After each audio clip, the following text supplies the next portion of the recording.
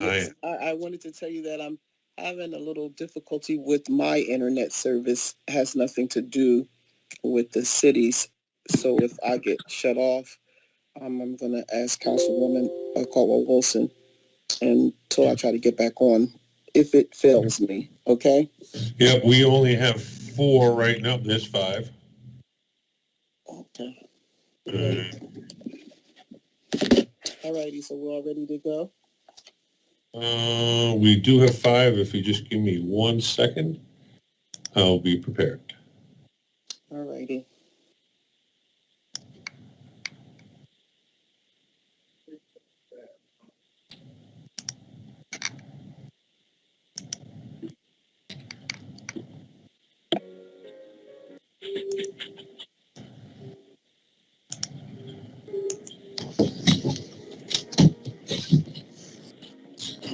Ladies and gentlemen, if you could take the time to mute your microphones, especially people who are playing music in the background. If we could mute that person, please.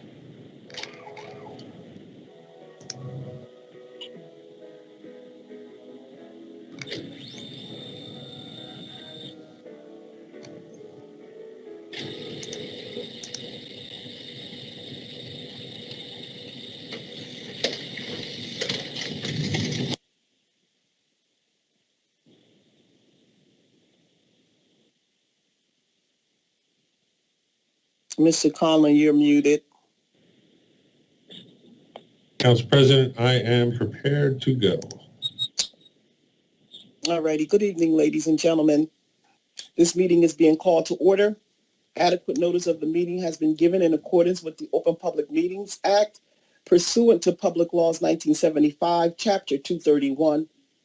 This agenda is complete to the extent known and was sent to the Trenton Times, posted on the first floor bulletin board in the City Hall, filed in the City Clerk's office, and posted on the City of Trenton's website. Formal action will be taken.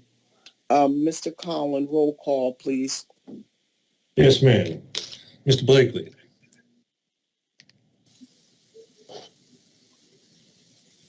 Ms. Caldwell Wilson. Present.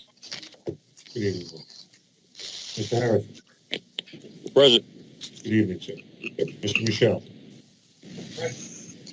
Good evening, sir. Mr. Rodriguez. Present. Good evening, sir. Ms. Vaughn. Council President McBride. I'm present. City Clerk is present. Mr. Edward Colosi. I know Mr. Colosi is here. I do see him. Mr. Colosi, Legislative Council.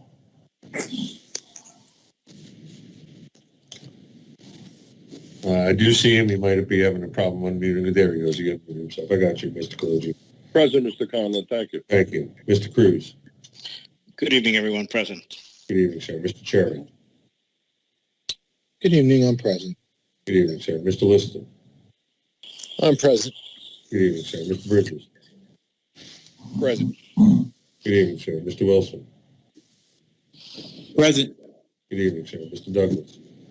Good evening, present. Good evening, sir. Ciandra, Mr. Daniels. Good evening, I'm present. Good evening, sir. Dr. Lopez.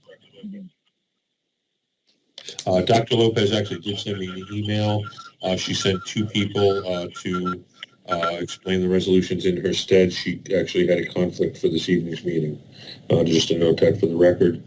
The 2 parties for health, can you identify yourselves again? I don't have the email in front of me.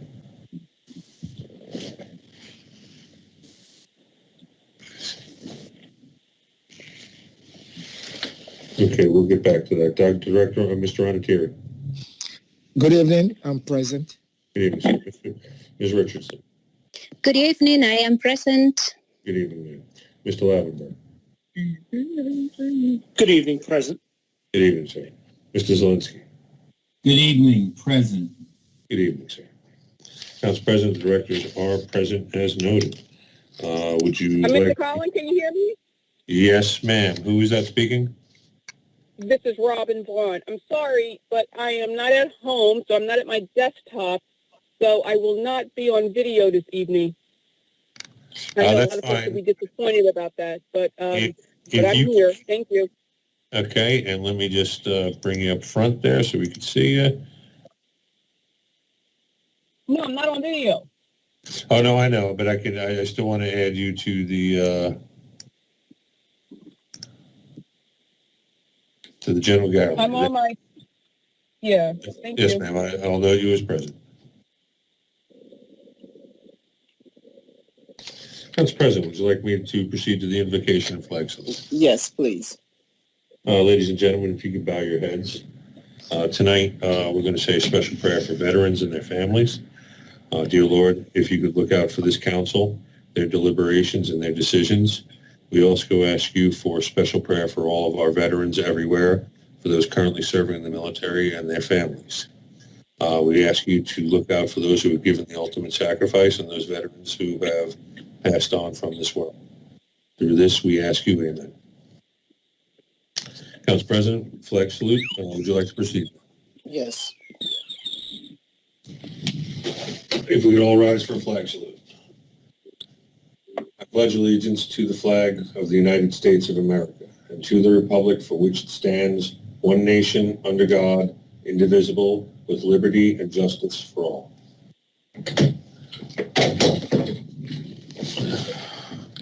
Council President. Yes, ma'am. Yes, Mr. Conlon, I would just like to offer our condolences to you from the council for the loss of your sibling, your brother. Thank you, ma'am. He also was a veteran. He served in the United States Navy during Operation Desert Shield, and I will miss him. Council President. Would you Yes, ma'am. put when you get ready to read the executive session on, would you please place it on the screen so all of the public will know when they come on that we're in the session? Yes, ma'am. We will, let me get, IT is here and they do have the sign. So when we go to executive session, Ms. Andevalu, if you could post the sign just notifying the public that we are in executive session.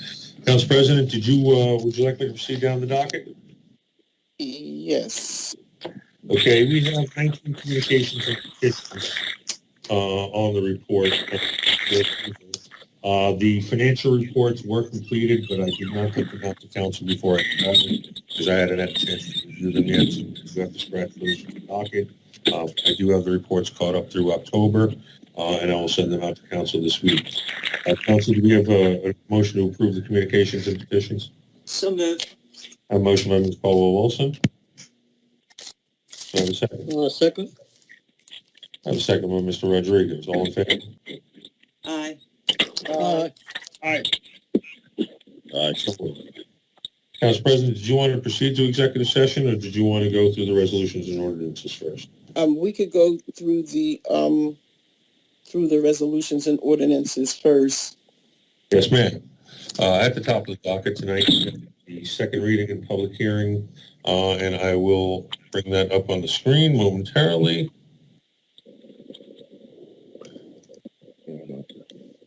Ladies and gentlemen, I declare open a public hearing for ordinance 021-26. This is an ordinance authorizing the sale of city-owned property identified on the city tax map as 522 St. Joe's Avenue, block 22803, lot 22, pursuant to NJSA 40:Cap A, 12-13B5 to Juan Regalado for the sum of $3,000. Where's the noise coming from? Yes, ma'am. I will seek and mute. Ladies and gentlemen, does anybody wish to be heard with regard to ordinance 21-26 for the public hearing? The public portion is open. Yes, can you hear me? Yes, ma'am. Will you please state your name for the record? My name is Faith Ann Pearson, and I would appreciate it because of the family that lives next door and the purpose for using this lot. I hope you are able to pass it because it will open up more beauty in the neighborhood. Thank you. Thank you, Ms. Pearson. Ladies and gentlemen, does anybody else wish to be acknowledged by the Council President for public portion for ordinance 21-26? You may continue, Mr. Conlon. Do I have a motion to close public portion for the public hearing? So moved. A motion by Ms. Caldwell-Wilson. Do I have a second? A second by Mr. Rodriguez. We are in public hearing. I'll call the roll. Mr. Blakely? Ms. Blakely is absent. Ms. Caldwell-Wilson? Yes. Mr. Harrison? Yes. Mr. Michelle? Yes. Mr. Rodriguez? Yes. Ms. Vaughn? Yes. Council President McBride? Yes. Do I have a motion to introduce 02126 for the public hearing? So moved. I have a motion by Ms. Caldwell-Wilson. Do I have a second? Second. I have a second by Council President McBride. Council President, would you like to open the floor to the body? Yes, go right ahead. If there's no one that want to speak on this, we may move to the vote, Mr. Conlon. Yes, ma'am. This is for the public hearing and adoption of Ordinance 21-26. I'll now call the roll. Mr. Blakely. Ms. Blakely is being marked absent. Ms. Caldwell-Wilson. Yes. Mr. Harrison. Yes. Mr. Michelle. Yes. Mr. Rodriguez. Yeah. Mr. Rodriguez. Yes. Okay, Yeah, ladies and gentlemen, could you please mute yourselves if you could find the person who is interrupting? council meeting. I can't see it from the screen. City Council. Yeah. Thank you. Ms. Vaughn. Yes. Thank you. Mr. Council President McBride. Yes. The ordinance is adopted by a vote of 6-0. So ordered.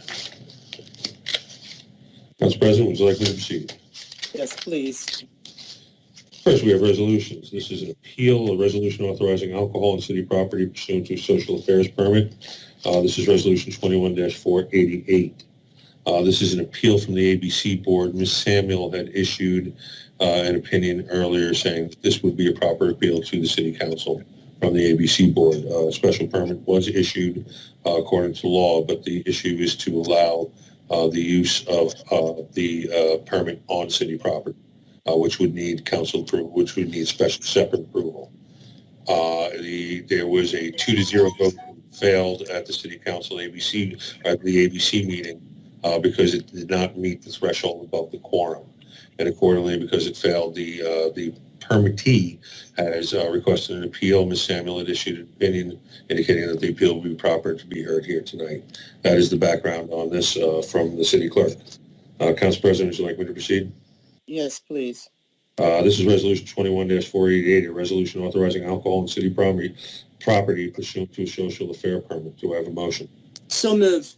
A motion by Ms. Caldwell-Wilson. Do I have a second? Second. A second by Mr. Harrison. Once again, this is an appeal. The vote was 2-0, and that's why it failed. Mr. Blakely. Mr. Blakely is absent. Ms. Caldwell-Wilson. Yes. Ms. Caldwell-Wilson votes We aye. don't get no discussion? My apologies, Council President. Did you want to open up the floor, ma'am? Yes, please. Yes, please proceed. Yes. Now, this is the artwork event, correct? Yeah, it's not Art All Night. It's a completely different entity. It's our No, I know. I know it's not the event Art All Night, but it's the organization that sponsors the event that's Art All Night. It's artwork, correct? Don't know. I don't Isn't it know. artwork that's having it? What does the resolution say? I'm sorry. Again, I'm not at my desk, but I'm almost certain that that's what it is. Correct? It is Artworks. That is the entity. As whether that is the entity from Art All Night, I don't have that information. I do not believe so. I know that. I mean, you don't have to have it, Mr. Collin. I know that because I'm a resident of the city and I represent the city. So I know that that is the organization that's requesting alcohol at their event. I am, I'm not going to be voting for this because I believe this organization still has some unresolved issues with the city, and I don't think it's prudent for the council to even consider anything that they put forward until their legal issues are resolved. And that's all I have to say about that. I won't be voting for this. Is there anyone else that would like to speak to this resolution? Hearing none, Mr. Collins, you may proceed. The vote, Mr. Blakely was absent. Ms. Caldwell-Wilson voted aye. Mr. Harrison. Aye. Mr. Michelle. Aye. Mr. Rodriguez. No vote. Ms. Vaughn. No vote. Council President McBride. No. I'm going to ask Mr. Kaloji for a ruling here on this one. I have 3 ayes, 2 no votes, and a no, so it's 3-1. But I don't have a threshold of a majority of the members of the council. Mr. Kaloji, can you advise? You have three ayes to pass. I'm sorry, I couldn't hear the votes. Yeah, the count is 1 member absent, 3 ayes, 2 no votes, and 1 nay. Okay, and the resolution is to authorize it or to not authorize it? To authorize it. It's to authorize it by virtue of an appeal of the ABC board. Well, then it's going to pass, the majority of the quorum present. So ordered, the resolution passes on Mr. Kaloji's opinion by a vote of 3-1. Next, we have Resolution 21-395, a resolution authorizing a study by the Planning Board to determine whether the entire city of Trenton should be designated as an area in need of rehabilitation. Floor is open. The floor is open to the council. So did we move it, Mr. Collins? No. Not yet, but I figured you opened up the floor so I could go. You know, I'll just I actually have my pen on the actual line, so I will not forget. Does any member of council wish Council to? President? Council President? Yes, go right ahead, Councilwoman Vaughn. Now, just for the residents, because I guess everyone may not have all the details, but correct me if I'm wrong, this is the resolution that we had to have redrafted to exclude certain firms, and now the resolution only is allowing for the planning board to do an assessment, right? That is correct. Is that correct? That's correct. All right, that's all they're going to do is an assessment of the city to determine which areas, or I say to expand the borders of the city to be all redevelopment. Is that it? Rehabilitation for redevelopment, right? Right now, we're restricted to certain areas of the city that's deemed redevelopment. But with this, the planning board will be doing a review, a study to determine whether or not it's more viable for the city to have every all spaces and all areas and all sections to be deemed redevelopment zone. Is it right? So okay. So that's, I just want to make sure that that's all the planning board is going to be doing, and they're going to come back to the council and the public with a determination, right, as to whether or not the entire city will be a redevelopment zone. That's my understanding. Yep. The question, Mr. Cruz, I Mr. Cruz should really be responding to it on record. Madam President, would you like for me to address it? Yes, to expound on it, yes. Mm-hmm. All right, thank you, Madam President.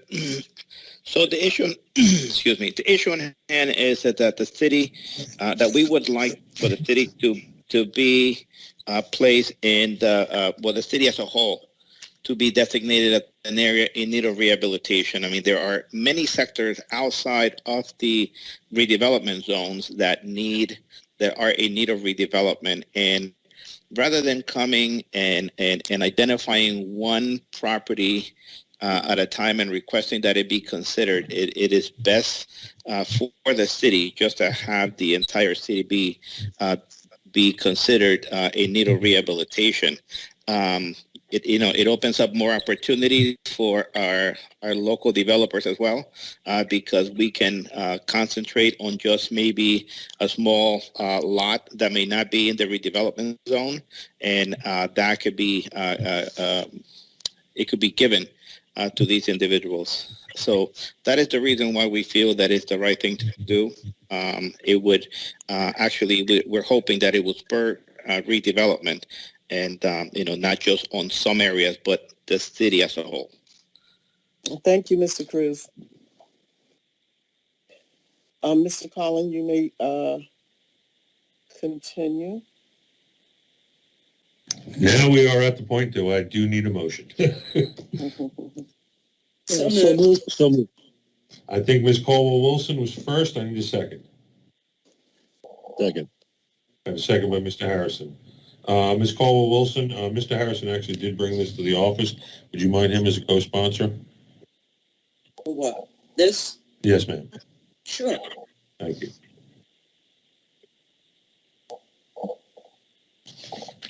Now call the roll. I have first by Ms. Caldwell-Wilson, second by Mr. Harrison. Mr. Blakely. Mr. Blakely is absent. Ms. Caldwell-Wilson. Yes. Mr. Harrison. Yes. Mr. Michelle. Yes. Mr. Rodriguez. Yes. Ms. Vaughn. Yes. Council President McBride. Yes. Ms. Garrett, if you could cut your camera off, please.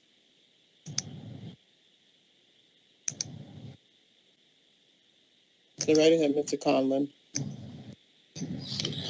Yes, ma'am. Next we have Resolution 21-489, a resolution consenting to the extension of Ronald Zielinski as Acting Director for the Department of Finance for the City of Trenton. Do I have a motion? So moved. Council President, I have a comment. Once we get the second. Okay. I have a motion by Mr. Harrison. Do I have a second? Second. I have a second by Ms. Caldwell-Wilson. The floor is open to the council. Council President? Yes, go right ahead, Councilwoman Vaughn. This is the, I believe, the second extension of Mr. Zielinski's tenure, correct? And I find that concerning because the initial appointment or the contract for his services was deemed a violation, and DCA approved it anyways because the administration did not go out and recruit and was able to find someone with this finance municipal finance experience. And here we are. I believe again, Adam, the business administrator and the mayor, has come into the council for, I believe, I would say the third time, and have not done any recruitment to replace, to find a replacement for Mr. Zielinski. Mr. Zielinski is in violation. The city is in violation. The CFO is supposed to be a permanent employee, appointed by the mayor, of course, but it should be a permanent employee. So why are this council continue to grant extensions that are in violation of the Faulkner Act, of state statute, of the laws and city code that governs this municipality? Whether DCA approves it or not, it's of no consequence. It's against the law. And I don't get, we as a council supposed to, this is our job, to provide checks and balances to the administration to ensure that the executive, the mayor, does not abuse his power. And here it is again, for the third time, He has not recruited for this role. And I mean, I don't know how it's even on the docket. Why are we voting on things that we know have some legal implications that puts the city at risk? I cannot even vote for this. I don't know why it's even on the docket. Mr. Kaloji, can you, I don't know if it's appropriate, Mr. Council President, but can we have at some junction a legal opinion as to how these improper resolutions make it on the docket? I mean, I have no issue with the qualifications of Mr. Zielinski and his experience, but I have an issue with the mayor. He has an obligation to to the city, and he must follow the law, and the council cannot be the enabler. We are the check and the Councilwoman balance. Vaughn, are you So I asking would for a like legal opinion? I would like Mr. at some juncture, I'm going to yield, and I would like Mr. Kaloji to speak on, I mean, how can we even consider this resolution if it violates the law? Is this the 90-day extension issue? It's This not is for the the third 90-day time. extension. This is not the 90-day extension in which Councilwoman Vaughn is speaking to. She's speaking to the fact on the city code, the CO must be a permanent employee, and the fact that Mr. Zielinski has been granted the opportunity to stay on two separate extensions is a violation based on the fact that he should be a permanent employee. And I don't believe Mr. Zielinski is willing to be a permanent employee based on his retirement and it interfering with his retirement. But more so than that, DCA does have a responsibility. I recall under MAC administration when they had to bring on someone from DCA to take that role on, Mr. Russo, and because the city could not find, I do believe that Mr. Cruz had stated that the administration had put out advertisement for this position.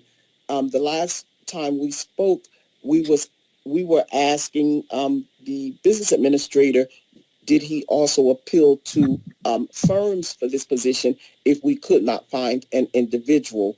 So the question is, because the CO position should be a permanent position, and because this has been on the docket twice for an extension, is it legally,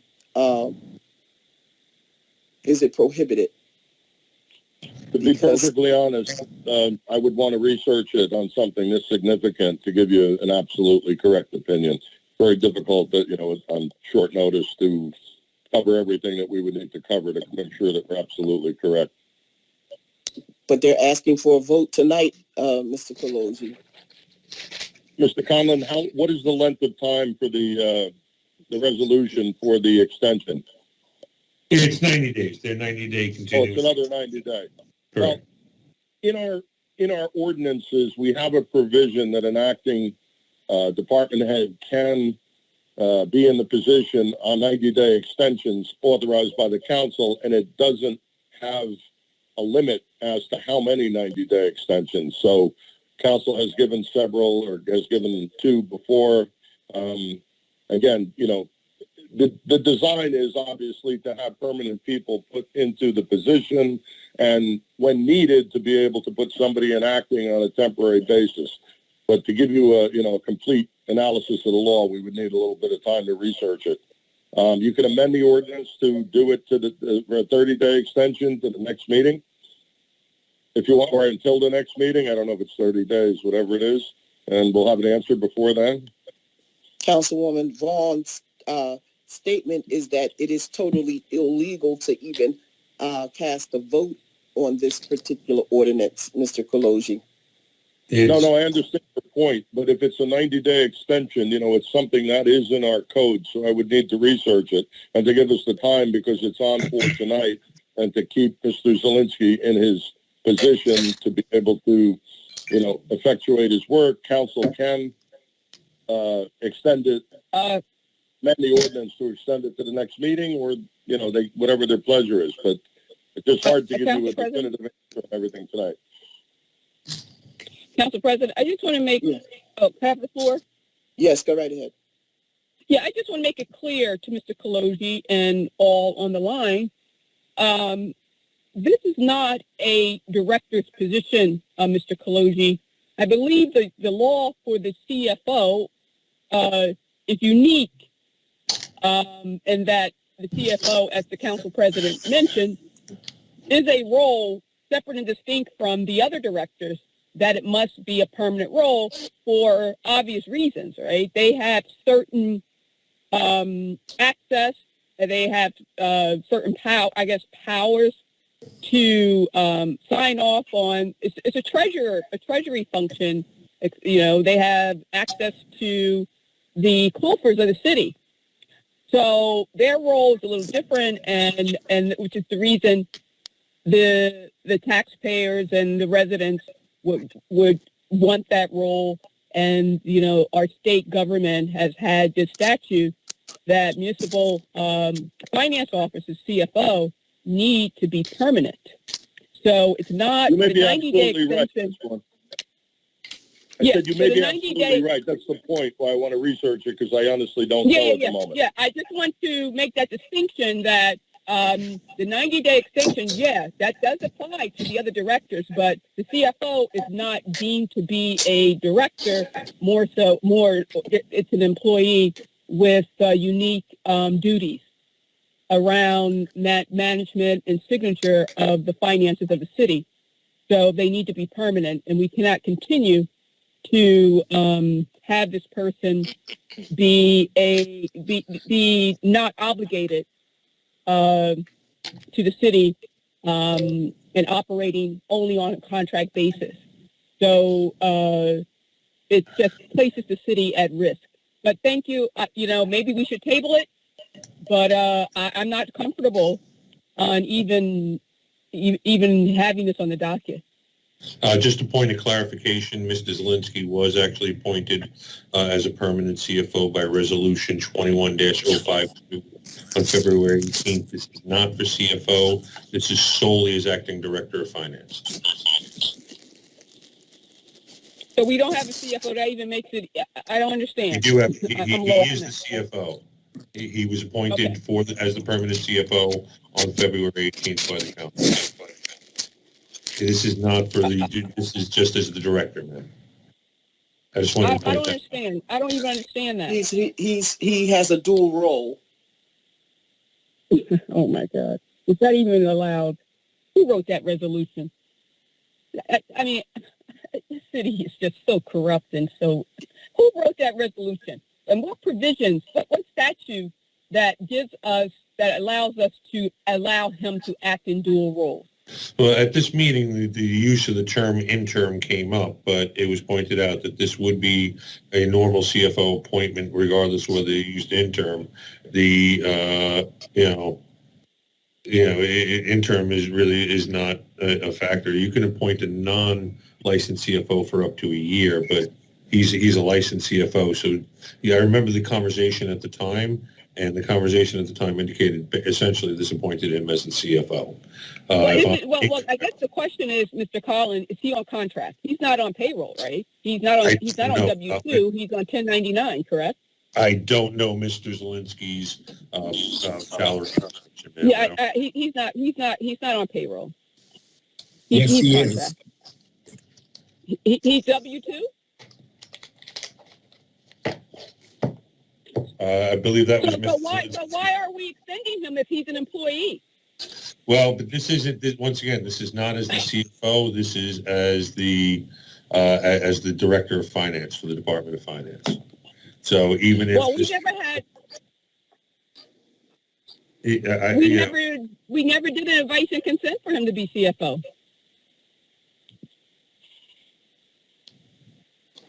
There was never a resolution to approve Mr. Zielinski for CFO of the city of Trenton. Yes, there was. Never voted on that.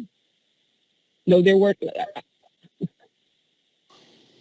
I mean, I, I would like to, I don't recall that.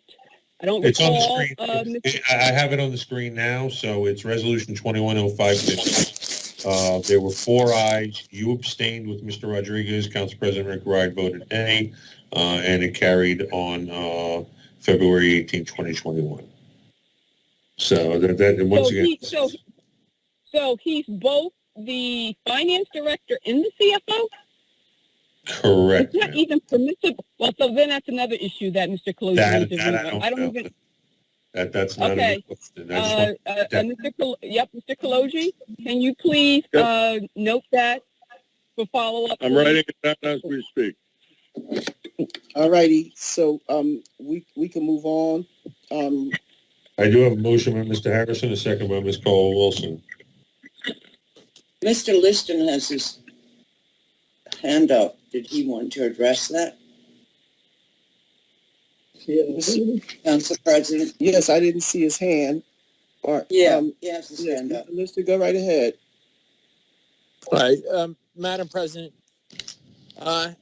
we have in the mayor's office had many efforts to recruit people, actually for both positions as the statutory CMFO of the city, along with the issue with the director of finance.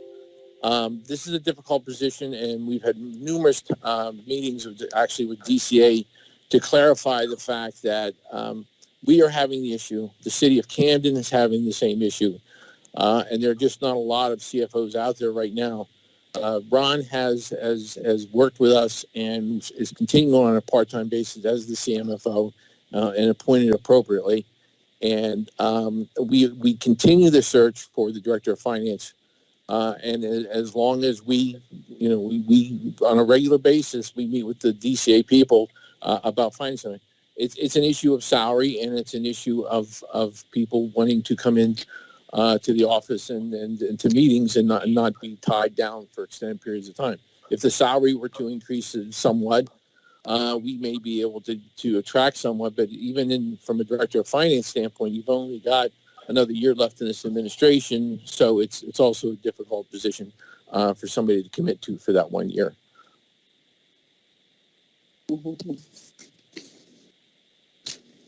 Thank you. Mr. Collin, you may continue. Yes, ma'am. I have a motion by Mr. Harrison, a second by Ms. Caldwell-Wilson. I'll call the roll. Mr. Blakely. Mr. Blakely is absent. Ms. Caldwell-Wilson. Yes. Mr. Harrison. Yes. Mr. Michelle. Yes. Mr. Rodriguez. No. Ms. Vaughn. No. Council President McBride.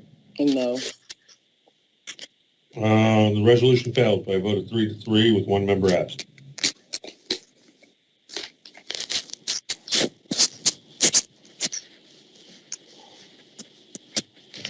Next, we have Resolution 21-490, a resolution closing municipal buildings on certain holidays observed by the City of Trenton in 2022. Do I have a motion? So moved. A motion by Mr. Harrison. Do I have a second? Second. Second. There was a second before Ms. Vaughn. Was that Council President? No, it wasn't. Then it would be Ms. Caldwell-Wilson. The floor is open. Council President? Yes, go right ahead. I have a concern about this because many of the residents have contacted me over the last Christmas Day holiday, because the whole city was confused. Many was confused whether the city was closed or open, and it seemed like we were the only government. Well, we were the only government that was open on Columbus Day in some regions or Indigenous Peoples Day in others. Now, as far as I'm aware, the federal government, the state government, and the county government still deems that day in October, I can't recall the date, as a holiday. So a lawful holiday. So can the city of Trenton trump state and federal law and have its have its municipality operational and open on a federal and state holiday? Because I think that that's an issue there, and many of our employees who are union members said that they get, they should have been paid overtime for that day because it's a federal holiday. And I think that the resolution needs to be amended so that all the holidays align directly with the federal government, the federal and state government, and county government as well. I looked across all levels of government, and it seems that the city of Trenton, for whatever reason, has defined their holiday schedule differently. But I here again, I think that we're in violation of the law. Mr. Kaloji, I think so. I don't think we can define or change federal holidays. I think that they're done by law. Mr. Kaloji, you want to speak on that? Yeah, can you hear me? Yes. Yes. Yeah, there are certain holidays that you absolutely are required to be closed. Unfortunately, there's always, we have some inconsistencies within the state. There are certain days that are considered, quote, holidays, unquote, where the banks might be closed, the post office might not be delivering, but municipal buildings are still open. We would have to do some research and try to come up with a comprehensive answer as to what we need to be closed on, what's consistent with our collective bargaining agreements. It would all have to be synthesized into one. And quite frankly, off the top of my head, I would have no way of knowing it. Bargaining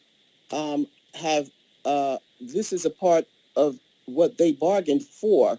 I believe that they wanted the day after Thanksgiving and the day after Christmas. And the Christmas No, Eve. Council President, I'm talking about Columbus Day and Indigenous Peoples Day.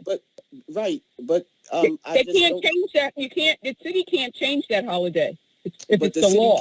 The city doesn't have to recognize the closing of their administrative building. So No,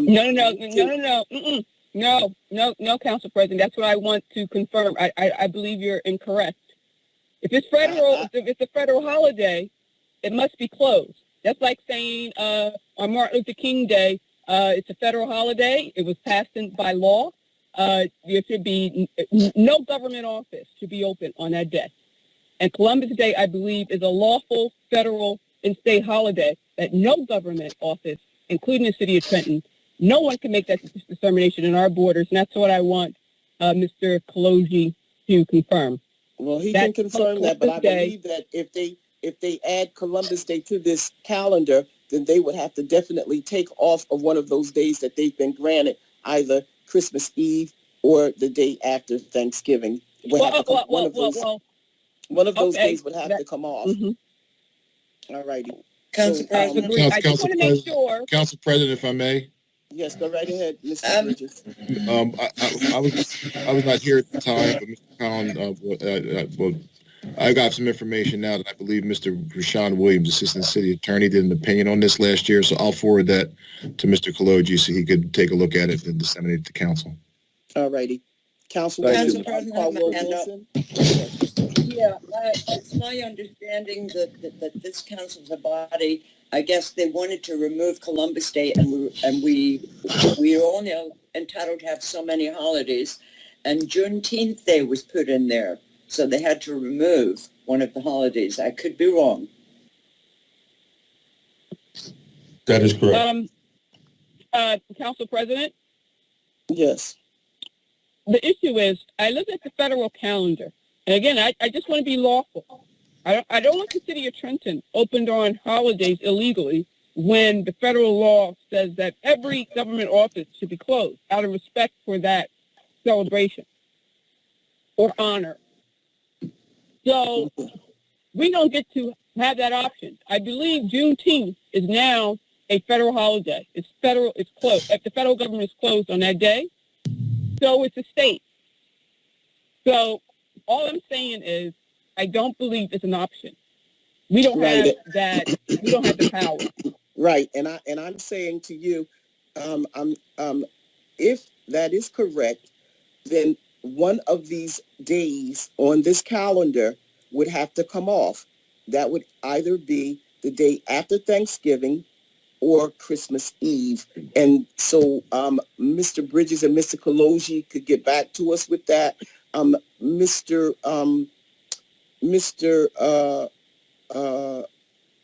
Bridges, because we're this calendar is for Monday, January the 3rd. We still have some time to bring this forward. So would you want to pull this or until we get some clarity on Columbus Day and the fact about the 2 extra holidays that we have here on the calendar? Council President, we already have a motion and a second. You would have to have them, whoever Right, motion I'm just, to. yeah. I'm I just also asking. do have an intervening motion to table from Ms. Vaughn, which would Right, I'm supersede. just trying to get a legal opinion here of how to move forward. And I do recognize the motion on the floor. That was to Mr. Bridges. I mean, I don't have a problem pulling it, having not reviewed that memorandum. I would assume that if a legal opinion was done from the law department, from Assistant City Attorney Rashawn Williams, and it was read, that this is probably based on that. So I believe that there was already some due diligence, but in an overabundance of caution, I have no problem pulling it. Yeah, we can always add it back on the 30th. Although I will say I would want to defer to the business administrator on that, because it's his resolution. So I think it's proper and best to make that determination. It has actually been moved to the floor, so I do actually need to move it to table it, because a council member, Mr. Harrison, actually, it would be his motion. The only other way to do it it's not by pulling it. The only other way to do it would be to, and I do have a motion from Ms. Vaughn to actually table it. So when we proceed, when we're done with debate, someone wants to second Ms. Vaughn's motion, but because a motion has been moved to the floor, I don't think it's appropriate to pull it at this time.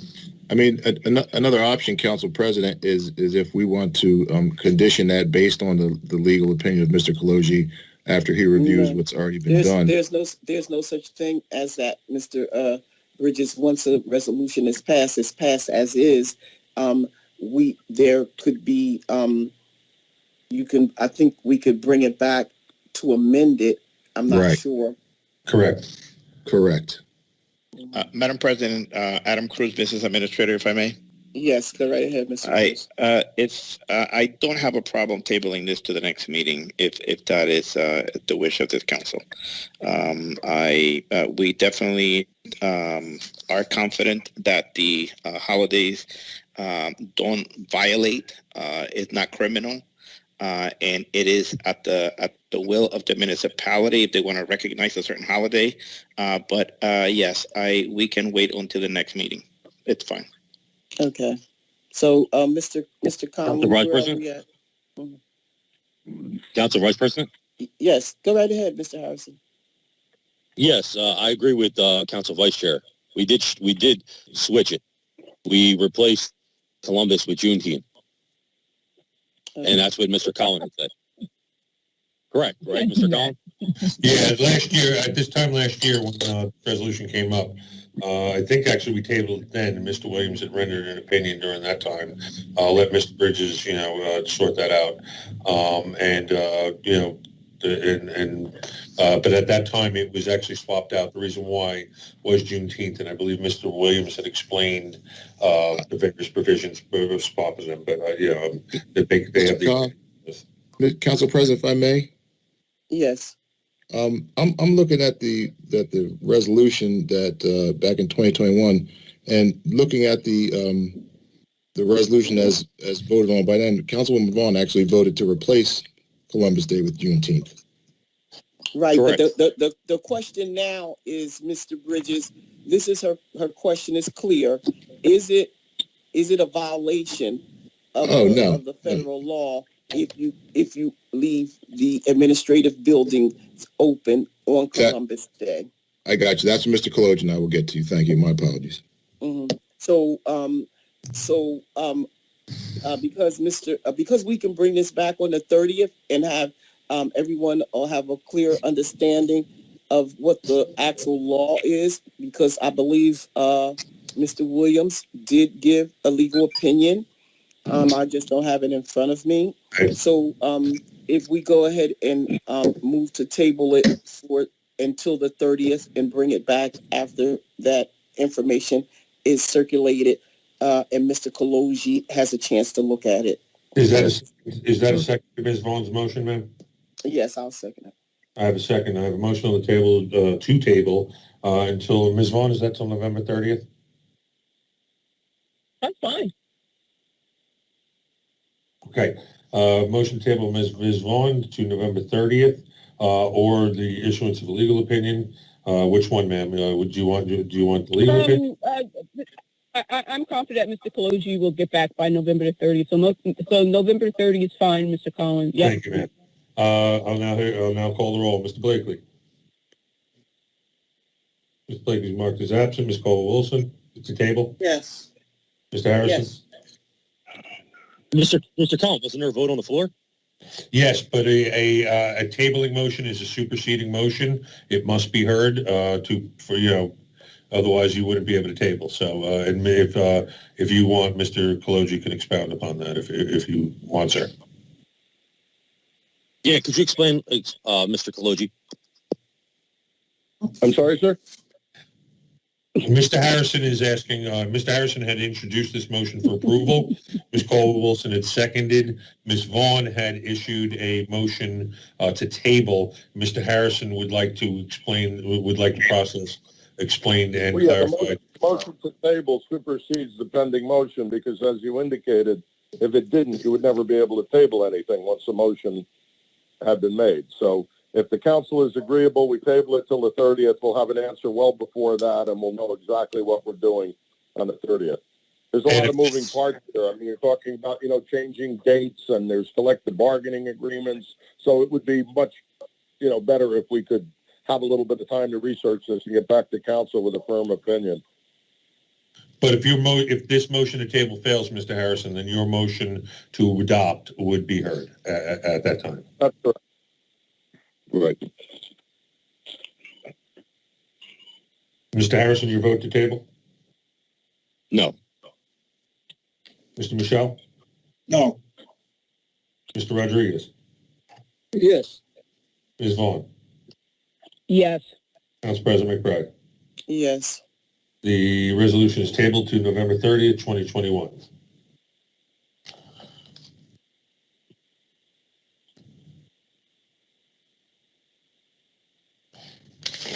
Council President, next we have Resolution 21-491, resolution authorizing settlement in the civil matter of Renee Kimball. The next set is actually based upon executive session. Did we want to table these until and I can give you the numbers until after the executive session, ma'am? Yes. Okay, so let me just go and... we're not going to table them. We're just going to... Right, just table them to the end of the meeting, move them to the end of the meeting, and I can do that by your proxy.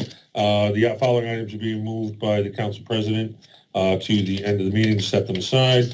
Is 21-491, 21-492, 21-493, and 21-494. Any council object to the council president setting these aside? So we will be set aside until the end of the docket and executive session. We're going to move right to 21-495. This is a resolution awarding a contract through a fair and open process in accordance with NJSA 19:44 Cap A 20.4 et sec to GB Associates LLC for financial advisory services in an amount not to exceed $17,000 for each bond sale, $2,500 for each issuance of NJEIT, and $7,500 for each note sale through RFP 2021-22. Do I have a motion? So moved. A motion by Ms. Caldwell-Wilson. Do I have a second? Second. A second by Mr. Harrison. The floor is open.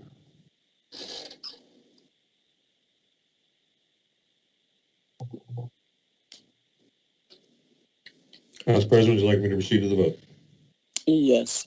This is the vote for Resolution 21-495. By the way, these are from the Department of Finance. Mr. Blakely is absent. Ms. Caldwell-Wilson. Yes. Mr. Harrison. Yes. Mr. Michelle. Yes. Mr. Rodriguez. Yes. Mrs. Vaughn. I'm sorry. I'm sorry. What was this one now? Yes, this is a What was resolution. This is Resolution 21-495. This is for bond counsel for our bond and note sales. This is a resolution awarding contract. Yeah. I'm sorry. Yes. Thank Thank you, Mr. Collins. You're very welcome. Mr. Conlon, Ms. Collins, Councilman Blakely is here. Thank you, sir. Do you want me to read the resolution again so you can vote, sir? I was looking at it on the website, on the screen, and I vote yes. Yes, sir. Mr. Blakely has arrived. I'll note his arrival for the record. Thank you, sir. It is, okay. Mr. Blakely votes aye. Council President McBride. I'm just having a little difficulty trying to understand why we're voting for an advisory service when we have non-council. I don't understand that, and so I'm going to vote no. Resolution carries by a vote of 6-1. So ordered. Next, we have Resolution 21-496. This is a resolution authorizing the City of Trenton to issue one refund totaling $1,793.66 due to erroneous payments to parking surcharge.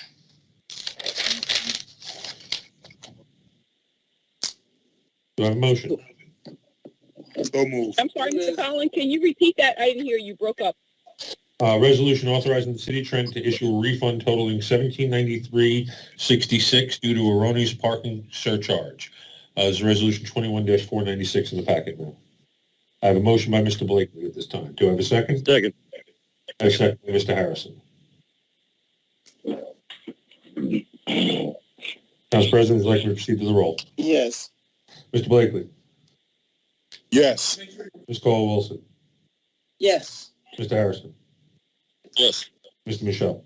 Yes. Mr. Rodriguez. Yes. Ms. Vaughn. Yes. Council President McBride. Yes. So ordered. Resolution carries by a vote of 7-0. Next, we have Resolution 21-497, a resolution canceling the tax lien placed on Block 9501, Lot 4, B01-214 South Broad Street due to an erroneous billboard assessment. Do I have a motion? So moved. I have a motion by Mr. Blakely. Do I have a second? Second. Second by Ms. Caldwell-Wilson. The floor is open. Council President, would you like me to proceed to the roll? Please. Mr. Blakely. Yes. Ms. Caldwell-Wilson. Yes. Mr. Harrison. Yes. Mr. Michelle. Yes. Mr. Rodriguez. Yes. Ms. Vaughn. Yes. Council President McBride. Yes. So ordered. Resolution carries by a vote of 7-0. Next, we have Resolution 21-498, a resolution providing for the insertion of a special item revenue in the budget of a municipality pursuant to NJSA 40:Cap A 4-87, Chapter 159, Public Laws of 1948, SNJDLPS body-worn camera for $234,370. Do I have a motion? So moved. I have a motion, Council President McBride. Do I have a second? Second. Second. Second by Ms. Caldwell-Wilson. The floor is open. Council President, Yes, go right ahead, Councilwoman Vaughn. didn't we buy body cameras already when the former director was here? We need more. I mean, are we getting more? Did we hire more men, or women? Why are we buying additional body cameras? This is actually to receive a grant funding for body cameras, ma'am. Oh, Yeah, this is not the actual resolution to buy them. This is actually the money coming from the state to, if I mumbled, I apologize. It's an insertion, Mr. Collins. Yes. okay. All right, no problem. Thanks for the clarity, Mr. Collins. You're very welcome, ma'am. This is Resolution 21-498. Council President, would you like me to move the roll? Yes, please. Mr. Blakely. Yes. Ms. Caldwell-Wilson. Yes. Mr. Harrison. Yes. Mr. Michelle. Yes. Mr. Rodriguez. Yes. Ms. Vaughn. Yes. Council President McBride. Yes. So ordered by a vote of 7-0. Next, we have Resolution 21-499.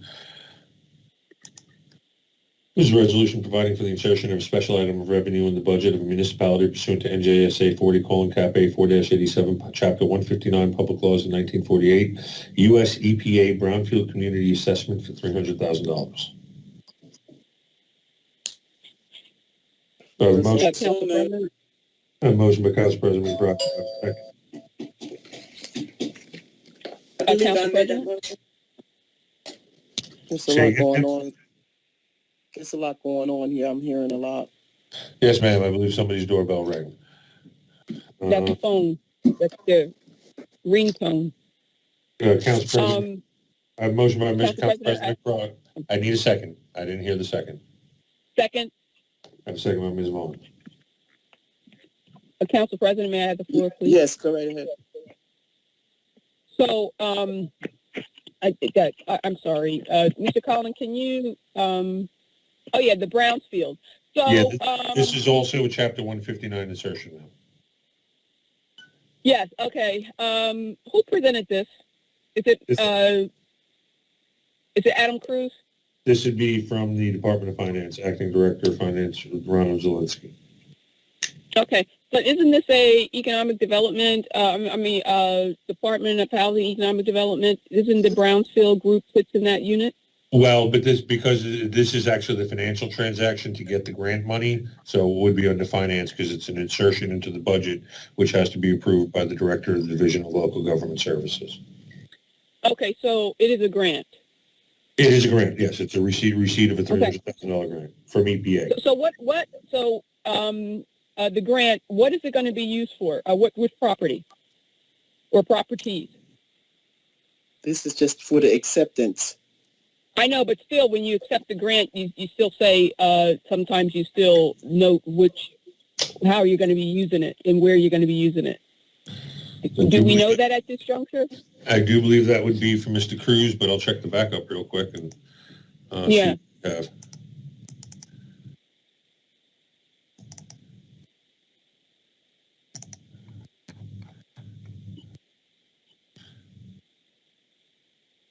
The memo is just about the financials. It wasn't about the actual location. So, Mr. Cruz. It's just about getting the money. Okay, that's fine. Thank you. I have a motion by Council President McBride, a second by Ms. Vaughn. Council President, would you like me to call the roll? Yes, please. Mr. Blakely. Yes. Ms. Caldwell-Wilson. Yes. Mr. Harrison. Yes. Mr. Michelle. Yes. Mr. Rodriguez. Yes. Ms. Vaughn.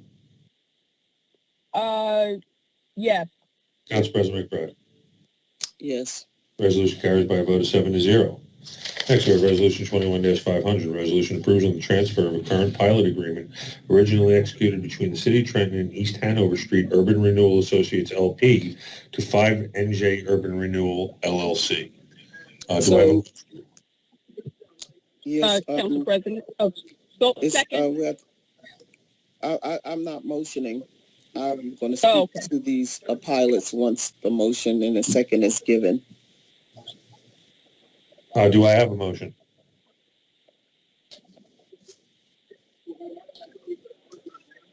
This is for Resolution 21-500, resolution approving the transfer. I have a motion by Mr. Blakely. Do I have a second? Second. I have a second by Mr. Michelle. The floor is open. Okay, so so I had asked Mr. Kaloji to definitely get me some type of background, and the only thing that he came up with was something that Mrs. Samuel said, which I totally disagree with. So I'm in the position to say first, there should never be a transfer of a pilot, because when an individual comes to this body or come to the city of Trenton to start a business, the pilot is to help that particular business acclimate into the community and get their financial standing in order to be successful. Once that pilot has been given 5 years, 6 years, some of them go as far as 10 and 15, there should never be a transfer of a pilot in this city. The residents in this city cannot afford to keep turning over ownership to businesses and turning over pilots. They're only for startup businesses.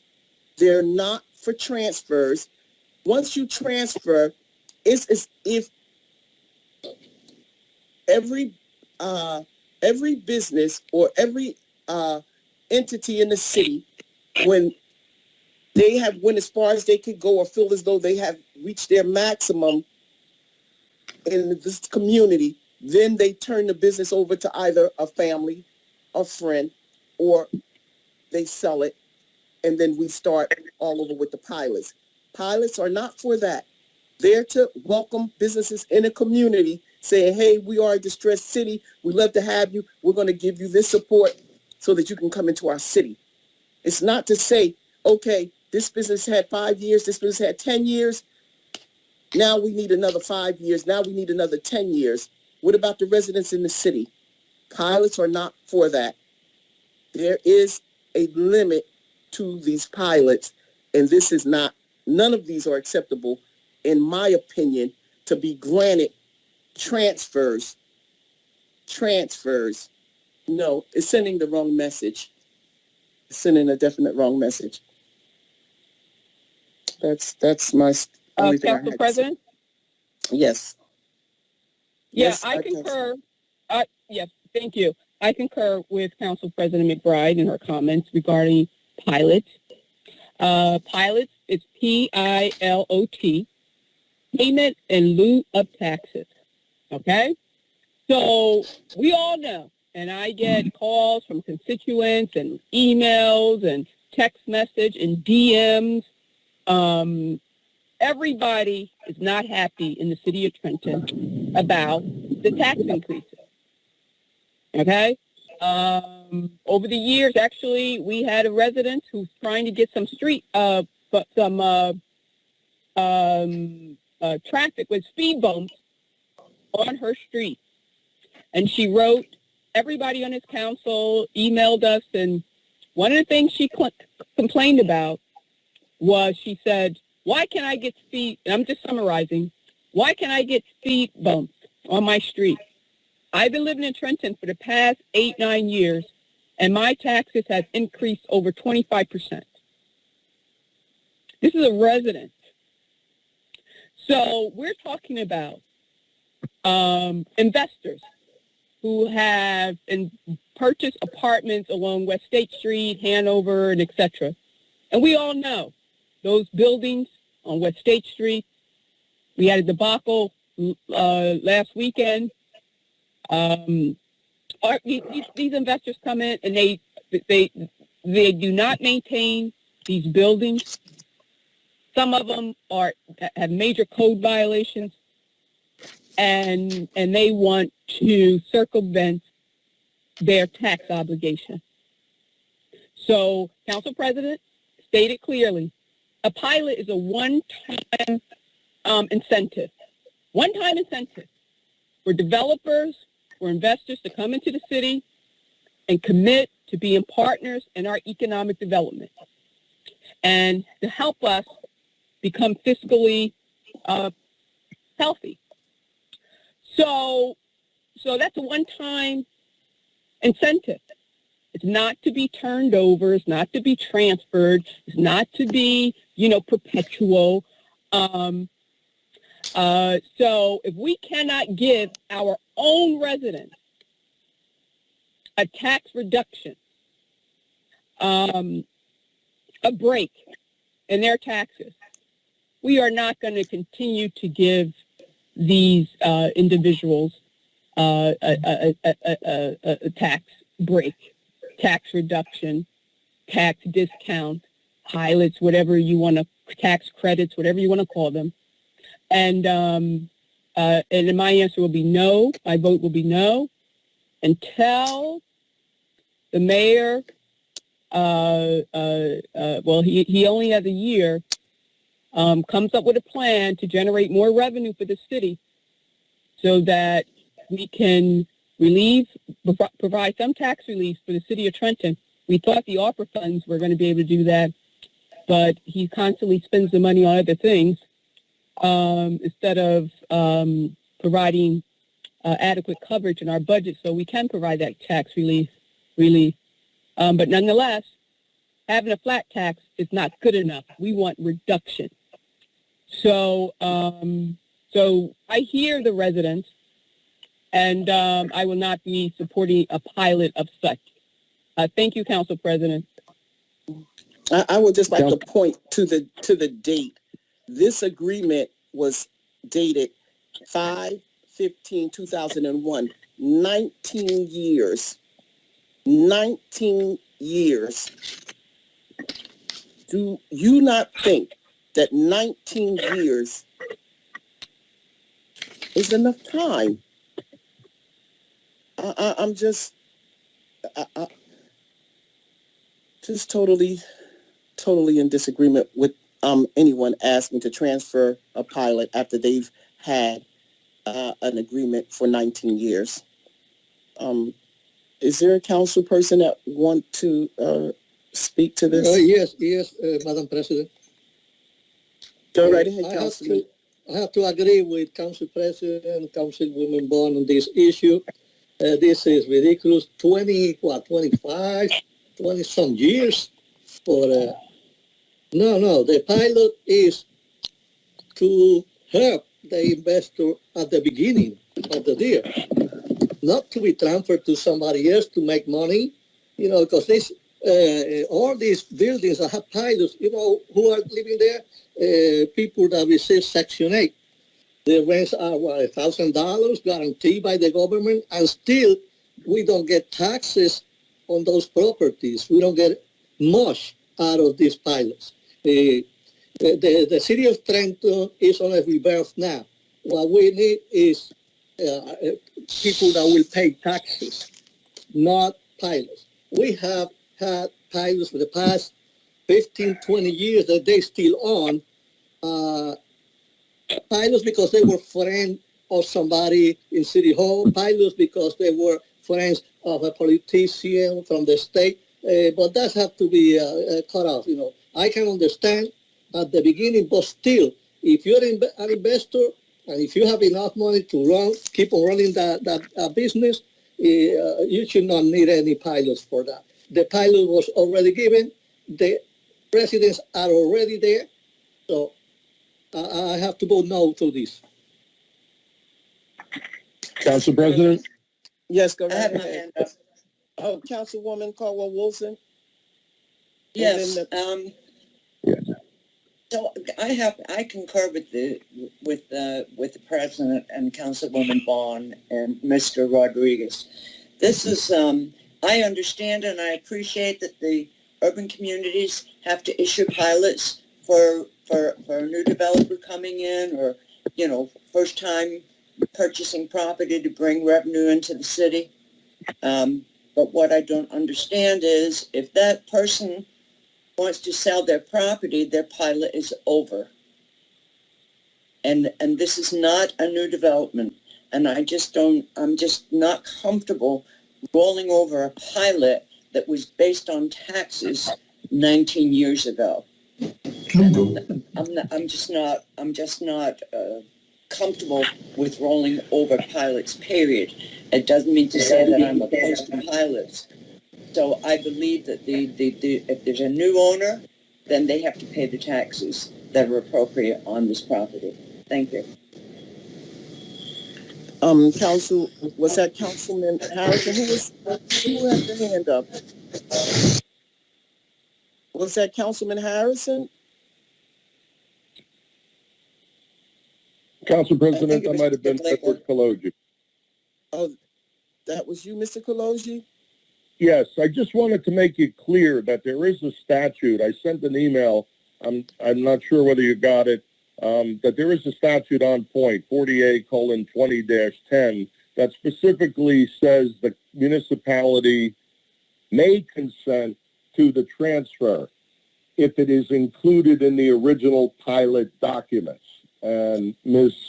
Samuels researched it and indicated to me that the language was in the original pilot document. So I just want to make it clear that the council may do it, and if the council does not do it, it's within their prerogative. But my belief is that Ms. Samuels said to me the language of the original pilot agreement has language to the effect that the consent shall not be unreasonably withheld.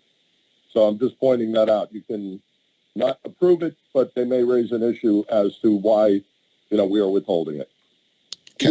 We've already stated on the record why, Mr. Pelosi. That's fine. Thank you. Council President, I do believe Ms. Samuels on the phone. If she could elaborate on what she provided. No. Thank you. Mr. Conlon, you may, Yes, ma'am. Move to the vote. Well, actually, I'd actually like to hear from Ms. Samuels I've already made my decision. She sent you something on the email. It would have been prudent for you to have read it. Mr. Collin, move to the vote. Yes, ma'am. This is Resolution 21-500. It is introduced by Mr. Blakely, seconded by Mr. Michelle. It's a resolution approving the transfer of current pilot agreement originally executed between the City of Trenton and East Hanover Street Urban Renewal Associates LP to 5NJ Urban Renewal LLC. A motion by Mr. Blakely, second by Mr. Michelle. Mr. Blakely. Yes. Ms. Caldwell-Wilson. No. Mr. Harrison. Yes. Mr. Michelle. No. Mr. Rodriguez. No. Ms. Vaughn. No. Council President McBride. No. Resolution fails by a vote of 2-5. Next, we have Resolution 21-501.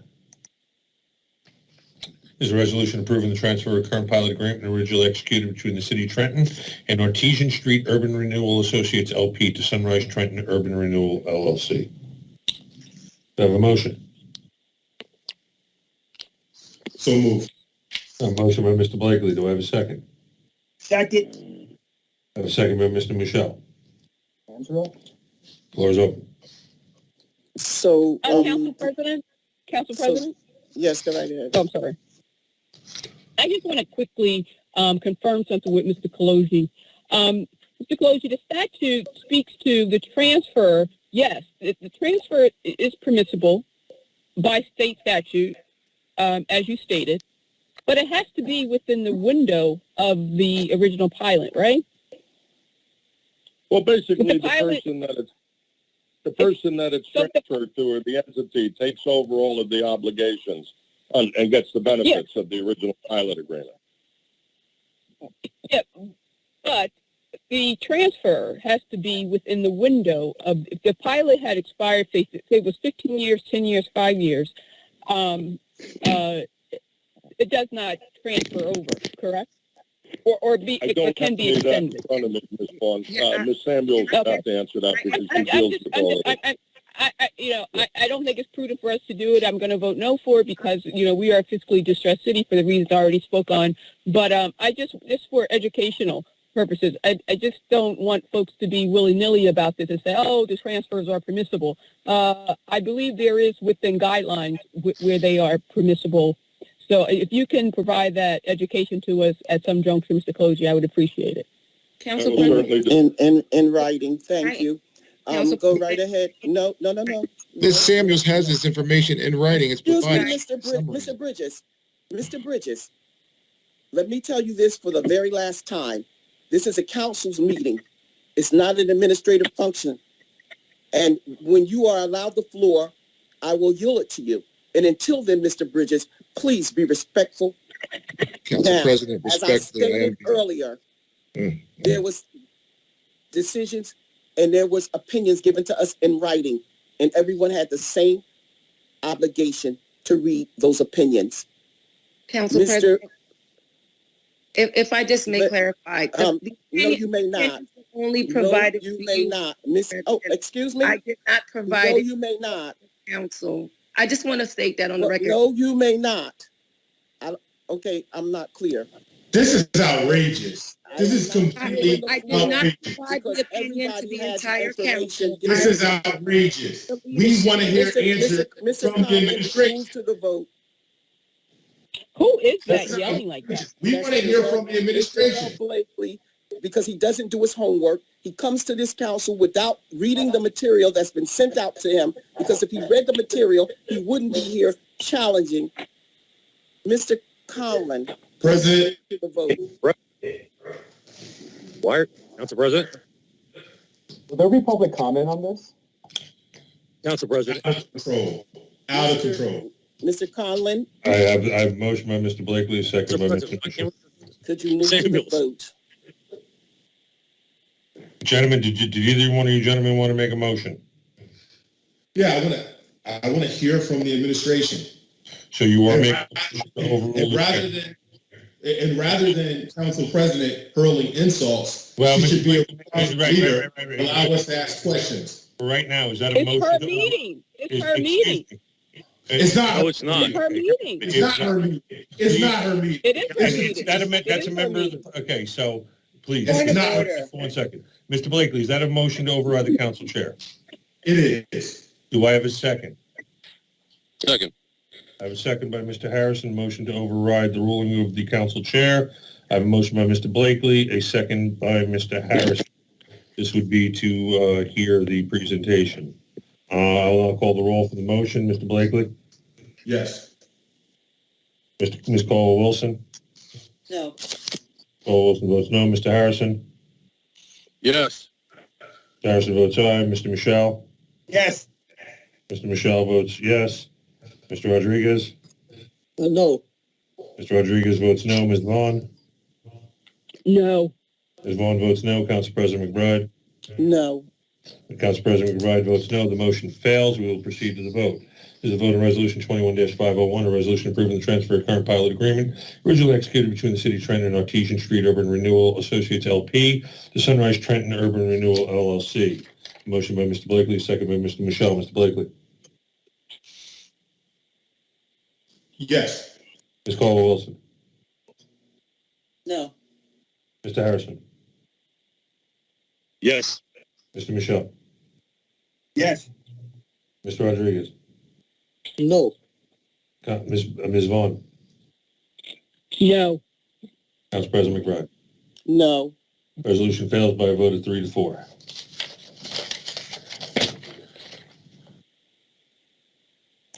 Next, we have Resolution 21-502, a resolution authorizing the City of Trenton Department of Health and Human Services to apply for the fiscal year 2021 COC program grant from the U.S. Department of Housing and Urban Development. Do I have a motion? So move. A motion by Mr. Blakely. Do I have a second? Second. Second. A second by Mr. Harrison. The floor is open. I'm sorry. Who proposes and what is it? What is the what's the goal of this resolution from Mr. Daniels? That's from the Director Lopez, and there should be someone from the Health Department. Yes, the Health.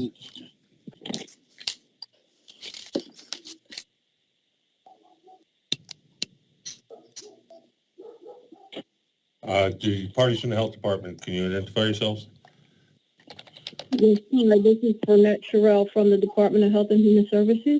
Yes, ma'am. Ms. Sherrill, and you're going to speak to the COC program grant? Yes. Council President, did you want to? Yes, go right ahead. Thank you very much, ma'am. Ms. Vaughn, you had questions, so it would be Ms. Sherrill, Burnett Sherrill from the Department of Health, be able to answer your question. Yep. Thank you. Oh, yeah, so this is, we approved last council session, the actual acceptance of the funds into our municipalities. And then this is the detail allocation and how the money across the, which organizations the mayor has divvied out the money to, correct? No, actually, this particular resolution is for the fiscal year 2021 COC program grant that is due to HUD on November the 16th. The resolution from the previous council meeting was for fiscal year 2020. Okay. But I thought I saw the attached allocations. No? Am I confused? What am I? No, I'm sorry. No, that is the next resolution that's on the docket for tonight. Okay, sorry. Okay, very good. I'm sorry. All right. I don't have any more questions, Mr. Collins. I appreciate it. My questions are on the next resolution. If there's no more questions, we can move to the vote. Mr. Conlon?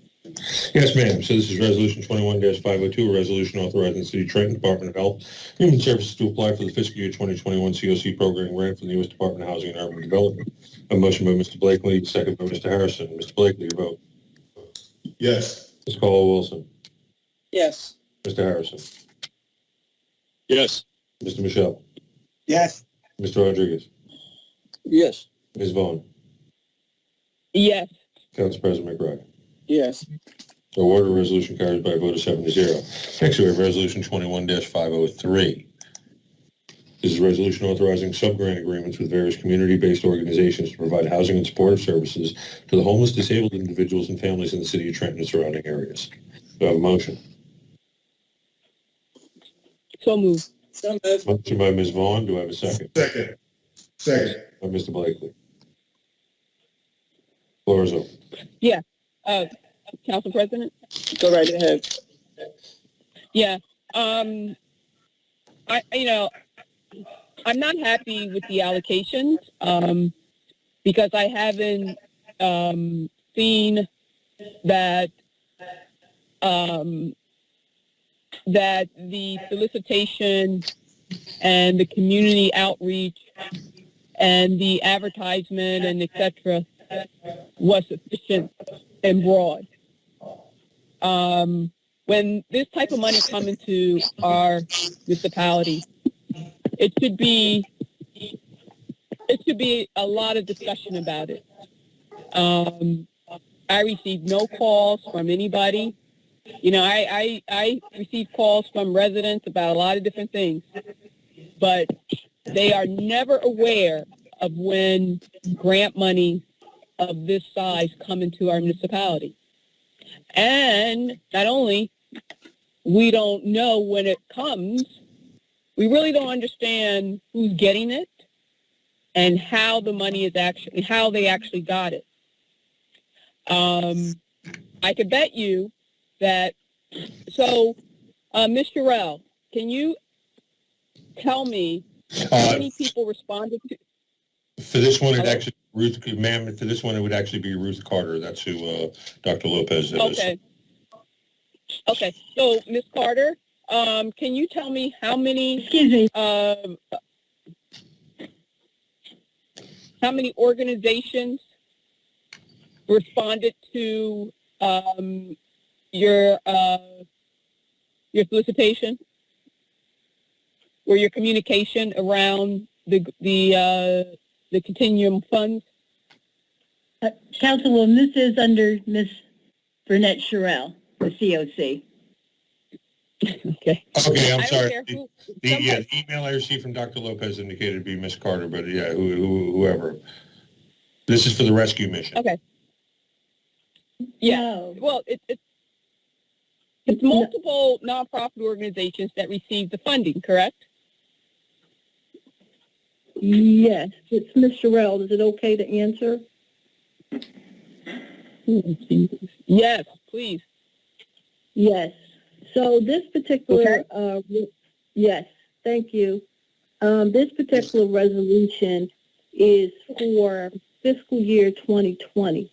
The HUD COC program is an annual competition that primarily makes up about 98% of renewals. This particular resolution for the fiscal year 20 was approved by Congress as an automatic renewal. So there was not an opportunity to participate in a competition that would allow for an RFP for other services, for other organizations to apply.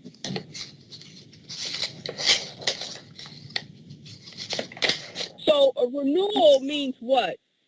They get additional funding? No,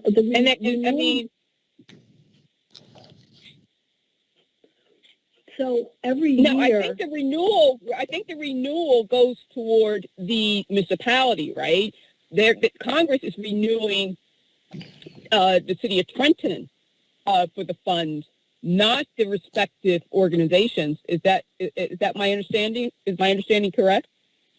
The renewal Congress the renewal is for each of the projects that is listed, and our subrecipients are also included in our initial application for these particular funds. The project is, but not the organization. No, the organization is included. The organization is included in the application, the initial application, and listed as the subrecipient. Okay, and how do you select those organizations? How do you select those organizations? Okay, for this particular resolution, there was not an opportunity to have a selection of organizations. It was automatically renewed. Well, it should not be. That's what my question is, right? How do you? Well, at what juncture do you let the other organizations into or compete for those funds if you're going to constantly renew the same organization? It makes no sense. The renewal process is something that is designated by HUD. And so if there are in other competitions, but it wasn't for this one, but if there are other competitions and there is some new funding, then there is an RFP that goes out to the communities. It's required to be posted on various listservs as well as websites. And the community and other organizations are invited to apply for those funds if there are new funds available. If there is not new funds available, then these are automatic renewals.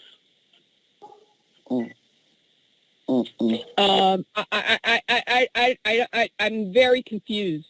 I don't think that you're articulating the renewal, the guidance around renewals. I believe that, from what my understanding is, every time HUD funding comes in, regardless if it's renewal, new, old funding, new funding, whatever, you still have to do community outreach. You still have to advertise those funds to the community. You just not. No. All right, I understand. All right. You have to. You have to go out to the community. Rather, it's renewal, new.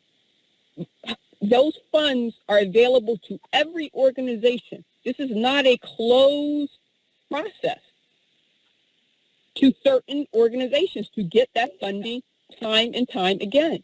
That makes no sense. Ma'am, Councilwoman Vaughn. Okay, that's all I have to say. I'm not going to go back and forth, but I'm not going to go back and forth. It makes no sense, and it's very concerning. Council President, it's very concerning, and it really shuts out and excludes many organizations that deserve an allocation of those funds. Those funds were earmarked for many purposes, and other organizations are entitled to have an opportunity to apply for those funds, and to be denied that access is just unconscionable. So this has to be reviewed, and I mean, I hate to even go to the legal department, to Mr. Kaloji for this one, We need guidance, the same way we get guidance for the federal funding with ARPA. There are guidelines. We don't get to give it to the same organizations. And I yield my time. Thank you, Council President. Councilwoman Caldwell-Wilson. Yeah, I'm going down this list of various 501c3s that are going to receive this money, but I also noticed a lot of money going to city administrative total award.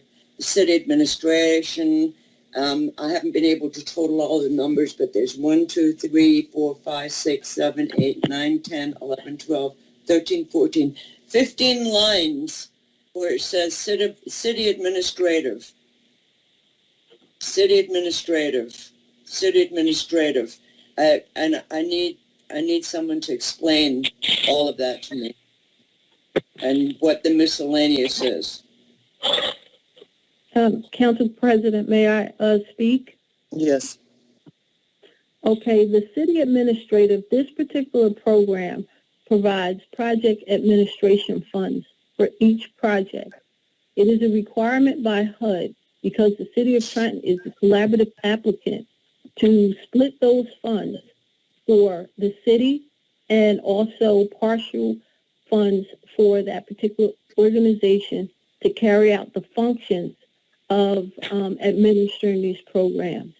And that what you see is the 50% split between the city and the subrecipient. So that would mean that, I'm sorry, go ahead.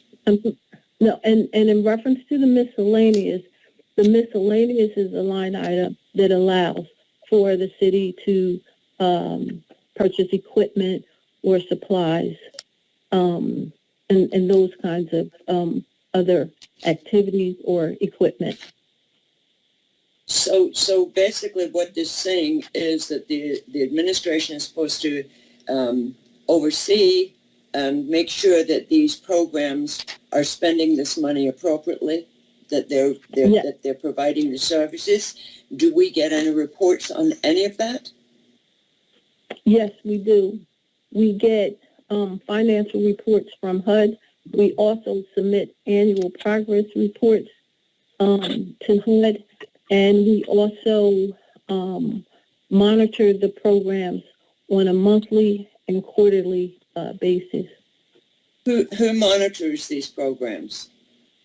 We have our accountant. We have an accountant in the city. We also have a system monitor that is part of the county that monitors. And then there's also the HUD fiscal agent that also monitors the fiscal.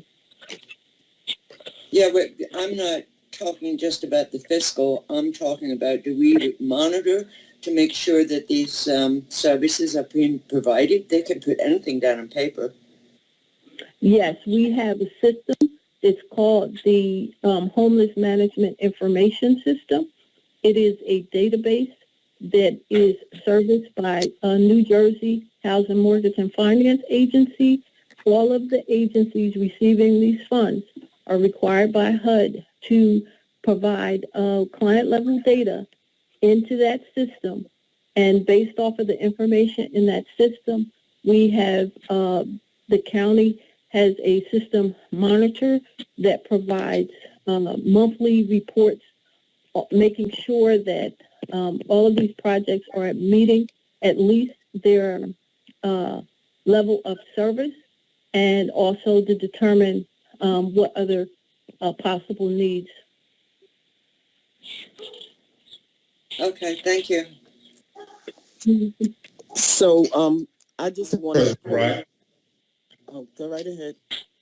Yeah, this is Councilman Blakely, and I just want to say a few things about this. I just want to say thank you so much for the folks who are doing this work to provide housing and supportive services to the homeless, disabled individuals and families in the city of Trenton and surrounding areas. This work is very, very important. You know, the city does not have the capacity to do this by ourselves, which is why we have these sub-grant agreements with various community-based organizations. And I just, really, I'm very pleased to see, very respected nonprofits that are doing extraordinarily important work. This is not Short Hills. This is not Haddonfield. This is not, a wealthy community. Unfortunately, we have a lot of poverty here. These organizations are not the cause of that poverty. They are attempting to address the conditions in this community, and I'm glad that they're here to do that. And definitely, this is really, really important work. And I just want to reiterate my thanks to Oaks Integrated Care, to Catholic Charities, to the Rescue Mission of Trenton, to Helping Hands. Give me 1 second. To going through this Woman's Space, to Anchor House, to Life Ties, for their work, because this is very important work. And if they did not do this work, people would be exposed to the elements, they would be homeless. And I just am glad that there's a safety net in this city to address some of our residents who are falling on hard times. And so for that reason, I'm really thankful that these organizations are there to provide a hand up to the people who need it. Thank you. Thank you. Council President? Yes, go right ahead, Councilman Harrison. I hope and pray that my colleagues, this is a $5 million grant. It's going to be for individuals, families, youth, survivor of domestic violence, pregnancies, parental youth. This money is so badly needed in this city. There's people in this city that need help. So I hope that my colleagues can see that this money is to help the less fortunate in the city, because there's a lot of people in this city that need help. So hopefully my colleagues will do the right thing and vote for this. I will be supporting this. So I would just like to speak to 2 points on this resolution 21-503. The first point is Councilwoman Vaughn, she raised the issue in reference to the actual rollover of the recipients. And I would like to see something in writing from Dr. Lopez stating that the rollover includes the organizations. I believe that the actual rollover includes the city and not the organizations. And so it would be, I would like to see something in writing from the Department of HUD stating that this program, the rollover, is for the organizations too. Second of all, I would like to just go into the first whereas, and where it says applications to provide rental assistance, leasing, and supportive services. And this grant is provided every year, and the same organizations is on the receiving end. And I would just like to address an issue that just occurred last week. The issue was with the residents that almost succumbed to carbon monoxide poisoning in our city. It was 19 units. And all of this money that goes out to these organizations, the residents in the city of Trenton could not get any help until the 10th hour. 3 days had went by, and then one of the residents showed up at my house. 3 days they had been in a public setting with their children, the seniors, in an open format with no privacy, nothing. Supportive services. 3 days. It took 3 days, and it took me to call every council member that I could think of. And at the end of the day, they offered our residents with small children with special needs a room at Motel 6. Now, I come to these meetings and I listen to all of you, but I'm going to say this. It's unacceptable. It is unacceptable for the Trenton residents to fall into despair, and the best that they could be offered is Motel 6. 3 days they went in the West Ward Community Center with their special needs children and the seniors. And I'm telling you, it's unacceptable for this type of money going out into this community and the community at large. It took 3 days to track down one of these organizations to help our residents. And at the end of the day, the only thing that they wanted to offer was Motel 6 until several council members just put their foot down. It's unacceptable. So when we're shelling out this money, there's expectations behind it. We expect our residents to be treated fairly. We expect their needs to be addressed.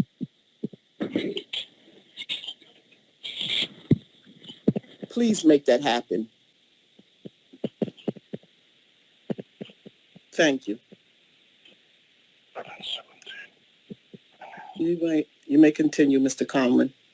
Yes, ma'am. Council President, we have a motion from Ms. Vaughn, a second from Mr. Blakely. This is Resolution 21-503, a resolution authorizing sub-grant agreements with various community-based organizations to provide housing support and services to the homeless, disabled individuals and families in the city of Trenton and surrounding areas. Mr. Blakely.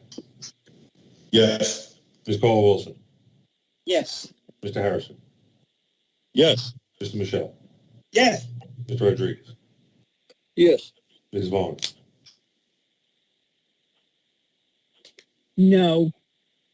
Council President McBride. Yes. Resolution carries by a vote of 6-1.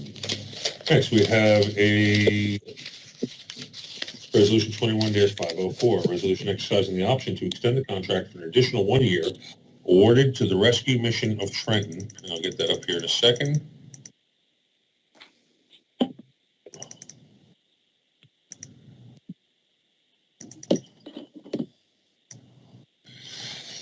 Resolution exercising the option to extend the contract for an additional 1 year awarded to the Rescue Mission of Trenton, New Jersey, LLC for emergency shelter for homeless single men and women from October 4th, 2021 to October 3rd, 2022 in an amount not to exceed $287,503 through competitive contract 2019-07. Mr. Conlon, I had asked you to look up the letter that was sent over from DCA back in 2018 in reference to the rescue mission and in reference to the fact that the rescue mission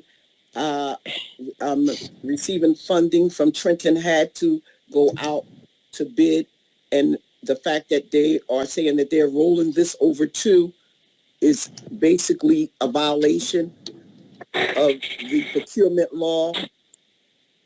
Did you ever pull that letter up from DCA? I do not believe so, ma'am, and I apologize for that. That's an oversight on my part, considering, so I did not actually get to pull that letter now. Council President? Yes. I apologize, but I do have a copy of that letter. I thought I sent it out, but I will have to get it over to you in the clerk as soon as I get home. I'm not at my address right now. All righty, that's not helping us right now for the vote, but I know it is what it is. If no other council members have Anything to say about this particular resolution? Council President. Oh, did we move it?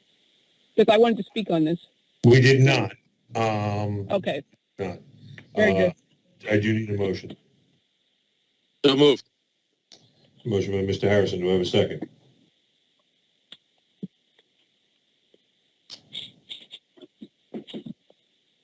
Second. I have a second by Mr. Blakely. The floor is open. Council President? Go right ahead, Councilwoman Wong. Yes, I do concur with what Council President stated, that this is funding that is available to everyone, and it should go out to bid as DCA provided in their guidance, and I will share that letter with you all. I don't understand why it hasn't gone out to bid. We have been told, and we have gone over this numerous times in our council meetings regarding other issues and contracts. And we all know the risk when we don't go out to bid, and a type of legal mess we can find ourselves in if we don't follow the New Jersey public contracts law. And the same applies for grant money, any funds that are bidded for by any funds made available through your government has to be bid on openly and fairly. And it should be available and accessible to all. To select is not democratic, is not competitive, and we can't continue to give the funding to the same organizations and specifically getting the outcomes that we're getting and seeing. These organizations get $250,000, $500,000 every year. And look at our city. Look at our residents. They can't even get access to the funding that was earmarked for them. So we're all good for good help. We want good help. We want committed help. Not all nonprofits are good at what they do, at the services that they provide. All of them aren't created equal, okay? So we got to do better. In the rescue mission, their outcomes, look around the city, and Ms. Lopez should provide a report to council. And I request that now. Ms. Lopez, Dr. Lopez, please provide a report to council on the outcomes of each one of these nonprofits. What have they done for the city of Trenton residents? What is on an annual basis with this funding? What footprint have they left? And having some meaningful impact on the homeless crisis, on hunger, etc. So we want to see those evidentiary-based outcomes that you talked about when you first got the job. I haven't seen them since I've been on council. It's very concerning the amount of money that we give to these organizations, and we don't see the outcomes. We don't see the benefits to our residents, and we don't have it. So I'm concerned about the rescue mission. They got $248,000 here, and the other resolution that we just went over, I believe they got a six-figure amount as well. Am I correct, Council President? Or Dr. Lopez, or Ms. Terrell, or Ms. Carter? They also got an allocation from the Continuum program, correct? Yes. Yes. Yes, they did. Yes. Mm-hmm. Yeah. So this is, we need to demand better. They need to come to the council. They need to come to the city and tell us what impact they're having. What are they doing with this money? So I'm not just voting no just for the hell of it. I'm voting no because I don't see the outcomes. I don't see the service level. I don't see the residents of the city benefiting. Council President just described an incident that happened with a bunch of our residents. They faced a hardship. They were without shelter, and they were requesting emergency shelter from the city, and there was no help to be found. And look at all this money we're giving out today. It makes no sense. It's unconscionable. Okay? So I will not be voting for this until the rescue mission get their butts into this council and tell us what they have been doing to help the residents of the city for all the money that we've been giving them over the years, year after year, quarter after quarter, and we have no outcomes from them. I want to see a report. Give us a report. Every single one of those nonprofits getting a six-figure payout. Show us what you're doing. Thank you, Council President. President McBride. Yes, sir. Mr. Councilman Blakely. So that's a good question that my colleague actually brought up. What exactly is the rescue mission doing with the resources that they are being given, right? And it's quite clear what they are presenting or what they're providing. Emergency shelter. That's what it is. Particularly when it gets really, really cold in the city of Trenton, when degrees are sub-zero and people don't have access to a home. That's why they're homeless. And if they need a place to go that is warm, and so they're not exposed to the elements, they go to the rescue mission. Try asking these homeless single men and women how important the rescue mission is to the quality of their lives. They're homeless. They're provided emergency shelter. Emergency shelter is not free. The city does not have the capacity to do this on our own. And so we contract this out to nonprofits who provide a service. And the service, as it relates to this resolution, is emergency shelter.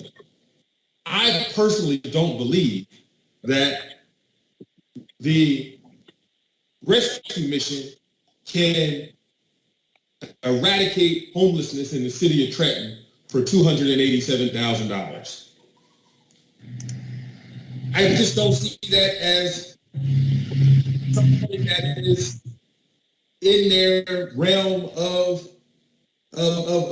resources. But what they are providing is extraordinarily important. Thank God none of us are homeless. Thank God none of us need their services. But thank God the rescue mission exists to provide emergency shelter for homeless single men and women for the next year if this is passed. It's just incredible to me that we demonize these nonprofits that are providing a service that is so needed. If the city of Trenton could provide these services ourselves, then we would be able to do so. But we can't. We don't have the resources. We don't have the manpower. We don't have the facilities to address these issues. And so, considering that this is Trenton and we have many homeless people, we have many people who are, down on their luck, who don't have, a home. Thank God that this exists to provide them with shelter so that they're not on the streets. They're not sleeping in many of our abandoned buildings. They're not being exposed to the elements. And when I think about how frigid it gets in the city of Trenton in the depths of December and January, I am pleased. I am happy that the rescue mission exists for emergency shelter. Thank God for the rescue mission. And I just think it's deplorable for folks to demonize them and hold them accountable for addressing homelessness in the city of Trenton in terms as if they could eradicate homelessness for under $300,000 a year. So thank God, thank God.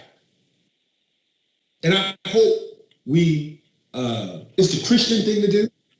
It's the right thing to do. And it's just unbelievable. It's unbelievable that we look at these nonprofits as if they're providing a service. Thank God you're there.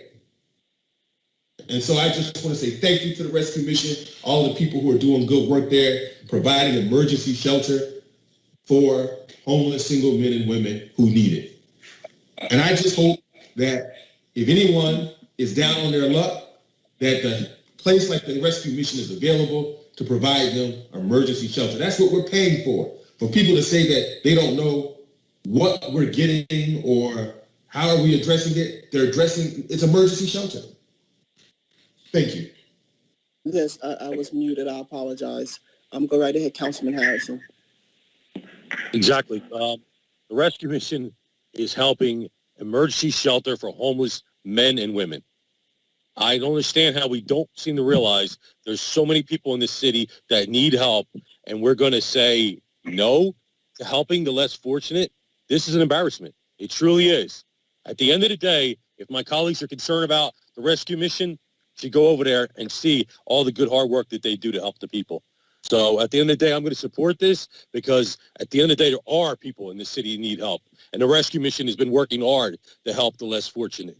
So I want to thank them for their hard work for the people of this great city. Thank you.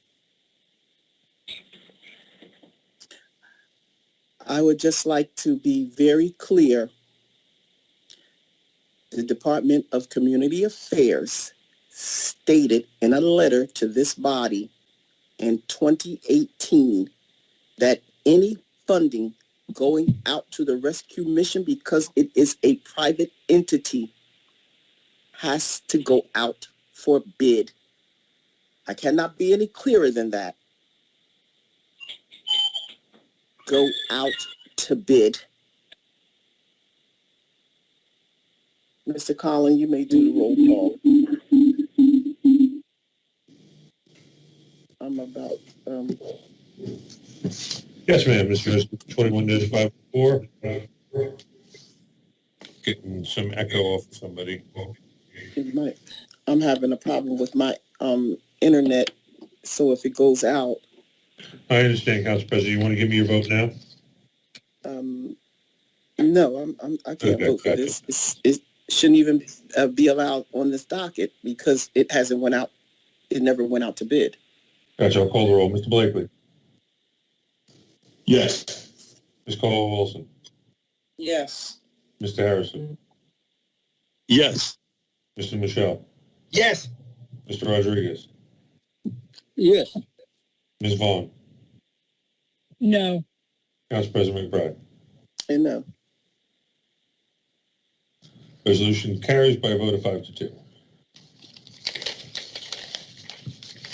Next, we have Resolution 21-505, a resolution to authorize the City of Trenton to accept a deed in lieu of foreclosure from New Clinton Apartments LP and to also provide a release to New Clinton Apartments LP. Do I have a motion? So moved. A motion Second. by Mr. Wilson. I have a second by Mr. Blakely. Floor is open.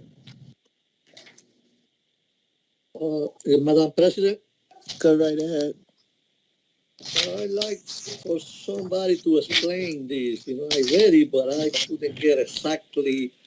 So to me, we're going to get that deed, but since they owe money to other entities, we are not going to be the owners, so we cannot dispose of that property. So what is it that we are doing by accepting the deed? Somebody from Economic Development can explain that to me? Mr. Daniels. Good evening, Council President and Council. So essentially what's happening here is back in the 1990s, a former city council and administrative back in the 1990s has subsequently failed. Well, let me start over again. This was an affordable housing site approved by a former city council and administration back in the 1990s that subsequently failed and was abandoned. As of today, this property stands abandoned, and quite frankly, the city initiated in-rem foreclosure on it. The owner came forward and simply said that if in fact we would cease or halt foreclosure, he would turn over the document, and in return for turning over the mortgage, we would release him of any and all future claims or any claims that we have against him at this present time. This property is ripe for development in the city, and if I can answer any further, I hope that answered your questions, Councilman. No, I'm very aware of what happened to that building there. I know 70 North Clinton. I know it very well. So there used to be apartments there. And I know there's people that are interested in getting that. But if I'm not mistaken, we will not get, by getting that deed, we are not going to get property. We are going to exonerate the taxes or whatever they owe the city. But by getting that deed, are we going to get, who's going to pay for what they owe there? Because there's creditors there.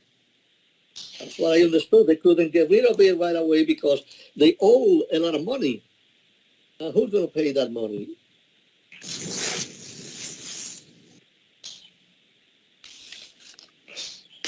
And you answer that, Mr. Daniels? Yeah, Council President, I'm trying to ascertain that answer right now. I don't have that information in front of me. Council President, if the director would allow me, I could answer that question. Council President, if it's okay with you, I'll yield to her. Go right ahead. Thank you, Council President. Councilman Santiago Rodriguez. So in essence, the debt that's on the property, the identifiable debt are loans or mortgages that are held by DCA and NJHMFA. The city would take the title. The city would take the title to the property, subject to those mortgages. However, DCA and NJHMFA have already indicated that they will provide releases for those mortgages, but the terms of those releases still have to be negotiated. So we're taking the property subject to those mortgages, and in essence, we're doing so at the behest of NJHMFA and DCA because they were the ones who actually proposed that the city take this measure to allow the property to, be redeveloped, because right now it's just, an eyesore. It's a property that's not viable. And as it relates to the taxes that were owed on the property had a pilot, which NJHMFA continued to pay even after the property failed. And NJHMFA, the officials there indicated that their pool of monies to pay the pilot they were running low. And so this was really sort of a collaborative effort between the city and NJHMFA to get the deed in lieu, to get title back to the property, to the city. And like I said, they've committed, even though the terms of the releases have not been negotiated as yet, but they have committed to releasing those mortgages. But as of now, if the council approves the resolution to accept the deed in lieu, we would accept the property subject to those mortgages. But we're hoping that going forward, once the approval is done by council, that we can negotiate appropriate terms for release of the mortgages from DCA and NJHMFA, and then we would be able to provide a free and clear property to a new redeveloper. Isn't that kind of backwards? We have that in writing, because I like to get a copy of those promises in writing. Because we had that problem with the hotel, and we still paying bonds in the hotel. And the way I see it, this is great for the owner. He's going to be clean, completely clean. And that's it. He's going to start his other LLC somewhere else. But I don't see that we are gaining much out of this deal. What is it? Because we are going to condone whatever they only owes us. We're going to take it. We're taking but we're taking a deed on something that was owed in that building is more than what it's worth, right? As the way it is, because it's been vacant for about 5 years now. It's deteriorated inside. I know somebody that went inside, it's all deteriorated. So the property is worth less than those mortgages, So we have to gain more. You're absolutely right, Councilman. However, why don't we get a developer to make that deal with HMC, DCA, and the owner? Let a developer do that. Because I know there's people that have been that are looking at that building there. There's people there that have gone through economic development, I believe. I got a call from somebody that is interested. Yeah, I got a call by somebody that is interested in getting that property.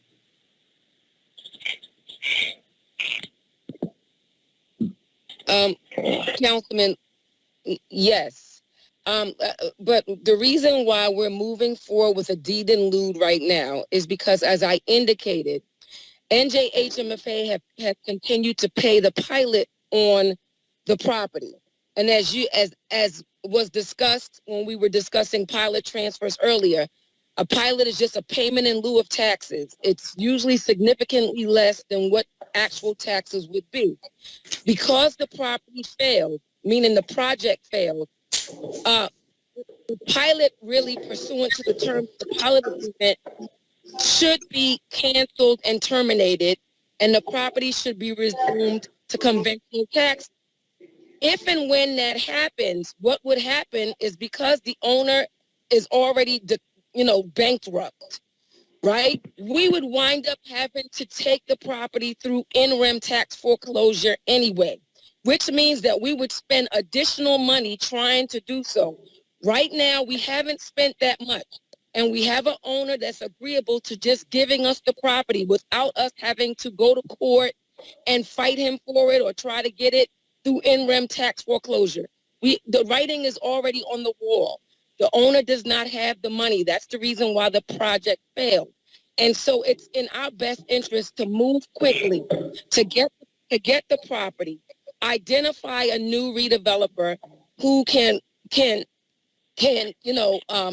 make a, or propose a new viable project for the property, and then work with NJHMFA and DCA to have those liens discharged or released, so that we could then provide the property to the redeveloper by way of transfer for a price, of course, and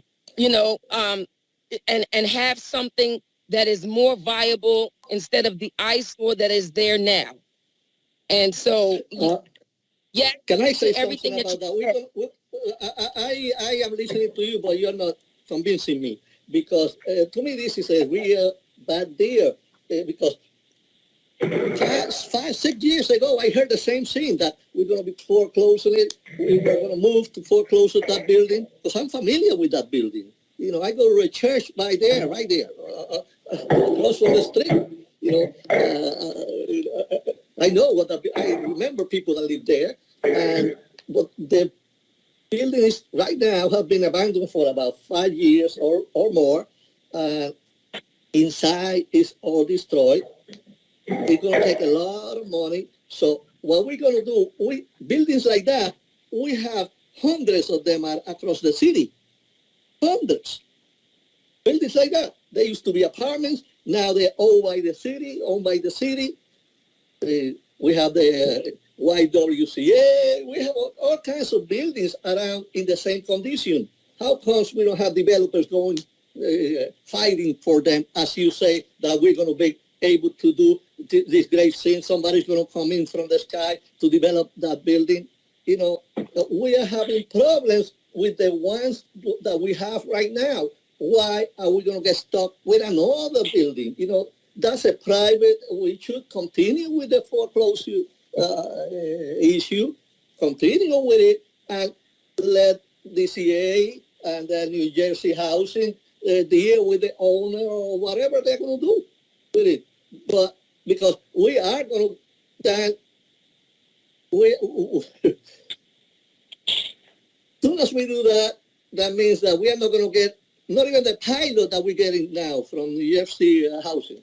Nothing. We're not going to get a penny for that building. Now, New Jersey Housing wants to get rid of the deal, yes, because they made a bad deal at the to begin with. DCA wants to get rid of it, but why don't they sign off on that first at the same time that we take the deed?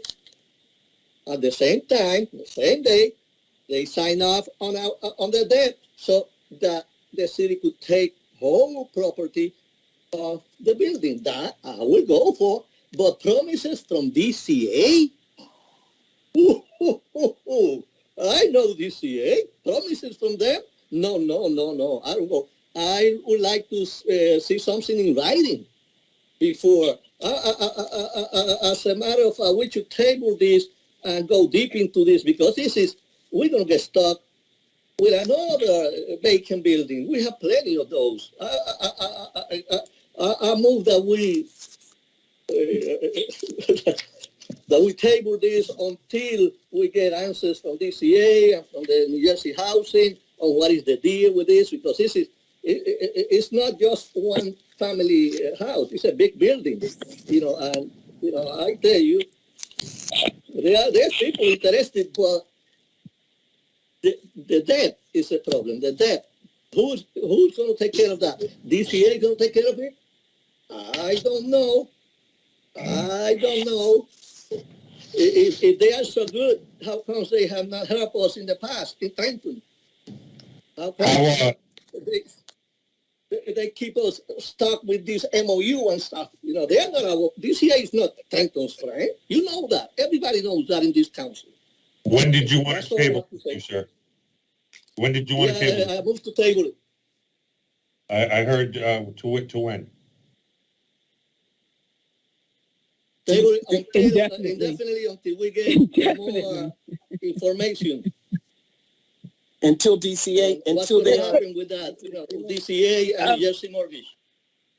Could we table to the next meeting to allow me to get that information? No, ma'am, you cannot speak during this motion, please. This is a superseding motion. Indefinitely motion tabled definitely by Mr. Rodriguez. Do I have a second? Second. I have a second by Ms. Vaughn. This is the table. Mr. Blakely, indefinitely. No. Ms. Caldwell-Wilson. No. Mr. Harrison.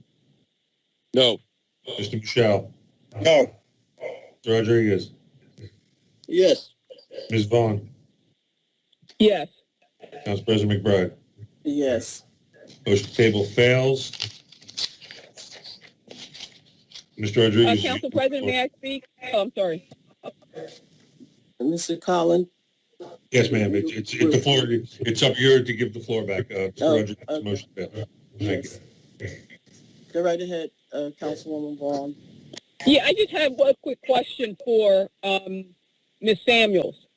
You stated that, well, it's not really DCA, it's really New Jersey Mortgage, HMFA, right? The Housing and Mortgage Finance Agency that's holding the mortgage, right? Or the debt, correct? Yeah. Yes. Yeah, because I just want to be clear on that. For Councilman Rodriguez, the New Jersey Housing and Mortgage Finance Agency is a division of DCA, of the New Jersey Department of Community Affairs. So the mortgage holder on the property is, in fact, the division, the New Jersey Housing and Mortgage Finance Agency. And I will also further say, and Ms. Samuels, correct me if I'm wrong, it's not New Jersey HMFA, that holds the mortgage. It's in fact one of their partner banks, correct? Well, right now on the title work that I have, it lists NJHMFA as the mortgage holder, but it could definitely be through one of their partners or affiliates. But the way it comes up on the title, Councilwoman, is that it's listed as NJHMFA. Yes. All right. That's something that you can come back to the council with verification. I understand, Ms. Vaughn. Okay, very well. I know them very, very well. I find that's okay, yep, understood. Yep. I just want to ask Ms. Samuels to come back to the council with verification whether or not, I mean, which is it? Is it their partner bank or financing company, whoever they partner with, or is it directly the agency, the state agency? I'm thinking that, again, I could be wrong, but Ms. Samuels, I'm going to leave it to you. You're the expert to come back and let us know who, in fact, is holding the debt or the mortgage. I'm thinking that it's one of their partner banks. And as such, I would lean to agree with Councilman Rodriguez. If it's, in fact, one of their banks that they partner with for these mortgages, then let the bank, that's the bank problem. Don't let that be the city of Trenton's problem. So if you can come back to us with that, that'll be some really good information. And I just want that verified that is in fact a bank and not the state. I mean, we don't want to take on the bank's debt. That's their problem. If I'm right. Thank you, Council President. Thank you, Ms. Samuels. If you can come back to us with that little piece of information, I would appreciate it. Council President, can I clarify real quick? Yes, go right ahead, Councilman. That agency, what it does is they guarantee the loan. So the loan is to a bank. It's like a VA loan. It's loans for to help people with businesses or with houses. That's what it is. But it's a loan. They have banks that are those loans are through a bank, and that means that once we get title of that property, we're gonna owe those banks. Yes, until a deal can be made. So my position is the bank has more a private bank has more resources than we have. Let them deal with it. Yeah, that's what Councilman Rodriguez was stating. The fact is that the administration would bring us a resolution before it got the bank to release the debt to the building is completely backward. Who does that?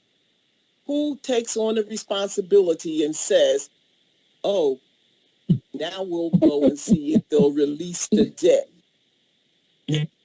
Now and the owner is saying, okay, if you're going to relieve me of all the debt I owe, and you're going to take my debt on with this deed, then I'll gladly give it to you. And the city hasn't gotten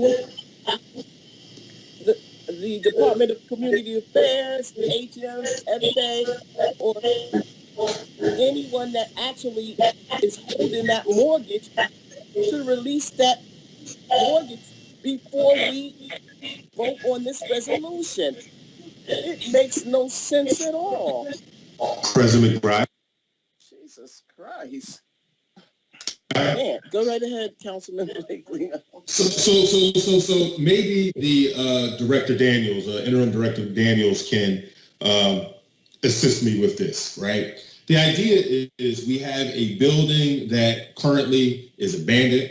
It is in a important location to the city, and that this is a maneuver so that the city can start the process of developing this property so that we can get it on the tax rolls and so that it could represent hope rather than the despair that it currently represents, right? So the idea is we're going through this simply so that we can have control over it. Because right now, it's abandoned.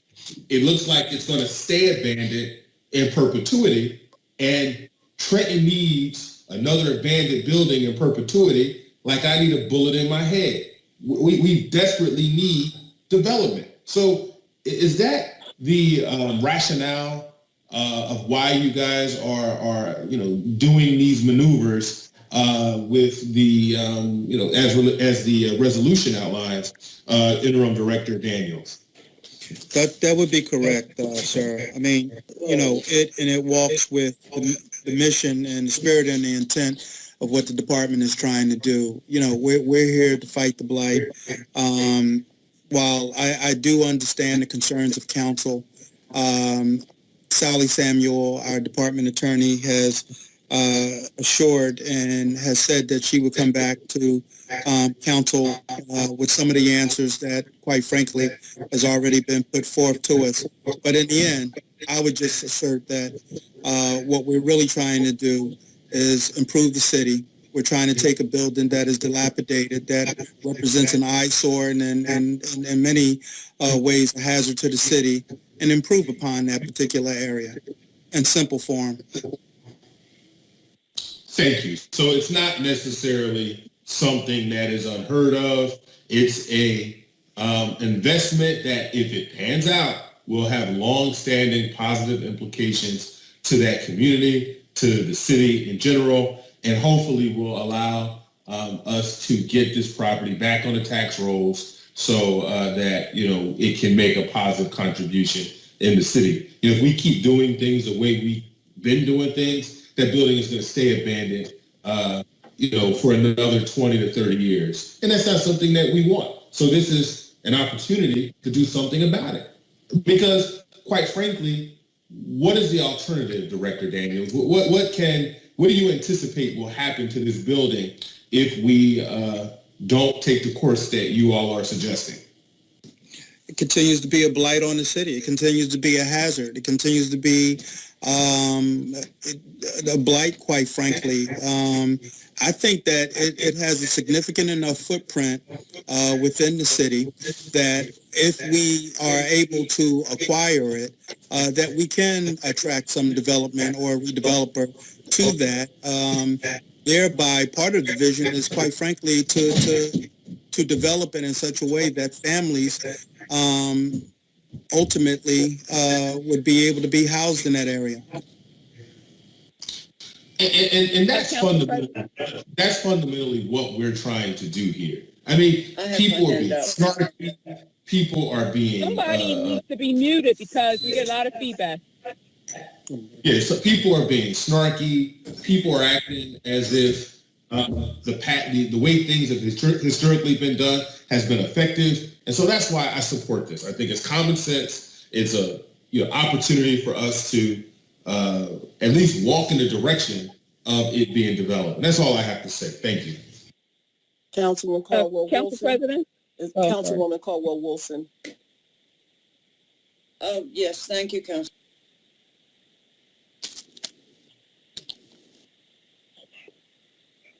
I can't hear Marge. I can't hear Councilwoman. Council Vice President. Council Vice President, you have to unmute. Yeah, I'm having problems with my mute button. I'm sorry. If I heard Ms. Daniels correctly, the HMFA, they don't want to pay the pilot anymore. So it's in their best interest to work with the city and get rid of these mortgages. So it's in their best interest. So I think this is a win-win situation because that is a blighted area. That it's not a blighted area, but that building is an eyesore and it really needs to be redeveloped. That's all I have to say. Council Vice President?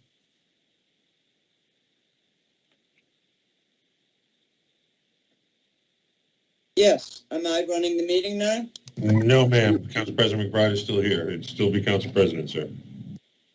Okay. Council President? Yes. Go right ahead, Mr. Harrison. Councilman Harrison. Table failed. So moved. I'm moving for a vote.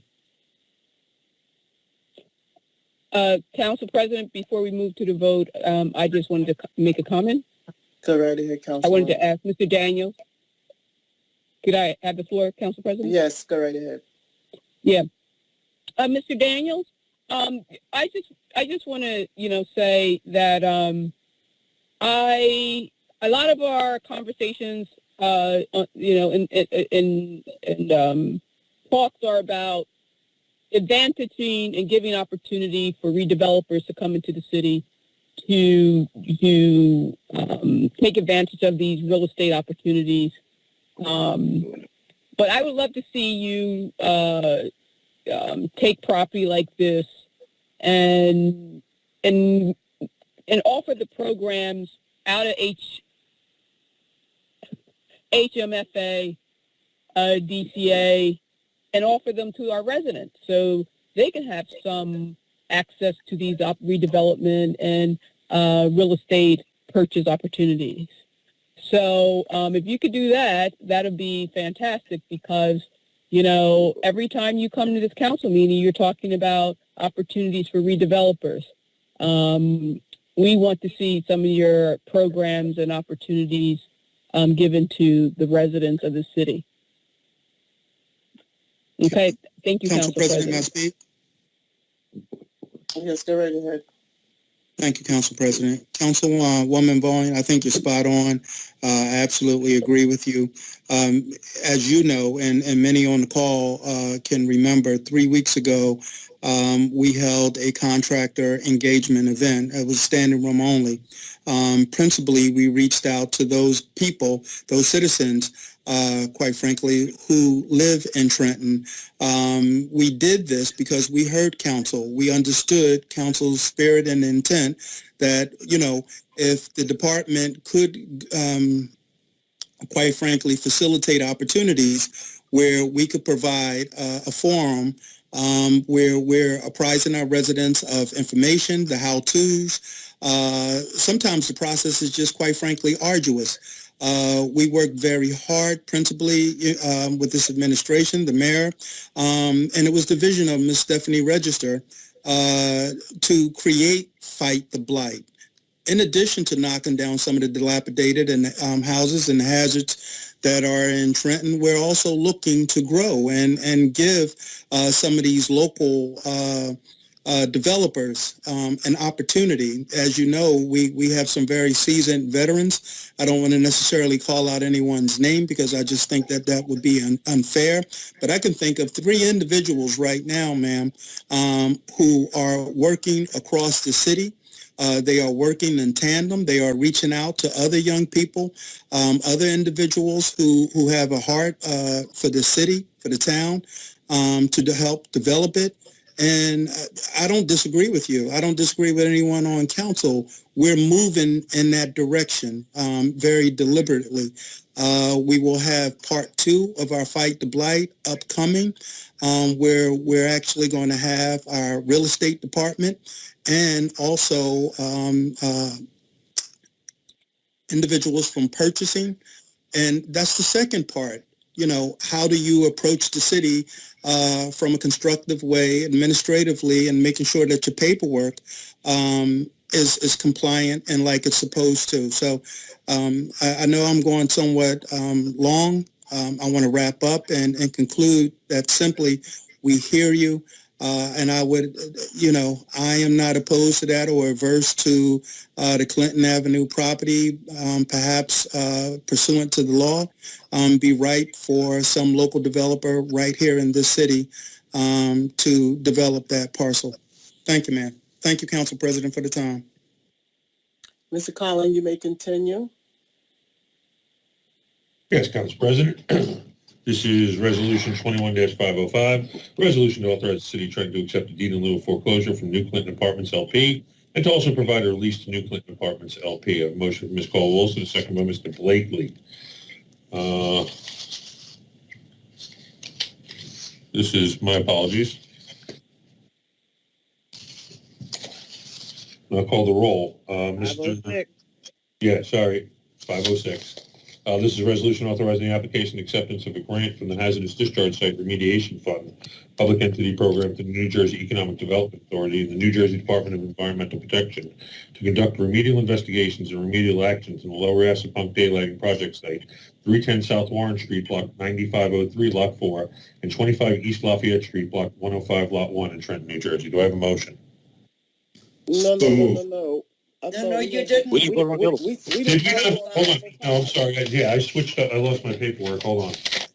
You're on 505 to the vote. Yeah, my apologies. I had the vote for the tabling, so my apologies. This is 21-505. Someone screamed out 506, and I thought we had actually voted on it. Miss Horn, that shouldn't be speaking during. My apologies. I do have a motion by Ms. Cole Wilson, the second by Mr. Blakely. This is the vote for 21-505. Mr. Blakely. Yes. Ms. Cole Wilson. Yes. Mr. Harrison. Yes. Mr. Michelle. Yes. Mr. Rodriguez. No vote. Ms. Vaughn. No. Council President McBride. No. The ayes have it with a vote of 4-2 with one no vote.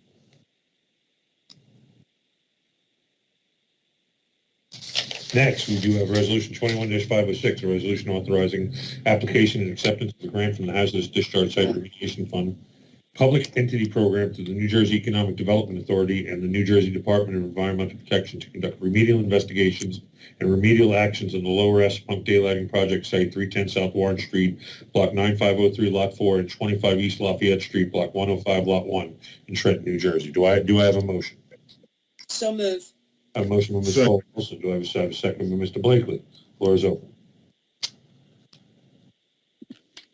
Council President? Go right ahead. So, this is a grant from DEP, from New Jersey Department of Environmental Protection. Mr. Collins? I'm sorry.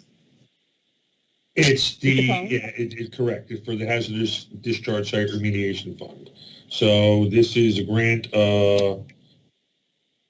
investigations, remedial action, 100% of the cost of such remedial. Okay, so this is to accept the grant. The total cost of the eligible, well, this is actually Mr. Daniels' resolution. He can tell you all about it. Yeah.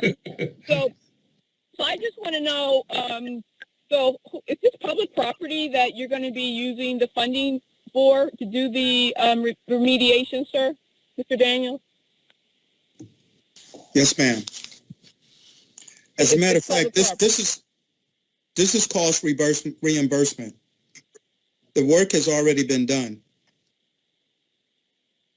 Oh, okay. All right. Then I have no questions. I'm not going to take. Yeah, we want the money. I mean, there's. I have no Yes, questions. If it's reimbursement, hey, I have no questions. Thank you, Council President. You may continue, Mr. Conlon. Yes, ma'am. This is Resolution 21-506.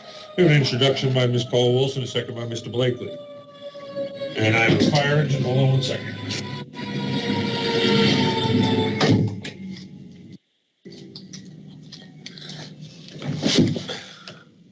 Mr. Blakely, your vote, sir. Yes. Ms. Cole Wilson. Yes. Mr. Harrison. Yes. Mr. Michelle. Yes. Mr. Rodriguez. Yes. Ms. Vaughn. Yes. Council President McBride. Yes. Next, we have Resolution 21-507, a resolution authorizing the execution of purchase money mortgage documents between the City of Trenton and Kendall Williams in the amount of $67,500 for the sale and purchase of city-owned property. Do I have a motion? So move. A motion by Ms. Vaughn. I have a second by Mr. Blakely. Should be able. Council President, would you like me to proceed to the vote? Yes, please. Council President, wait a minute. I have a question. Okay, come on, Councilwoman Vaughn. Council President, may I have the floor? Yes. Let's keep this moving. Okay. I'm just curious. This is for Mr. Daniels again regarding the mortgage purchase program. Hopefully, you've communicated this program out to the city. and all residents are aware of it. So I'm just curious, what is the difference between the mortgage purchase program and the first-time homebuyer program? Mr. Daniels, can you explain that? Yes, ma'am. So a purchase money mortgage is basically an opportunity for our residents to realize home ownership in the city of Philadelphia, whereby they would not already. We're in Trenton, Mr. Daniels. What did I say? Philadelphia. Philadelphia. Freudian slip. And thank you, Council Okay. President and Councilwoman Vaughn, whereby the residents in the city of Trenton, who ordinarily would not have been able to acquire a mortgage conventionally, has an opportunity. Quite frankly, I never heard of a purchase money mortgage before working in the department. However, I commend the forward thinking of the council, this administration, the city of Trenton for having such a program in place. One of the things that as we move across the city and we understand the necessary work, we realize that, we need to make a significant flip from those who rent versus those who own. So this is a viable way in which, while I would also agree that the interest rate is slightly higher than what the prevailing market rate is right now, it's significantly lower than what past prevailing rates have been, and it's an opportunity for ownership. To round off that question, ma'am, the first-time home buyer program, generally speaking, pursuant to those applicable laws, those individuals, generally speaking, credit scores are otherwise are within the ballpark or the range of acceptance, and working with government entities or even additional entities are able to acquire more conventionally a loan. So if I was in simple form, it's conventional versus non-conventional. At the end of the day, either way, it's really about ownership and giving our residents in the city of Trenton. So, Mr. Daniels, so the market rate, the interest rate for a first-time home buyer loan, they go to market, right? So I would, based on what you said with the credit rating and scores of a first-time home buyer versus the mortgage purchaser program, they're going to get prevailing market rates, right? Whereas the fixed rate for the mortgage purchase program is upward of 6%. Is that correct? That's correct, ma'am. I think first-time home buyers more like 3%. I believe it's half of the mortgage purchase program. I think it's like 3%. Mm-hmm. You might be. Some cases, yeah. And yes, what is the amount that the mortgage purchaser has to put down versus the first-time home buyer? Is there a percentage of a down payment? Ma'am, I don't believe at this we haven't. I don't see any stipulation to that. I think that we're floating that entire number. Interesting. Okay, it'll be interesting if you can get me the. Oh yeah, sure. I mean, Council President. Go right ahead, Ms. Daniels. Thank you, Council President. I appreciate it. Actually, Councilwoman Vaughn, I just want to clarify the purchase money program. Yes, it is a program that will provide homeowners the opportunity to be, or residents to become homeowners, the opportunity to become homeowners. However, it's a program that's only specific to when property is sold via auction. So that's another difference than, say, a first-time home buyers program. A first-time home buyer can purchase, a property that's not sold at auction and still be a first-time home buyer. But if you did not purchase a property at auction, you cannot receive a purchase money mortgage. The law provides that the city can only extend a purchase money mortgage when a property is sold at auction. And as a result of that, a purchase money mortgage mortgager or borrower does not have to be a first-time home buyer. Like it could technically be someone that owned a home before and maybe they lost the home or they sold the home and they now want to live in Trenton and they want to live there for 5 years because those are the restrictions that the council approved or placed on the purchase money mortgage. So that's the difference. And yes, there is a down payment because when they purchase the property at auctions, if they purchased it for $50,000, they had to pay 10%. So that's the down payment. And as for the interest rate is regulated by statute, and hence that's why it's 6%. We had no flexibility in what we could do with the interest rate. We just had to follow the statute, and we had to calculate it per the what the provisions of the statute were. And once we did that, we came up with the 6% number. I hope that answers your question. Yes, actually, quite well. The other last question, Ms. Samuels, you can quickly answer to me. So what about default risk, right? So with the mortgage purchase program. So what happens when, who backs these mortgages? Is it the taxpayers of the city of Trenton?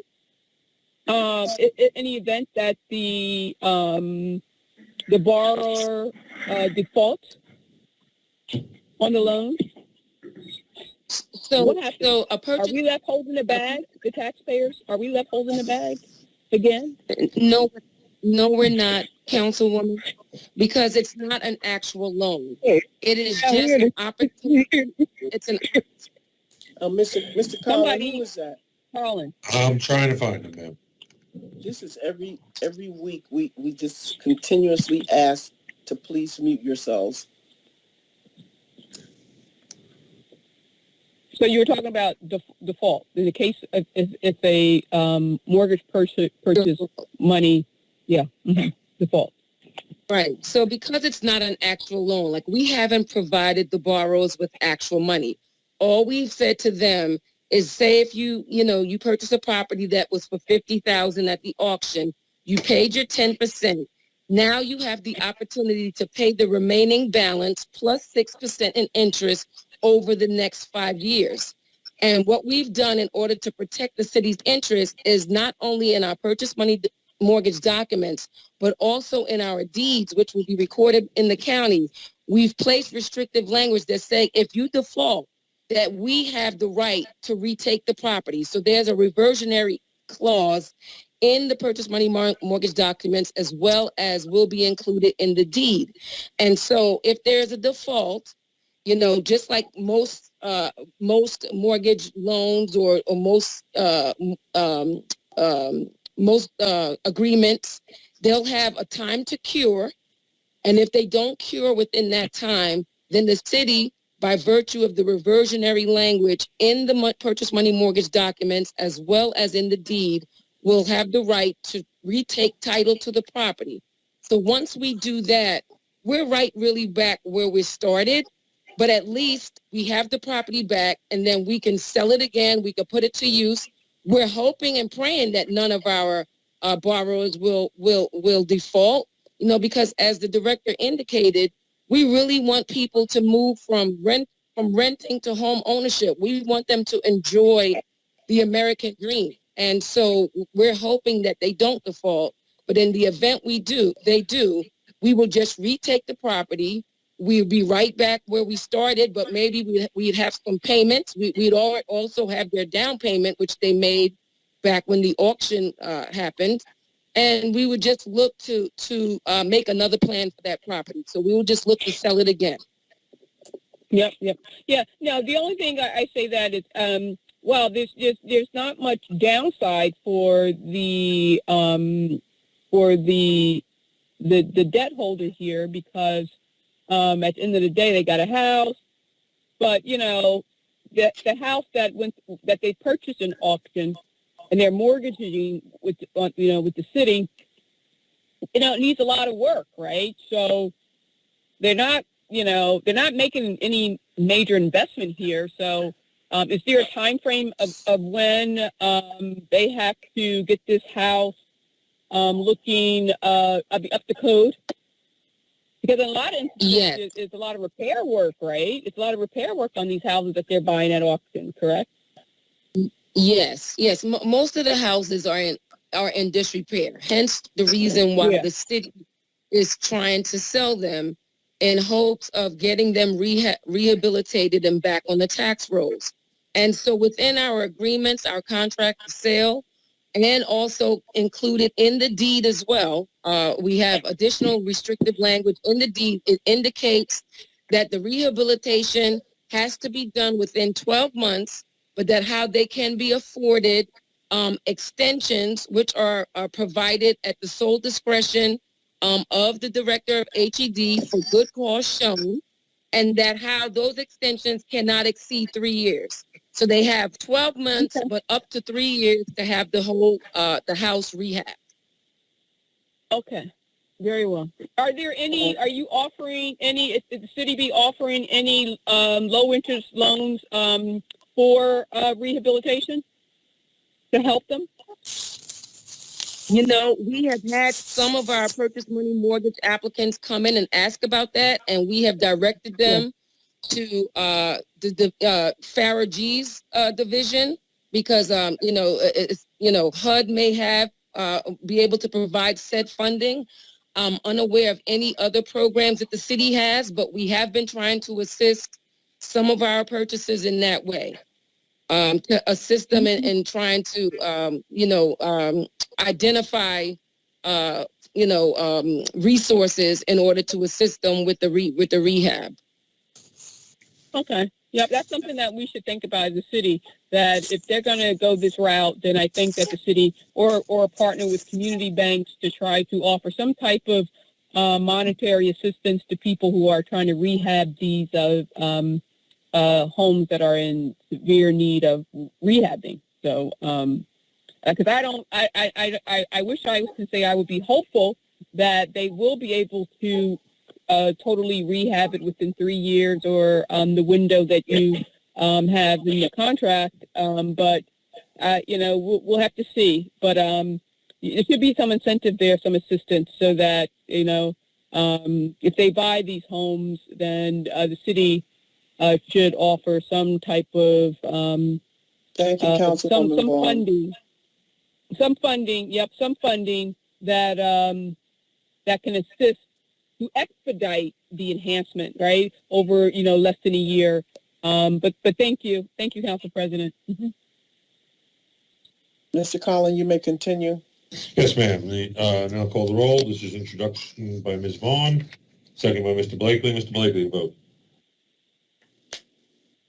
21507, sir.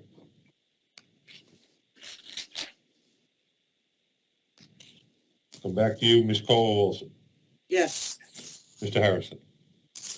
Yes. Mr. Michelle. Yes. Mr. I'm Rodriguez. going to vote yes, Mr. Conlon. Thank you, sir. Mr. Rodriguez. Yes. Ms. Vaughn. Yes. Council President McBride. Yes. So ordered.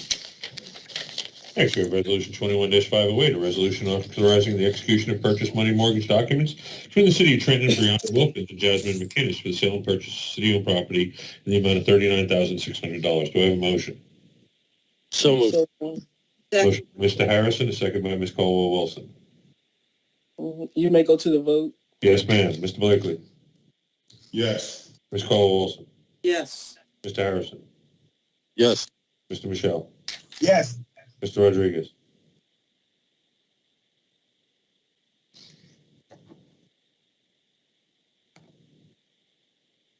Mr. Rodriguez.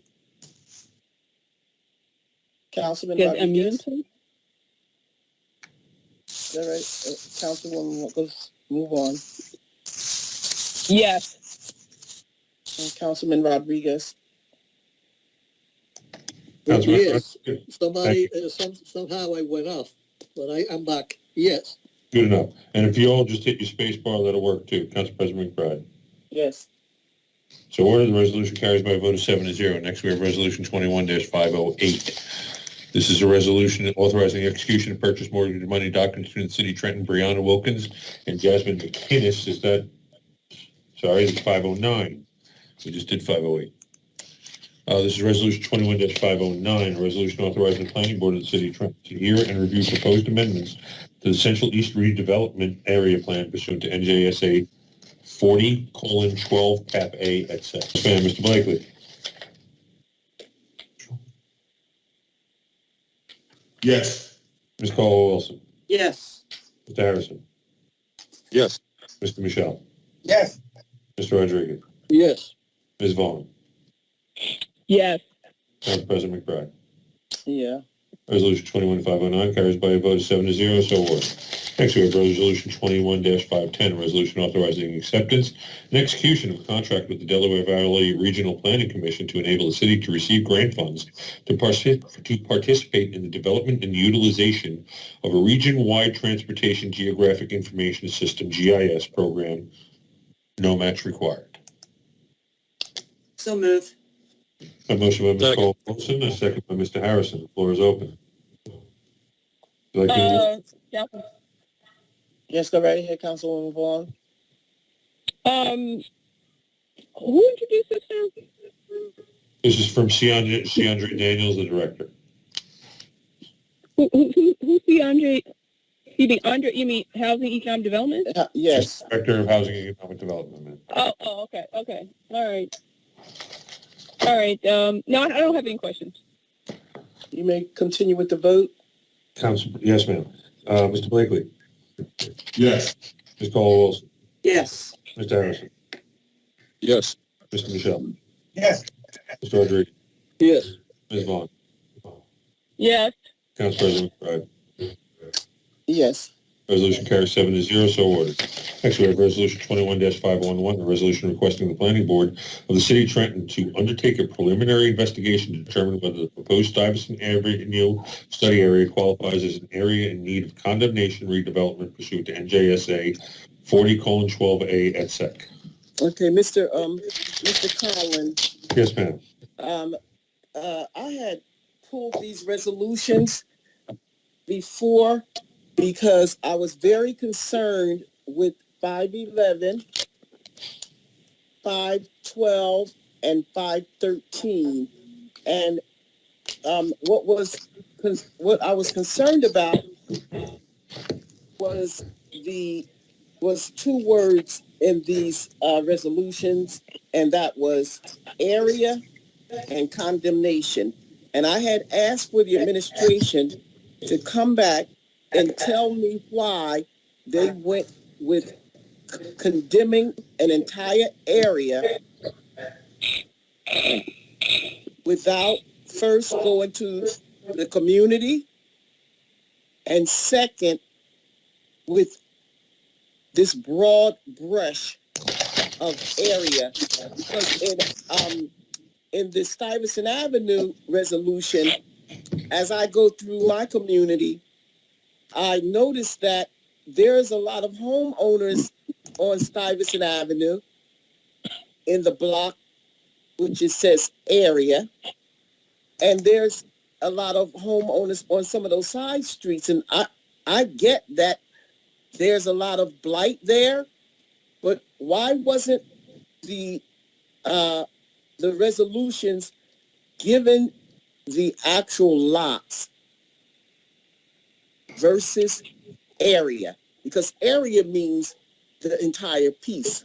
And so when they attach the map to the resolution, and I'm looking at the area, I'm saying when the planning board goes through here with the council's vote and give them the authority to say that they're going to condemn an area without the residents ever even knowing that this is on the docket.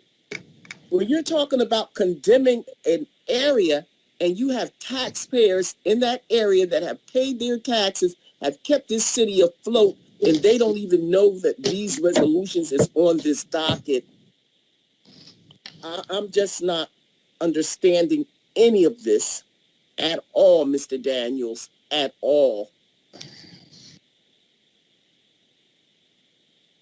Council President? And Council President? Oh, I'm sorry. Mr. Daniels. Council President, what we're simply asking for is just... It's too much. It's too much, Mr. Daniels, is what you're asking for. Because before you move to take anything to the planning board to recommend an area be condemned, you should at least go and talk to the taxpayers in the city that live in those areas. So what you're asking is too much, Mr. Daniels. Council President, I won't quibble. What I would just simply offer is that I had an opportunity to walk the block and to actually talk to many of the residents on that block. Many of those houses serve as nuisance houses, as at night individuals occupy porches of houses that, quite frankly, have been condemned. I agree with you, Council President. There are many rich houses and neighbors on that block, quite frankly, who care if, in fact, this was to go out. And, sometimes when we say in need of redevelopment, it's a big, scary word or a big, scary phrase. But at the same time, it provides for an opportunity for the city to have tools available that we normally would not have available to us. Many of the houses on that block, quite frankly, that's set vacant right now and got good bones to them. They are, quite frankly, ripe opportunities for rehabilitation, ripe opportunities for those young developers, those enterprising developers who are City of Trenton residents, to give them an opportunity to be part of the renaissance that is Stuyvesant Avenue. If you go from, I believe that's Prospect where the cleaners is, down, I just wrote it today, ma'am. I would just simply say that while I agree with you, by making the area, and we're not doing anything with this particular action. What we're just simply saying is we're asking you for permission to study, to see. No. That's not what you're asking, Mr. Daniels. Could you put the map up, Mr. Conlon? So what I want to show you is this. This goes from Prospect Street to Hoffman. This is the area that I live in. I know it very well, like I know the back of my hand. Yes, ma'am. What I'm saying to you is this. When you use the word area and you use the word condemnation, what you're saying is that the opportunity is there to condemn the entire area, and I don't know how far you're going with the condemn with whose property will be right for the taking under eminent domain. But I do know this, that with those blighted houses, I would have felt much more comfortable had there been a community meeting and had these properties been broken down in these areas in lots. Okay, 520, lot 526, lot 527, lot 528. They're blighted. Let's take them down. But then I got 530, 531 and 532 and 533 on one side, the odds and the evens, that are taxpayers that are living in those homes that want to keep their property. When you go into these words, area and condemnation, that's a big problem for me, Mr. Daniels. It's a problem for me because I know what comes behind condemning, because you're not condemning a house. You're not condemning a lot. You're condemning the area. And you're asking the planning board to undertake the study to condemn that area. You're not saying we want you to give us the permission to condemn these houses because the houses has already been condemned. You're saying we want to condemn that complete area. I have a problem with that, a serious problem with it. Council President, I would just advance lastly that, on that block, we have some 68 blighted, vacant and blighted properties. That's significant, man. I'm willing to proceed however council directs me. I'm here to work with you. I don't want any resident. I think that Director Dan. the proper thing to do in my eyes is to go out to the community and have a meeting with the community and explain to the homeowners, the taxpayers that are in those blocks, what you're about to do, what your plans are. The residents must know. These are the taxpayers that have held this city together. They have the right to know. So I think before you start talking about going to the planning board, I think the first line of responsibility is to go to the residents. And that's what I'm saying. Let the residents know what is about to take place in their communities, because you have Stuyvesant Avenue here, and on the other one you have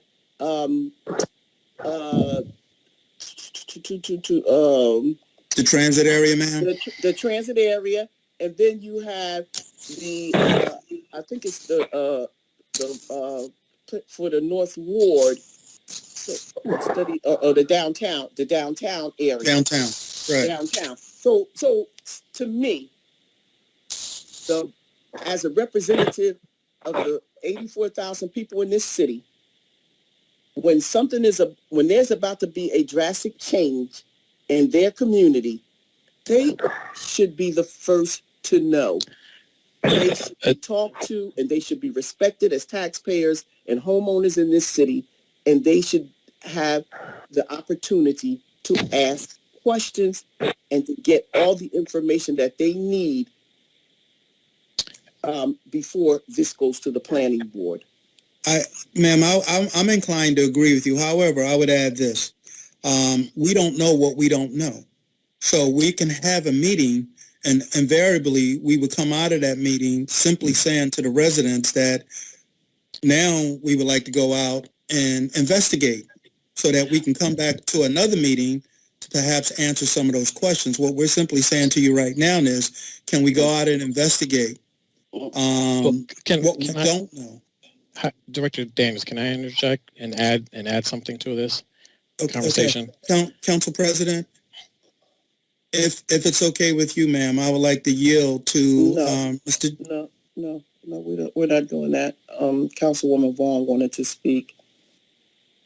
Yes. May I speak, Council President? So, yes, go right ahead. Mr. Daniels, I concur with Council President. And more importantly, I just want to remind everybody that the City Council, we are the redevelopment authority or agency of the City of Trenton right now until we define a group of people to assist us with that expertise. So I will tell you that we are the agent of the people. So we need to have those town hall meetings and discussions to let folks know, and the planning board needs to be a part of it. That's part of their job to inform and have community meetings. Not have a meeting and have the community come to their meeting. Having council meetings having even our council meetings doesn't equate to community forums, right? So we need to have meetings above and beyond the council meetings, above and beyond the planning board meetings. We need to go out into the community and meet them where they live, and tell them what plans we have. And I just want to make a note that, as Council President stated, you're talking about a whole area.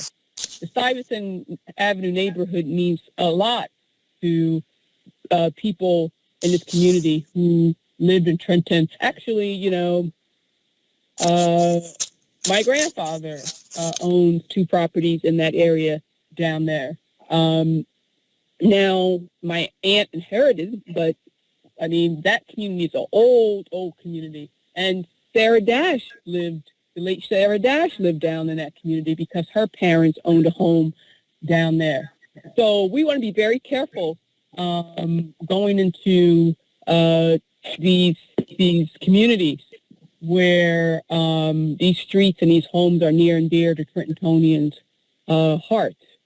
So I will say that I think that we should wait for this particular study, Mr. Daniels, until we have the other study done. I think this study is getting, and maybe I'm confused. I thought that we just approved for the planning board to do a study to extend the redevelopment zones to the entire city. So they need to do that study first before they start condemning areas of the city. So I don't understand. I mean, is that putting the cart before the horse? Why is should we do the study? Should they do the study first and extend the redevelopment zone to include the entire city before they start condemning? I think that we're going too fast here. So why aren't we waiting for that study to complete, Mr. Daniel? Councilwoman Vaughn, you make a good point. If with the permission of Council President, I would like to bring on Jeff Wilkerson to add some clarity that I think can answer your question, ma'am. Go right ahead, Mr. Wilkerson. Thank you. Council President. Thank you. Jeff Wilkerson, Supervising Planner with the City of Trenton. To answer your question, Madam President, this is the first step in a legal process that we have to take in regards to, before we even engage the community and talk about the potential of a redevelopment area, we have to take this step with you guys in regards to, before we can consider a study. So, I mean, this is part of the local redevelopment housing law that indicates this step as the primary step. So that's the reason why these resolutions are before you. And the word condemnation is also a indication within the law that we have to articulate. Starting since 2011, the local redevelopment housing law indicates that we have to really specifically articulate condemnation within the redevelopment areas and study areas. So that's the only reason with the word condemnation there. It's no different from any other redevelopment area. We just have to now indicate the word condemnation. Doesn't mean we're condemning an area. It just means the opportunity for can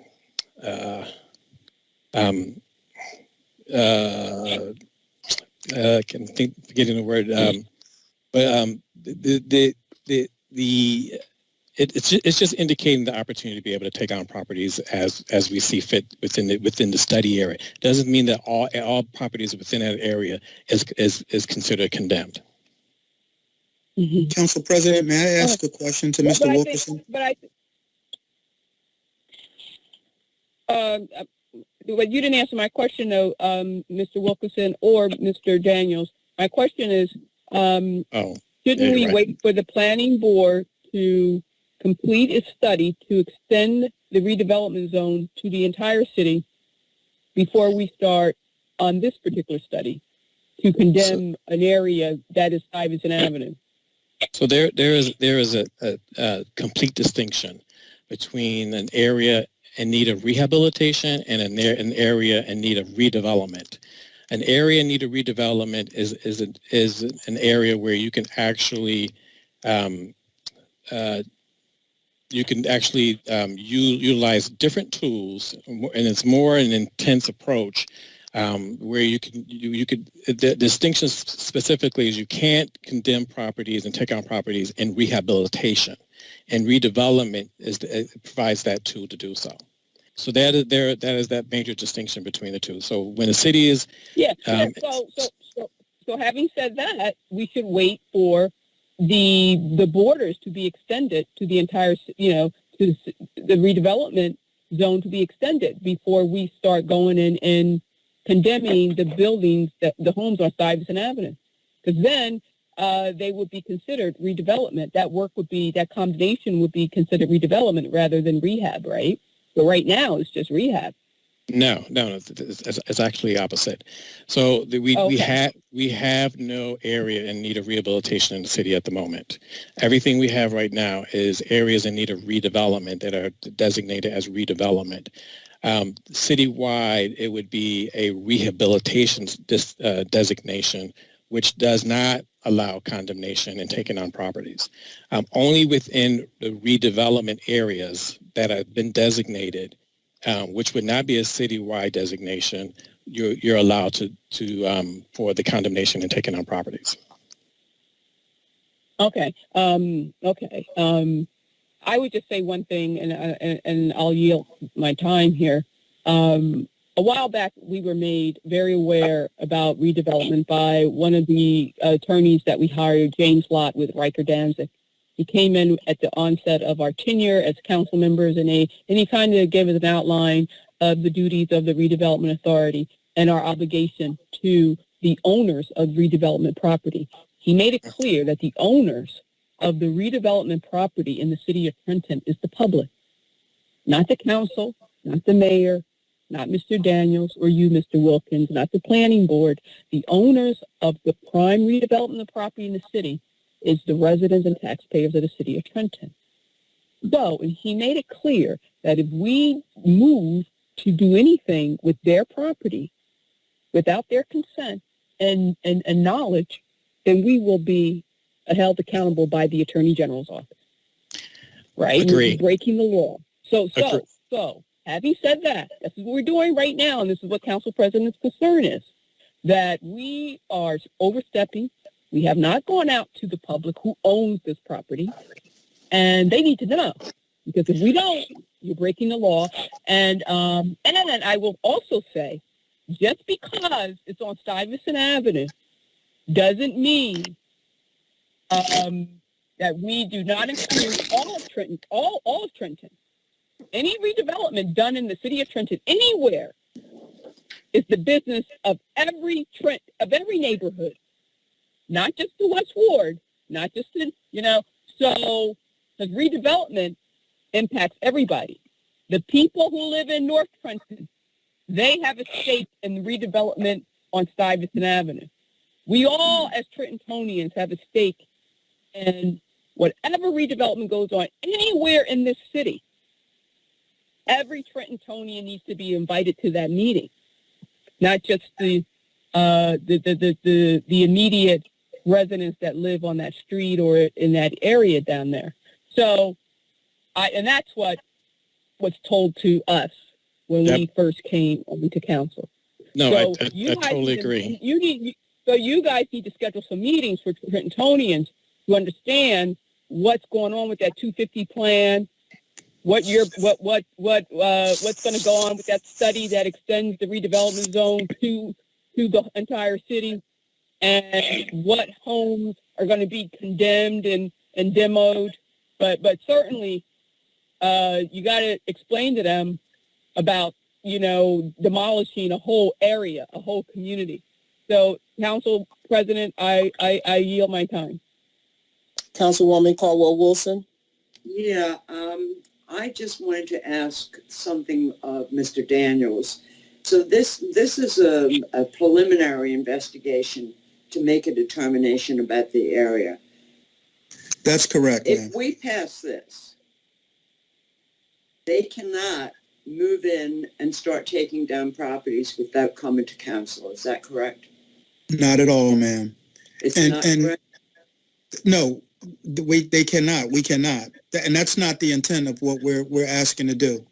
You're correct. Okay, because I want to know that, that this council will be able to determine whether they want to support the condemnation of any property in those areas.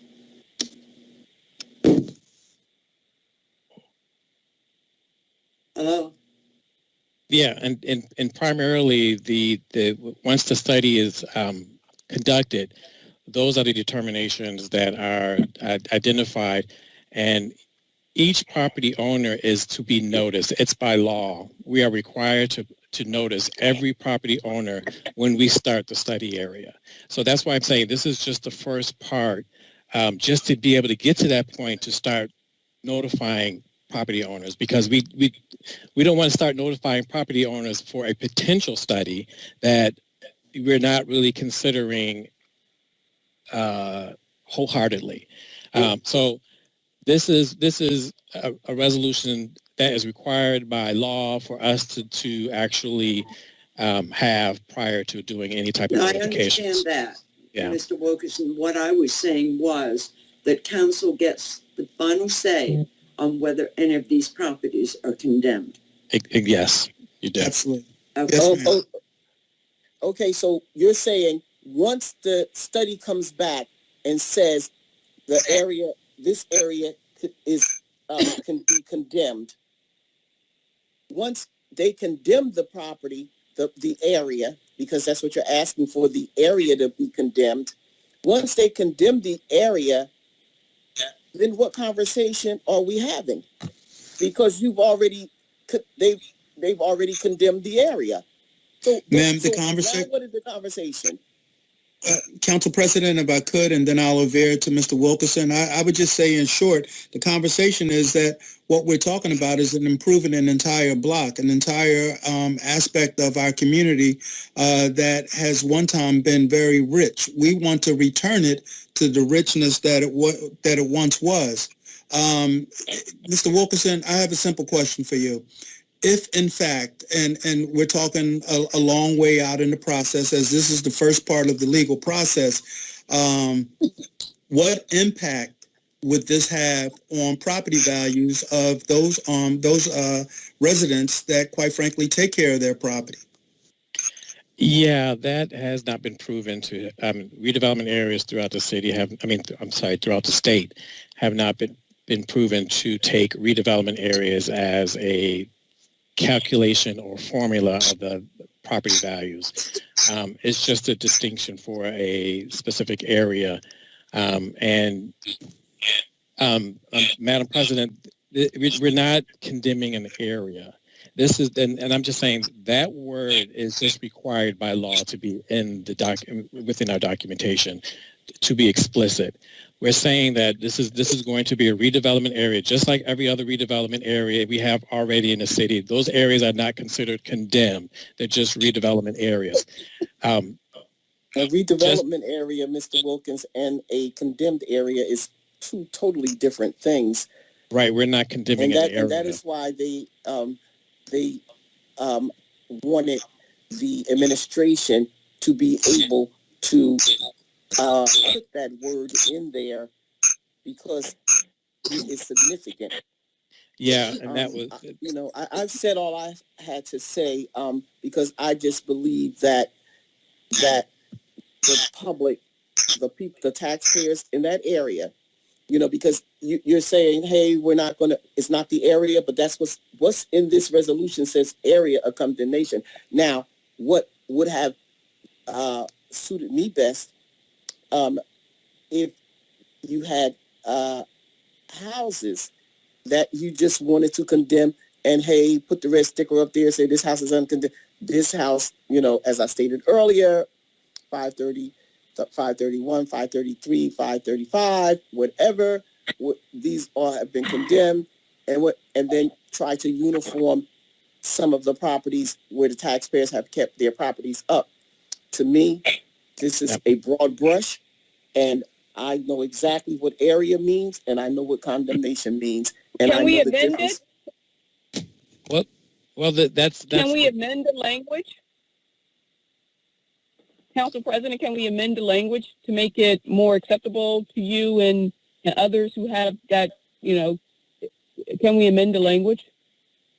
What would it be? The only thing that you could amend is the word just area from being area to actually take the area out and just say what you just said, specific to houses, not an area. That is the result. that's the expected result of the study. The study is supposed to indicate what properties are to, and that's why every property owner has to be identified. All the lots and blocks and parcels have to be identified, because when the study is completed, it's talking about the various different properties. It's not talking about an area. It's really being specific on a property by property analysis. It's not just this is a redevelopment area that we're just going to consider an area and it's just a blanket area. No, we have to, by law, indicate the specifics of property by property for the study area. When we do the study, that's the study. The study is supposed to make recommendations, and then those recommendations indicate, this block needs, should be considered for condemnation or not condemnation. I'm losing the word, what I'm trying to say, but should be considered for taking. These properties should be considered for tax credits. All these other. All these, or abatements, I should say, all these tools that a redevelopment area is to provide, that should be identified by the study, and then really articulated once the area is designated. A plan is developed and it's really articulated within the plan, and it gets that specific.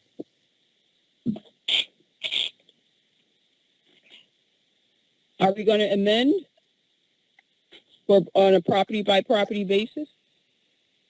I think that it would be better than saying area, because this is a very broad area here. Yeah, Mr. Collin, can we do that? And Mr. Kaloji, is that a material change? I mean, we could do that tonight, right? Well, number one, this is a resolution. I'm looking at the resolution now. See, the word area comes out of the statute. It's not something that we came up with locally. But the different resolutions describe the area either by reference to a map or by reference to the precise properties that are set forth therein.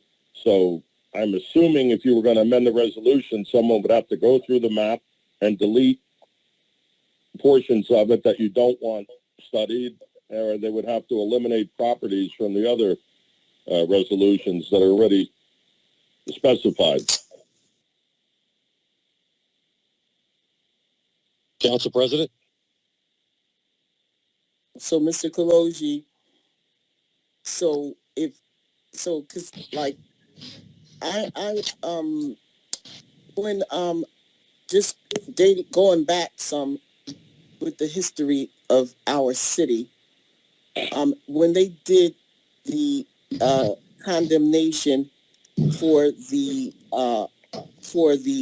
tunnel to be built and those apartments to be built, and they did the condemnation,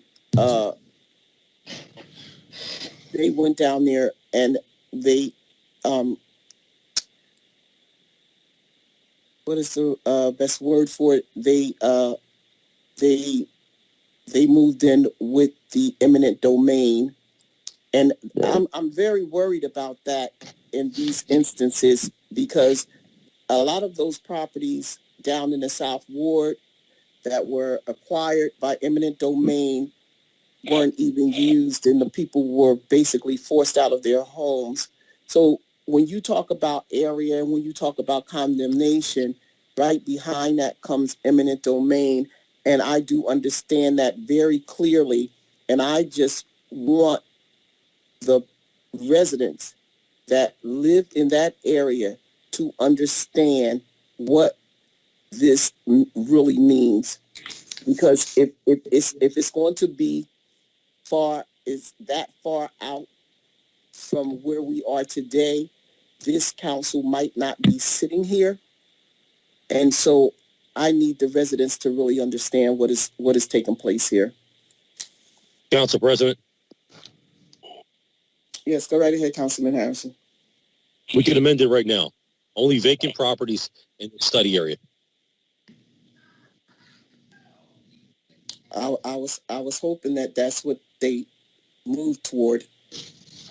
Well, that's what I wanted to speak in. I wanted to say that.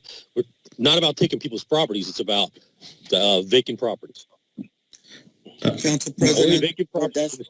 that's not what the resolution says, and so that's why it has to. We have to determine how we're going to deal with this, Mr. Daniels. Council President, thank you. I would concur with Councilman Harrison, and I would aver that we can go ahead on and amend to just vacant properties.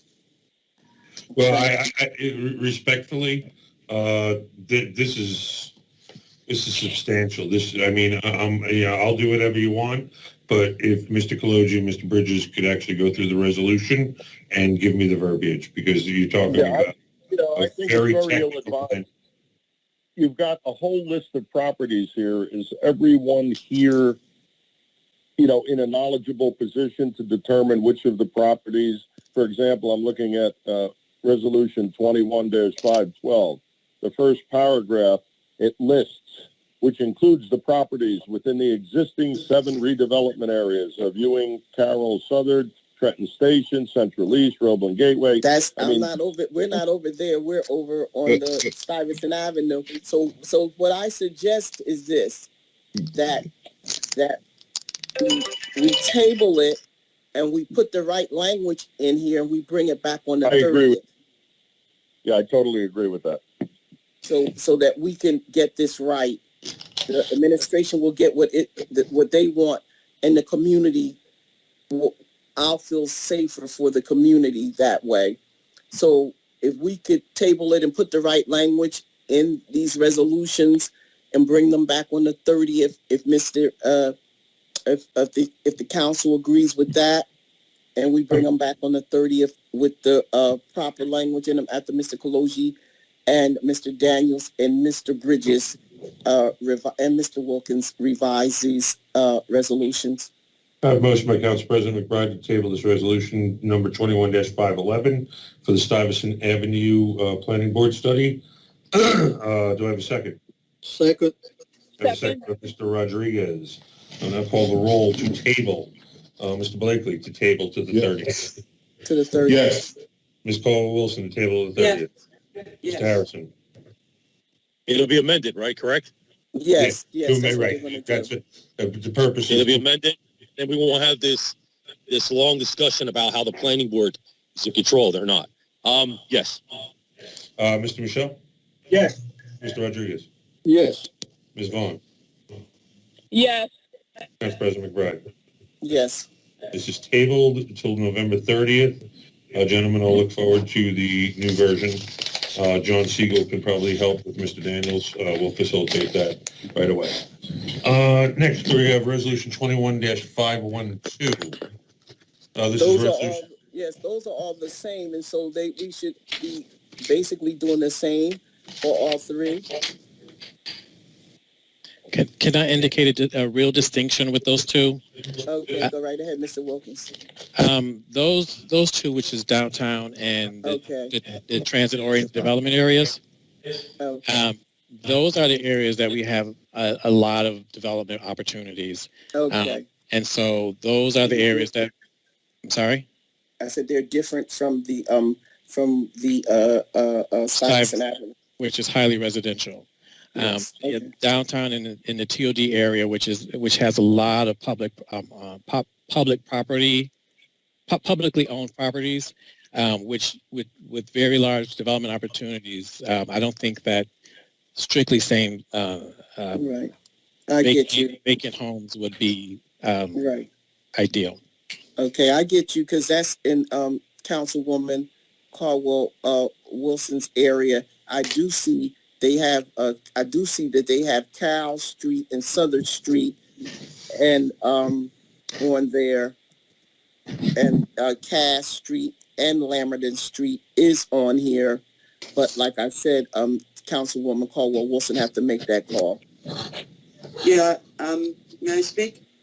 Yes, go right ahead, Councilwoman. Yeah, I understand you have the block numbers and all of this, but I think that we need a paragraph in there speaking about vacant properties. I don't want any resident down there being under the threat of eminent domain. Right. And so And so was we'll sorry. just move, Councilwoman, you want to move to table it until we can change the language in that one and bring them back on the 30th? A motion moved by Council Vice President Caldwell Wilson. This is to the 30th for amendment. Can, Do I have a second? can I just add something really No, quickly? sir, you cannot. We must proceed with the motion. The second. Second, The second by Mr. Rodriguez. I will now call the roll for the tabling. Sorry, Mr. Wilkins, of the rules. Mr. Blakely. Yes. Ms. Caldwell-Wilson. Yes. Mr. Harrison. Yes. Mr. Michelle. Yes. Mr. Rodriguez. yes. Ms. Vaughn. Yes. Council President McBride. Yes. Resolution is so ordered. Next, we have Resolution 21-513.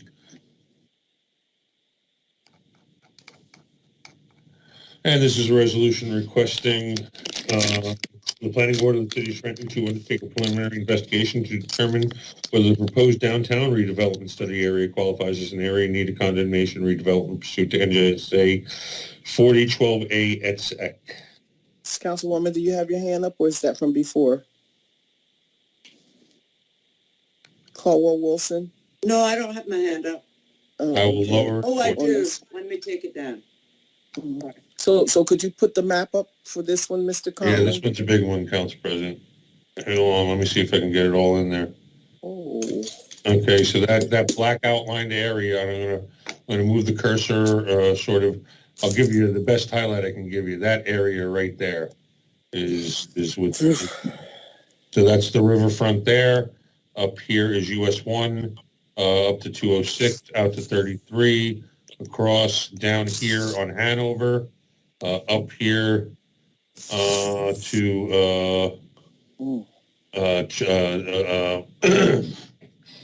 sorry, my eyes are getting bad.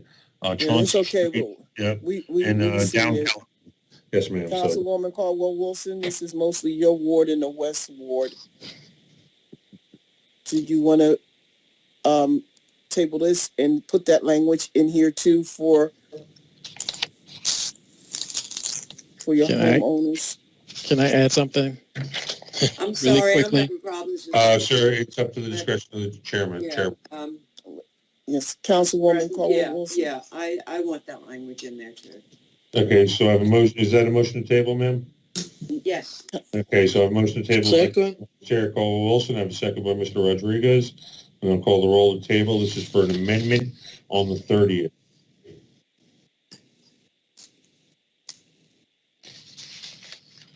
Mr. Blakely. Yes. Ms. Caldwell Wilson. Yes. Mr. Harrison. Yes. Mr. Michelle. Yes. Mr. Rodriguez. Yes. Ms. Vaughn. Yes.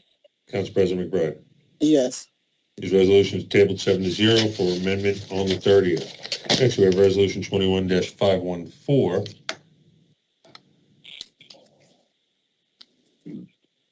This is a resolution authorizing the appropriation of $1,909,000 from the funds allocated to the City of Trenton under the American Rescue Plan Act of 2021. May I have the floor?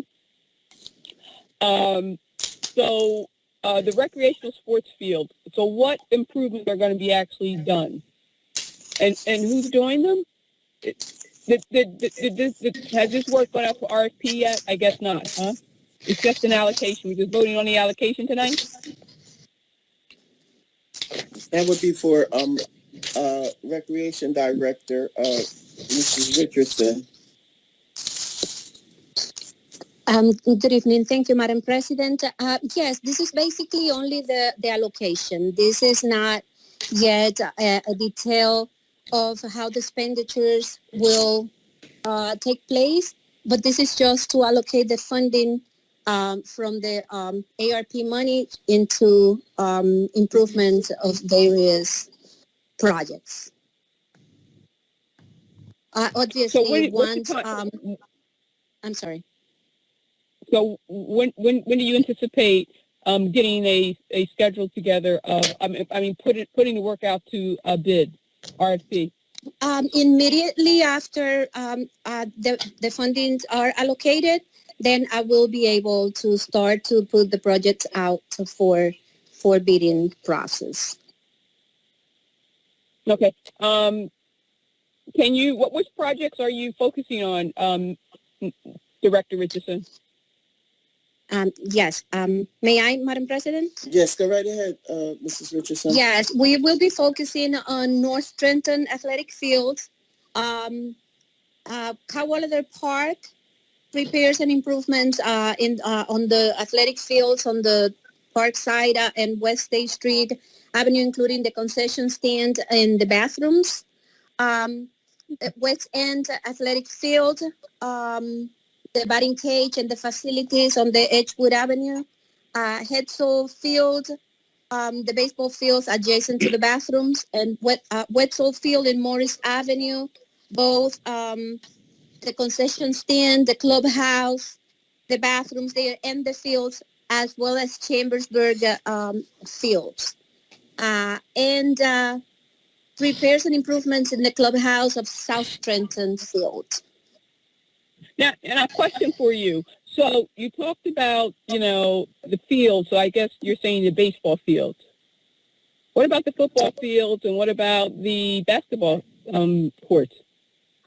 Basketball courts are under renovation as we speak. Council a few months ago approved a resolution allowing us to renovate the courts, and 4 of the courts are already completed, and the rest we are working on them. The football field, the city recently, well, not so recently, but we are working on the Capital City Complex with another grant.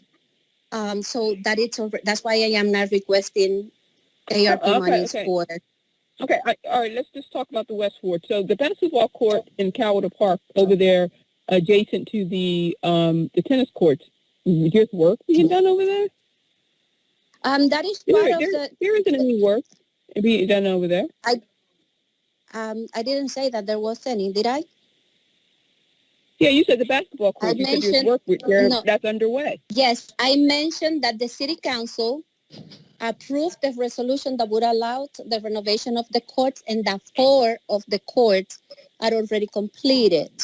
I didn't mention Cadwallader Park. I didn't mention which ones are completed. Cadwallader Park is not one of them. All right, so which one? That's what I'm asking. So which ones are completed? Okay. The 3rd Street Park, that one is completed. Wilkerson, it's completed. Cooper Field, it still needs to be painted, and 1/4 that I cannot recall which one is it, but it's not Cadwallader Park. Cadwallader Park is not even started. Okay, so when is Cadwallader Park going to be started, Maria, Director Richardson? When is Cadwallader Park, the basketball courts, and Cadwallader Park will start? When are you going to start the work on those courts? Michael Brooks, may he rest in peace, has been waiting for that forever. So I just want to know, when are you going to start the work on those courts? When I call the contractor tomorrow, I can give you a better explanation. However, with the weather right now, putting and fixing concrete is not an option. So right now we are in the process of fixing. Do you want an answer or not? Well, I do want to answer, but you're going all over the place. What are you going to be fixing on the courts over in Cadwallader Park? What's being fixed? I said that I will call the contractor tomorrow and I will give you that answer. But I also said, and I am not going all over the places, I'm giving you an explanation, that the weather right now... Councilwoman, for the sake of time, because I'm not understanding anything you're saying, for the sake of time, can you send us the scope of work that you submitted to the contractor?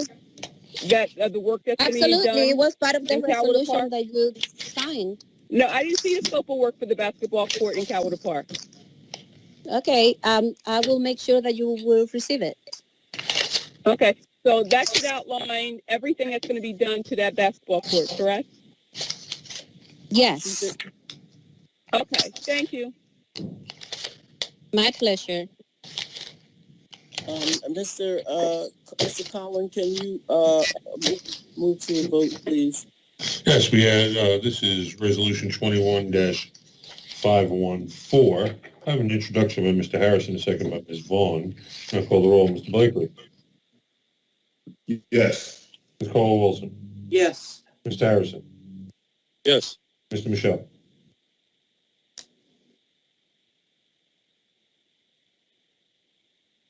Mr. Michelle, are you still here?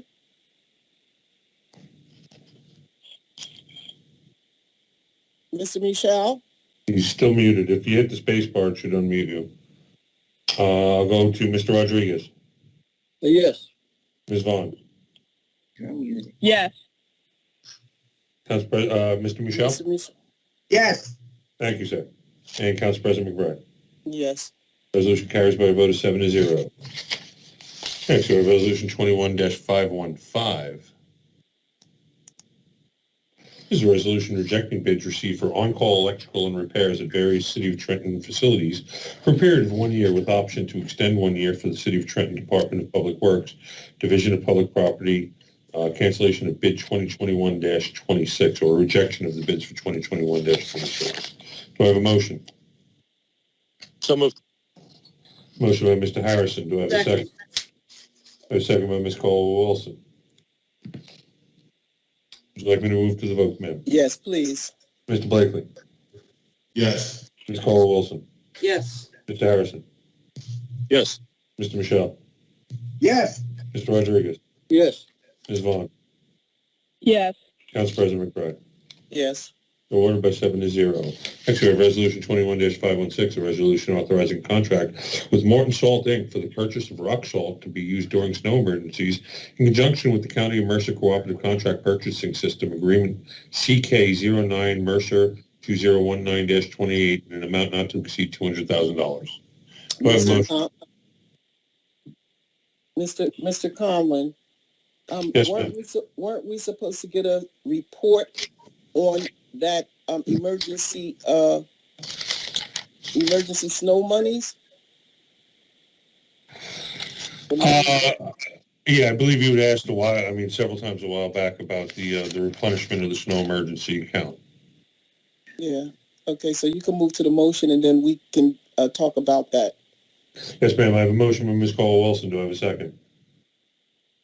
I second it. Second. I have a second by Council President McBride. Floor is open.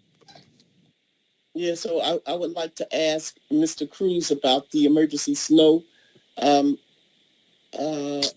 emergency snow funds that we had taken down when the pandemic came and that we are obligated to replace.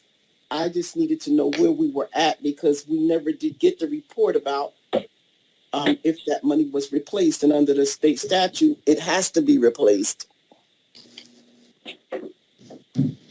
Madam President, yes, we will be putting the money back into the special fund for the winter storm. So because this $200,000 should be coming out of the snowstorm money, that's where I'm going. Well, normally, Madam President, we have operating funds that we use during the regular, and then once we exhaust our operating funds, then we go into the storm account. Okay, gotcha.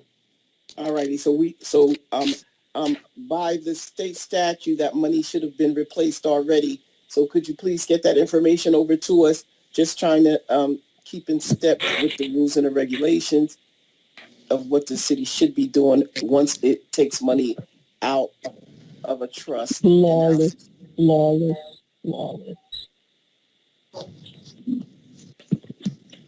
Yes, Madam President. Thank you. Mr. Collins, you may move to the vote.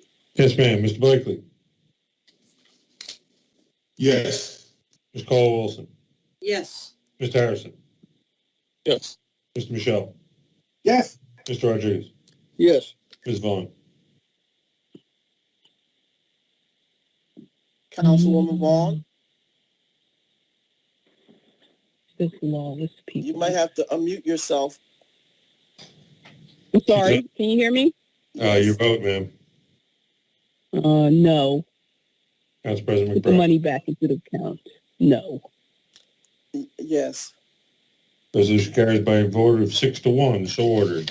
Next, we have Resolution 21-517, a resolution awarding a contract through a fair and open competitive contracting process in accordance with NJSA 19:44, Cap A-20.4 et sec to CDM Smith, Inc. for automatic meter reading, AMR, program management, Phase 1 for the City of Trenton Department of Water and Sewer, in an amount not to exceed $1,350,100 for a period of 2 years. Did we just order? 2021-01. Because I thought we need a motion. Yes, ma'am. So moved. Motion by Ms. Caldwell-Wilson. Do I have a second?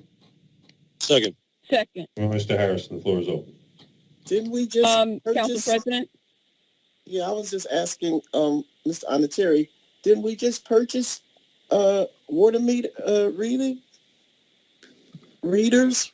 This is Mr. Lavenberg. Lavenberg. Oh, okay. Mr. Collins changed the screen for me because I was looking at the screen. I apologize. Mm-hmm.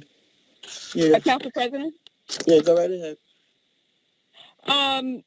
Lavenberg, my question, 1.2 million, I can't in good conscience even consider that this is for program management services, correct? Mr. Lavenberg, program management, right? Council President?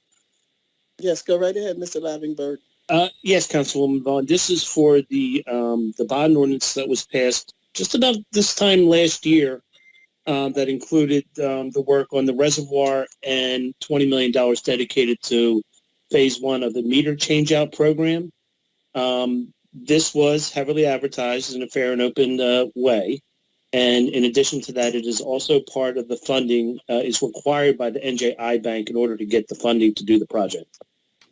Yeah, okay, so I have no problem with the project, its goals, and, installing these new meters, but why do we have to invest so much money in a project manager when we have a bunch of project managers over there working for you already? And again, Councilwoman, I really do appreciate the question, but that is a requirement of the NJI Bank, and part of the loan is that we have to. The NJI Bank is to have a project manager. Yes, that is a requirement. Yes, ma'am. This is not something. This is not something that's done in house. Do you have that? Do you have that in? Do you have that in writing? It is in writing. I'm not sure if it's in the packet that's there, but I can certainly provide that. I don't have any problem with that. Wait a minute, just for clarity. So the terms of the bond that we've gotten from where is Mr. Johnson? I got to ask Mr. Everett Johnson. I never heard of such that. I read some of the terms of the bonds that we've gotten from the NJI Bank, and never did I see anything that said that we need a program manager to facilitate anything. Never. Okay. That's the information I received. I didn't. All my life, I've never seen any terms that says that to get a bond, you need a program manager. So I need to see the terms of those notes of those bonds, and I need Everett Johnson to send that over to the council where it says that the NJI Bank requires us to hire a program manager. And how much would that program manager be contracted for, Mr. Lavenberg? That would be $1.3 million, $1,350,100. The only other bid. And what is it? We did. No. What I'm saying is, why can't you do? And what are they going to be doing for that money? They're going to be installing the meters. There will be a party that's going to be doing the installation of the meters. They will be managing this project from soup to nuts, and working with the contractor on setting up the appointments, getting into people's houses, dealing with any plumbing permits if it's necessary, and actually managing the whole program. Okay. So, and Very out similar. of all those Very similar to what we're doing professionals that, with med service lines. yeah. So, Well, yeah. say. So that's what my concern is. I mean, I don't believe. I believe that at this juncture, you have the expertise in house with all those professionals that we've done sourced from the suburbs outside of Trenton that's currently working in Trenton Waterworks from the suburbs, not from Trenton. They should be the project managers. We should not be spending any money on consultants or project managers to implement from initiation through implementation of the meters. We have that in-house right now. Okay, so I won't be voting for this. 1.2 million is way too much money, and we have the expertise here in Trenton to facilitate the implementation of those meters. Thank you, Council President. Is there any Council other President? Yes, go right ahead, Councilman Rodriguez. I think Mr. Lavenberg was going to say what I was going to ask. This same company is the one that is ripping off of money with the lead service lines, managing there also, where we have so many engineers that should be managing that. This same company that, you know, I will never vote for this.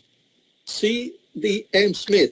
I read the background paperwork, said there were two bidders, them and another company that bid over $1 million more. That was funny because it was saying, I read a few things there saying that that didn't have to go through the bidding process. Somebody was commenting that if council agree to pay for this company, it didn't have to go through the regular RFP process or bidding process. That's what I read in the background paperwork. So I try, if I see it, I read it. And, but I have questions about this same company. They are all over now, all over. And if I'm not mistaken, although I was told no, we still have a Mr. Dave Smith working for Waterworks, who Mr. Smith is connected to CDM Smith. And there was some complaints about Mr. Smith with another company that works for Waterworks. I was working in the water reserve with one of those companies. There were some complaints from inside, something about $30,000. I don't know if Mr. Lavenberg remembers that. And I will not be voting for this. This is excessive. With this amount of money, we could buy a bunch of meters. And our own workers could replace those meters. That's not so, it doesn't take, they don't have to, the excuse of, they don't need such a huge technique or whatever. It's something new. You have to have a technician because it's going to be electronic, but it takes what, 15, 20 minutes to replace the old meter with these meters. So the basement, because mine was replaced after I bought this house not too long ago. It doesn't take an expert. And CD and Smith, they don't have to be there. If it's required by whoever the bond issuer, well, we could have our own group. Mr. Johnson, Mr. Davis Smith. We have a lot of, the ones that signed this paperwork, they could be, there was a couple of engineers named in this resolution. So why don't they be the ones to manage these projects, you know? It is incredible. CDM Smith is getting a bundle from our lead service lines projects. They are the management company there also. And that project is not over yet. You know, so that means that they are going to have two contracts at the same time in a way, because, you know, hopefully we're going to start replacing those meters as soon as possible. because the $50 million were allocated over a year ago, over 1.5 years ago. I remember because I voted no to them, and I'm going to vote no to this. Thank you. Is there any other council member that would like to speak to this resolution? If not, Mr. Conlon, can you move to the vote? Yeah, Council President, Yes, yes. I would like to know from Mr. Lavenberg, CDM Smith. Is David Smith work for CDM Smith? No, sir, he does not. Okay. Thank you very much. I don't understand tonight. Anytime you ask a question, everybody laughs about it. You're being told these things, and we're still laughing about it. Yes. Mr. Conlon, could you move to the vote? All in the family.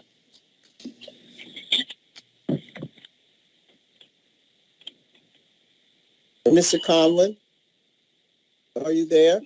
I would have to unmute myself in order for this to work. This is Resolution 21-517, introduced by Ms. Caldwell-Wilson, seconded by Mr. Harrison. Mr. Blakely. Yes. Ms. Caldwell-Wilson. Yes. Mr. Harrison. Yes. Mr. Michelle. Yes. Mr. Rodriguez. No. Ms. Vaughn.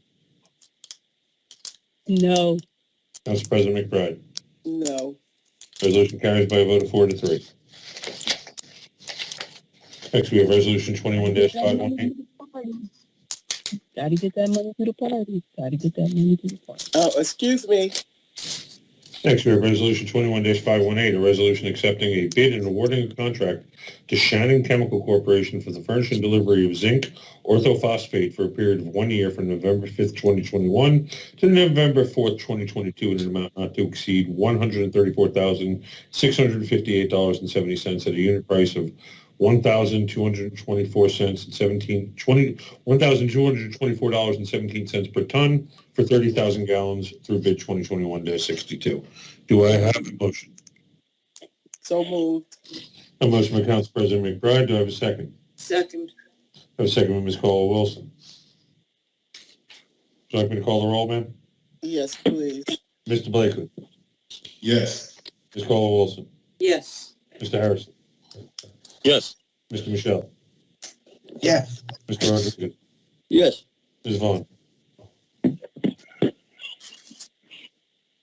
Councilwoman Vaughn, you want to unmute yourself?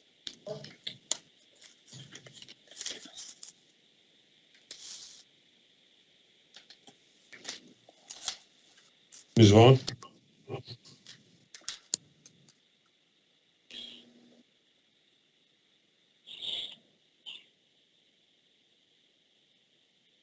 Councilwoman Vaughn, are you muted?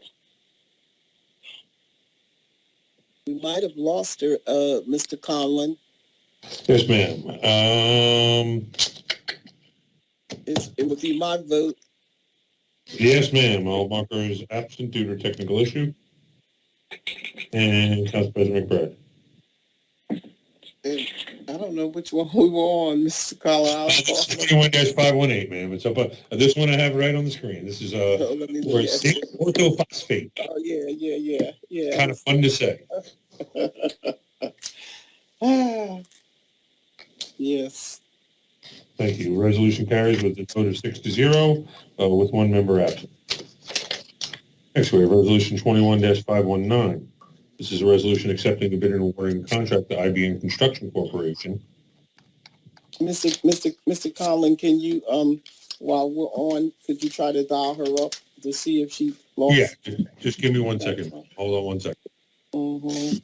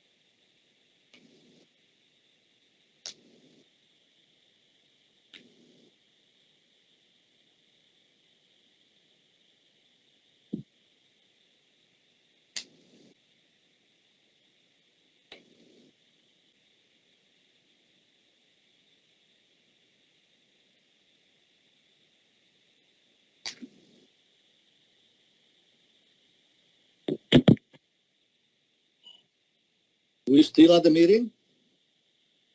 Yeah, he was just going to check to see if Councilwoman Vaughn was kicked out. Yeah, no, she was having a technical issue, so she's going to exit and re-enter, and we'll get back to her. And we can still take the vote. We can still take her vote in 518. All righty. So we're at the resolution accepting a bid at 519. We're at 519, Mr. O'Connor. Yes, ma'am, but I'm gonna wait, see, and if she wants to vote in 518. She was here for most of that. She's gonna exit and re-enter. Okay. Unless you want me to just proceed. We do have a quorum, and, but if you want to give a chance to... You could proceed, but just allow her the opportunity to vote on 519. Mm-hmm. Okay, I'll mark her absent for 518. It's a 6-0 vote. And if we proceed, we sort of go forward. This is Resolution 21-519, a resolution accepting a bid and awarding a contract to IBM Construction Corporation. Actually, can you, just 1 second, Council President. Akila, can you do me a favor? I'm going to message you and send you Councilwoman Vaughn's cell phone number because she has not yet returned. So just give me 1 second and let me do that. If you can give her a call and try to talk her through into getting back on, she seems to be having an issue. Sure, I can help her. Thanks. I'm going to send you her cell phone number right away. I'm just concerned because she didn't return right away. So she thought that somebody here had muted her, and that was not the case. I think her stuff just froze up. So I just messaged you the number. So thank you, Council President. This is Resolution 21-519. Resolution. Mr. Collins, can you hear me? I can. Yeah. Back. Okay, we got you back now. Okay, Ms. Vaughn, did you? I went to spotlight you, and I did accidentally mute you there. Can you, Ms. Vaughn, can you give me your vote on 21-518?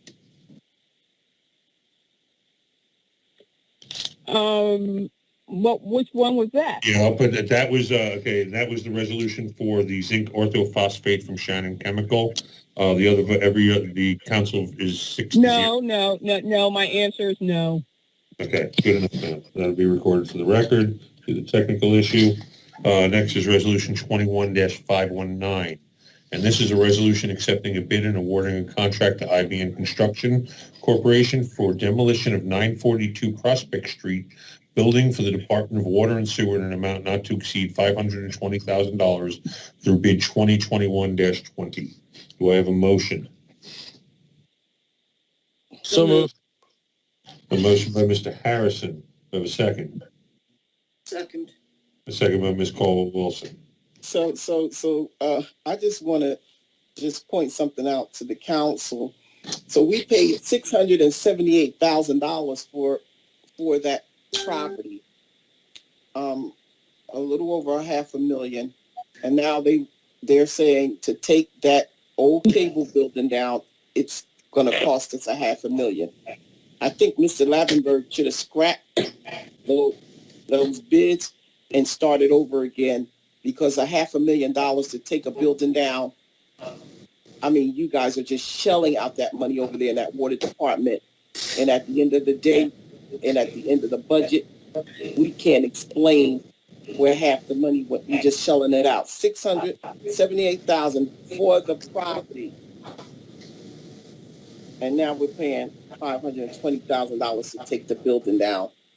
That's outrageous. It is completely outrageous. Anyways, I just thought I'd mention that. Council President? Yes, Councilwoman Vaughn. Yes. Did we move? Okay. I just want to say this is another example of we discussed this at length, that what strategy the water department was going to go with, or what approach they were going to go with regarding those water tanks. Now, they said a study was going to be done. Did we ever receive a study that was going to present us with 3 options? Mr. Lavenberg, can somebody please mute yourself? My goodness. Mr. Lavenberg, can you explain to us where was Mr. that? Collin, can you mute that person, please? So, Mr. Lavenberg, can you explain to us what happened to that study that was going to present us to the council and the city, the 3 options, whether the tanks were going to go in the area where the old cable company used to be, or whether you were going to drain the reservoir and stick tanks inside the reservoir? We never got that study. You said you were going to have that done, and actually we approved a resolution for you to have it done. What did you do with that money? Because we sure don't have a study.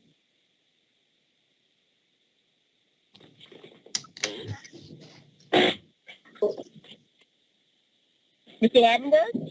Yes, I'm sorry. You got cut off. I didn't quite get Okay, I was just saying, I just asked you a question about the status of the study. You promised that you were going to give us a study of the options that the city of Trenton would have regarding those water tanks, whether you're going to put them on over there where the cable company used to reside, that building, Comcast, or you were going to put them inside the reservoir, or what you were going to do with them, and we never saw those options.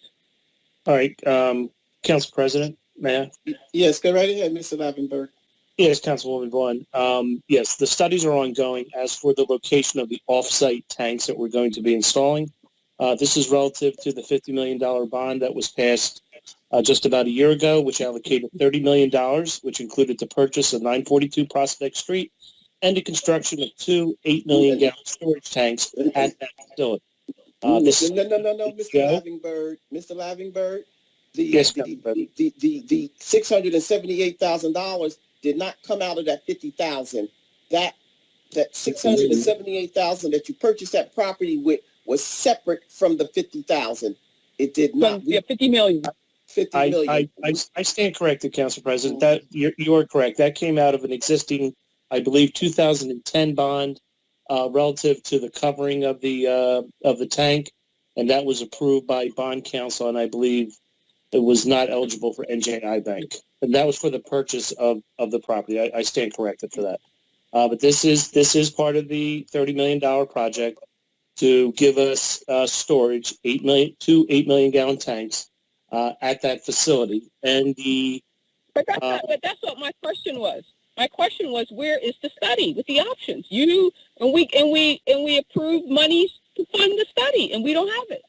Right. Yes, Councilwoman. Yes, the study is ongoing, and we are evaluating off-site locations. I would be happy to get you an update of where we are with that. I can get that for you tomorrow. No, I don't want the update. I want the study. What we paid for, Mr. Lavenberg. So I believe you were going to get Mark McDonald to do it. I believe Jacobs Engineering is doing the off-site evaluation, Councilwoman. Okay. So where is the study? That's what my question is. You don't have it. Everything that you come to this council with is underway, hasn't completed yet, and meanwhile, the money has left the city. So when is it going to complete? When its council tenure is up? In 2022? Oh, it'll be still ongoing. Man, Council President, man, they need to get off this phone because it's just like it's fleecing the city. We have no outcomes, and millions of dollars have been spent. And all they could do is come to this council, the directors, and say, it's underway, hasn't been completed yet, it's being assessed. That was almost a year ago. How long does it take an engineering company to come up with 3 options for the cover of that reservoir and those tanks? Man, I got to tell you, Mr. Lavenberg, I don't know what you're thinking, but no one on this council can be that stupid. to believe that that study is underway and we're going to be getting it. So question for me, just humor me. So when is the study going to be done, Mr. Lavenberg? When is it going to be done? When is it going to be complete? I would estimate that it would be a year from the date in which the resolution was passed, and I believe that resolution was passed in the last 6 months. Okay, so you tell me, give me a date of when the council's going to see that those options. I would have to look up For the those water resolution. tanks. I would have to look up the resolution. I wouldn't want to give you an inaccurate. Okay, so you don't have a date. I don't have the resolution, Councilwoman. Okay, Council President, thank you. I yield my time. You don't have a date. Bye. Mr. Collin, if there's no more questions, you may take this to a vote. Yes, Council President, this is Resolution 21-519, introduced by Mr. Harrison, seconded by Ms. Caldwell-Wilson. Mr. Blakely.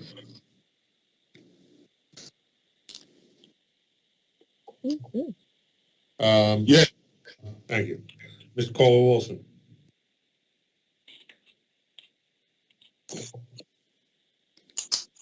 I think we lost her temporarily. Mr. Harrison. Yes. Mr. Michelle. Yes. Mr. Rodriguez. No. Ms. Vaughn. No.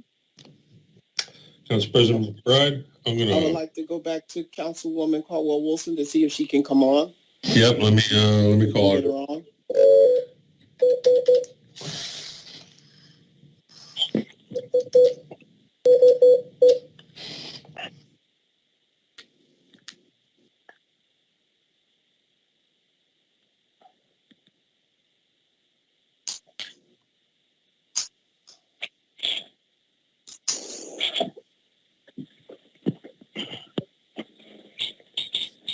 What's going on tonight to the IT department? I'm back on. You on, Councilwoman? Okay, thanks. Yes, ma'am. Your vote? This is Resolution 21-519. I'm going to abstain from this one. Oh, my God. Abstain. Yes, ma'am. I have your abstention and Council President McBride. No. Resolution fails by a vote of 3-3 with one abstention. Next, we have Resolution 21-520. This is a resolution authorizing change order number 1 of the contract with Allied Construction Group for corrosion control treatment system Phase 2 in an amount not to exceed $27,593 for a revised contract price of $720,953 through bid 2020-25. Do I have a motion? So moved. Motion by Ms. Caldwell-Wilson. Do I have a second?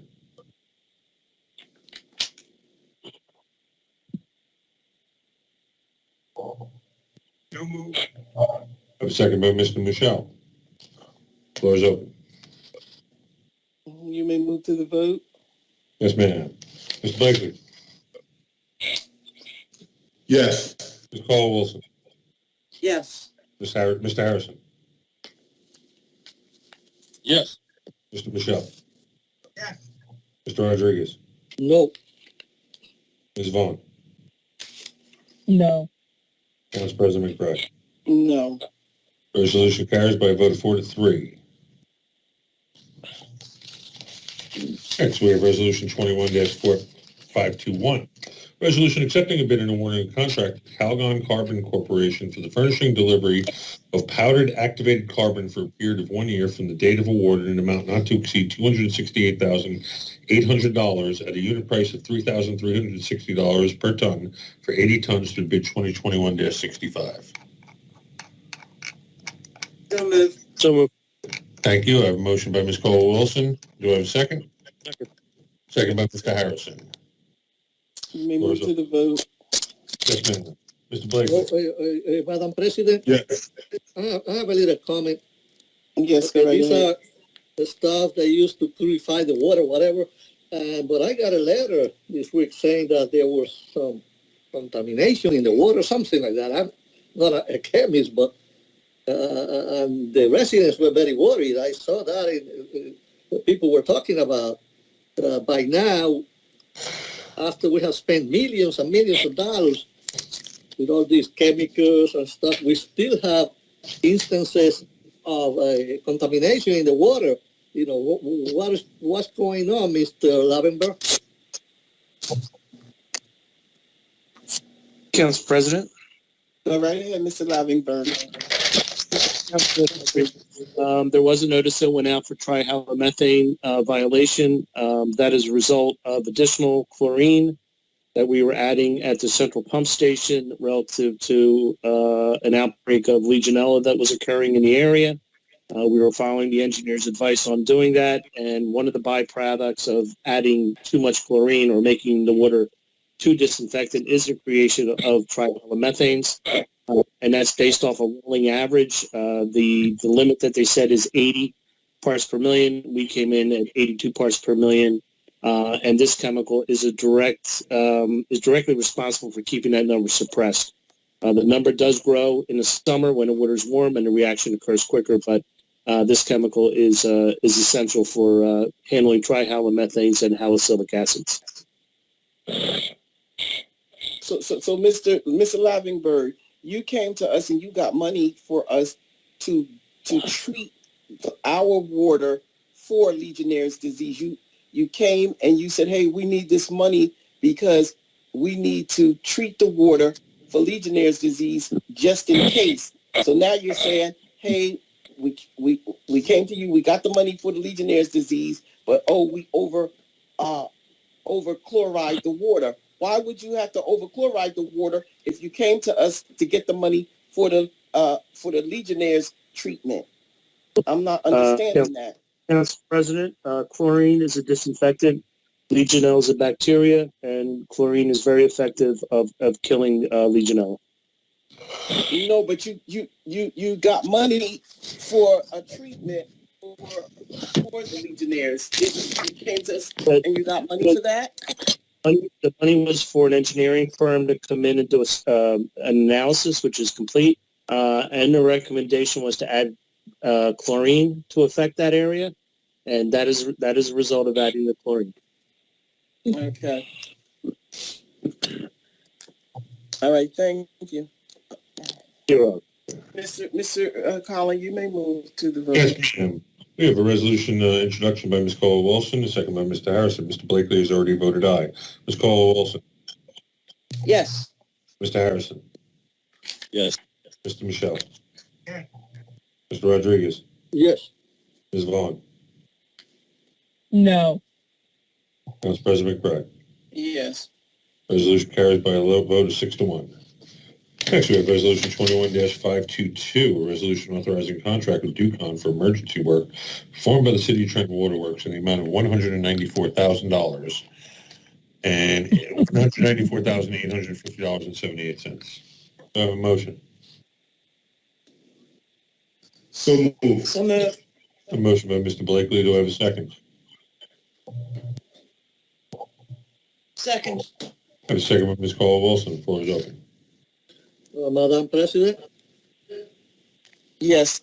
Go right ahead, Councilman. Here we go again. It's emergency contracts. But that happened back in June 26, 2021. And we just got it today. When the regulations said that those emergency contracts, they have to be in front of us 30 days after completion. 30 days after completion. I went to a training 3 years ago, and that's what we were told. 30 days, within 30 days, those contracts have to be in front of the City Council. But this was in June, and there's two more of these, the next two resolutions, the same thing. You know, what is going on? You know, why can't we get these emergency contracts on an emergency basis so that we could get them soon after the job is done, not 6 months, 7 months, 8 months, a whole year sometimes 2 years afterwards we have been getting this contract. You know, things are not changing in waterworks. The same thing over and over and over. That's all I have to say. You may move to the vote. Yes, Council President, this is Resolution 21-522, resolution authorizing contract with Ducon for emergency work performed by the City of Trenton Water Works in the amount of $194,850.50. Mr. Blakely. Yes. Mr. Caldwell-Wilson. Yes. Mr. Harrison. Yes. Mr. Michelle. Yes. Mr. Rodriguez. No vote. Ms. Vaughn. No. Council President McBride. No. Resolution carried by a vote of 4-2 with one no vote. 4-2. Next, we have Resolution 21-523, resolution authorizing contract with Ducon for emergency work performed at the City of Trenton Water Works in the amount of $128,783,222. I have a motion. So move. Motion by Mr. Blakely. Do I have a second?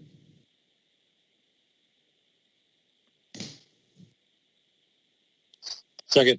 Second. Second by Mr. Harrison. You may move to the vote. Yes, ma'am. Mr. Blakely. Yes. Ms. Caldwell-Wilson. Yes. Mr. Harrison. Yes. Mr. Michelle. Yes. Mr. Rodriguez. No vote. Ms. Vaughn. No vote. Council President McBride. No. Resolution carries by a vote of 4-1 with 2 no votes. Next, we have Resolution 21-524, resolution authorizing contract with Ducon Inc. for emergency work performed for the City of Trenton Water Works in an amount of $44,490. Do I have a motion? So moved. move. Mr. Blakely was first to the gun. Do I have a second? Second. Second by Mr. Caldwell-Wilson. Would you like me to move to the roll, ma'am? Yes, please. Mr. Blakely. Yes. Ms. Caldwell-Wilson. Yes. Mr. Harrison. Yes. Mr. Michelle. Yes. Mr. Rodriguez. No vote. Ms. Vaughn. No vote. Council President McBride. No. Resolution carries by a vote of 4-1 with 2 no votes.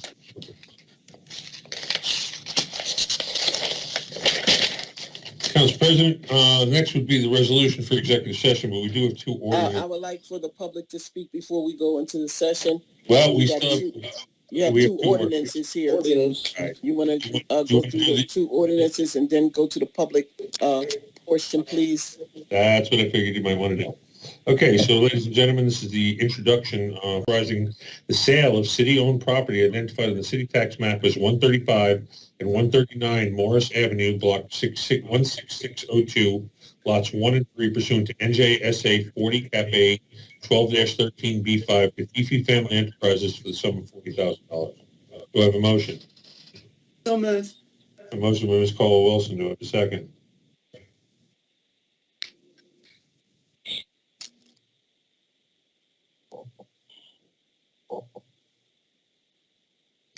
Second. I have a second by Mr. Michelle. Council President? You may move to the vote. Yes, ma'am. Mr. Blakely? Yeah. Ms. Caldwell-Wilson? Yes. Mr. Harrison? Yes. Mr. Michelle? Yes. Mr. Rodriguez? No vote. Ms. Vaughn? No vote. Council President McBride? No. Resolution of the public hearing is set with a vote of 4-1 with 2 no votes. Public hearing will be November 30th, 2021. Next, we have ordinance 021-28. This is an ordinance authorizing the sale of temporary easement within the city-owned real property designated on the city tax map as block 11103, lot 2.01, pursuant to NJSA 23-6 and NJSA 40 Cap A 12-13B1. The State of New Jersey Department of Transportation for the sum of $5,000. I have a motion. So move. Motion by Ms. Caldwell-Wilson. Do I have a second? Second. Second by Mr. Michelle. To set the public hearing for November 30th, 2021. Continue to the vote. Yes, ma'am. Ms. Blake? Yes. Ms. Caldwell-Wilson? Yes. Mr. Harrison?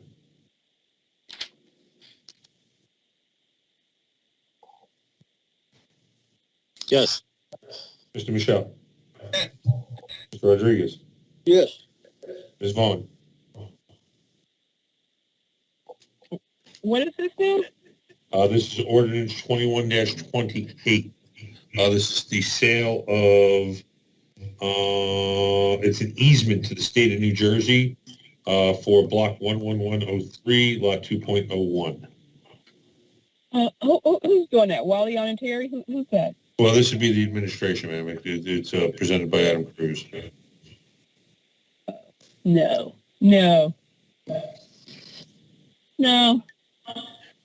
I said no. Yes, ma'am, I got you. Council President McBride. I'm abstaining. The public hearing is set for November 30th, 2021. Council President, you indicated you'd like to proceed to the portion next. Is that correct? Yes, please.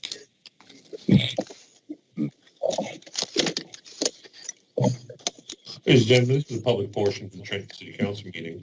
You may speak on any topic you desire. Please remain respectful with the lines of decorum. Robert's rules do not allow you to actually attack any specific council member. We ask that you do stick within Robert's rules as what we follow here. You have 10 minutes to speak. If you wish to be recognized, please raise your hands now. I will seek out some verbal comments for people who cannot raise their hands. Council President, we have Mr. Paul Harris first. Go right ahead. Yeah, hi, good evening. I just wanted to speak about Resolution 20-668. This was cleared by the union, and I did want to thank Council President for bringing the fact that we did review this. We officially have 13 holidays. Federally, there's 10 holidays. In the cursory glance of current regulations, there's nothing that says that any private entity, local entity, county, or state government are obligated to provide federal holidays. So I want to make that crystal clear. I think when Mr. Kaloji and administration do their research, they'll come to that conclusion as well. But just so we're all on the same page, every single year this is reviewed and accepted. 13 holidays is what we have. 13 holidays is what we want, not 10. And we agreed to Juneteenth, not Columbus Day. So again, I thank Council President for bringing up the fact that the unions have negotiated this. And I hope that when it's brought back on the 30th, it's voted on and we can move past this. Thank you. Thank you. Mr. Conlon? Council President, next we have Mr. Steve Wilson. Yes, Mr. Wilson. Council President, Steve Wilson, Acting Director, Trenton PD. I'd just like to introduce Captain John Zapley to talk a little bit about our radio project. No, Mr. Wilson. This is for the public comment, Mr. Wilson. This is not for a presentation from your department. That's unacceptable. Just a little summary, if I may. Thank you, Mr. Wilson. This is for public comment, Acting Director. Okay. On the city's website. Council President, next we have Ms. Sherry Garrett.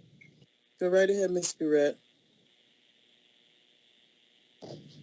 Thank you, Council President and the council body.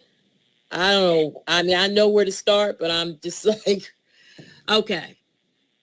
Again, with these properties, the second reading for 21026 and for the first reading for 2127 and 2128,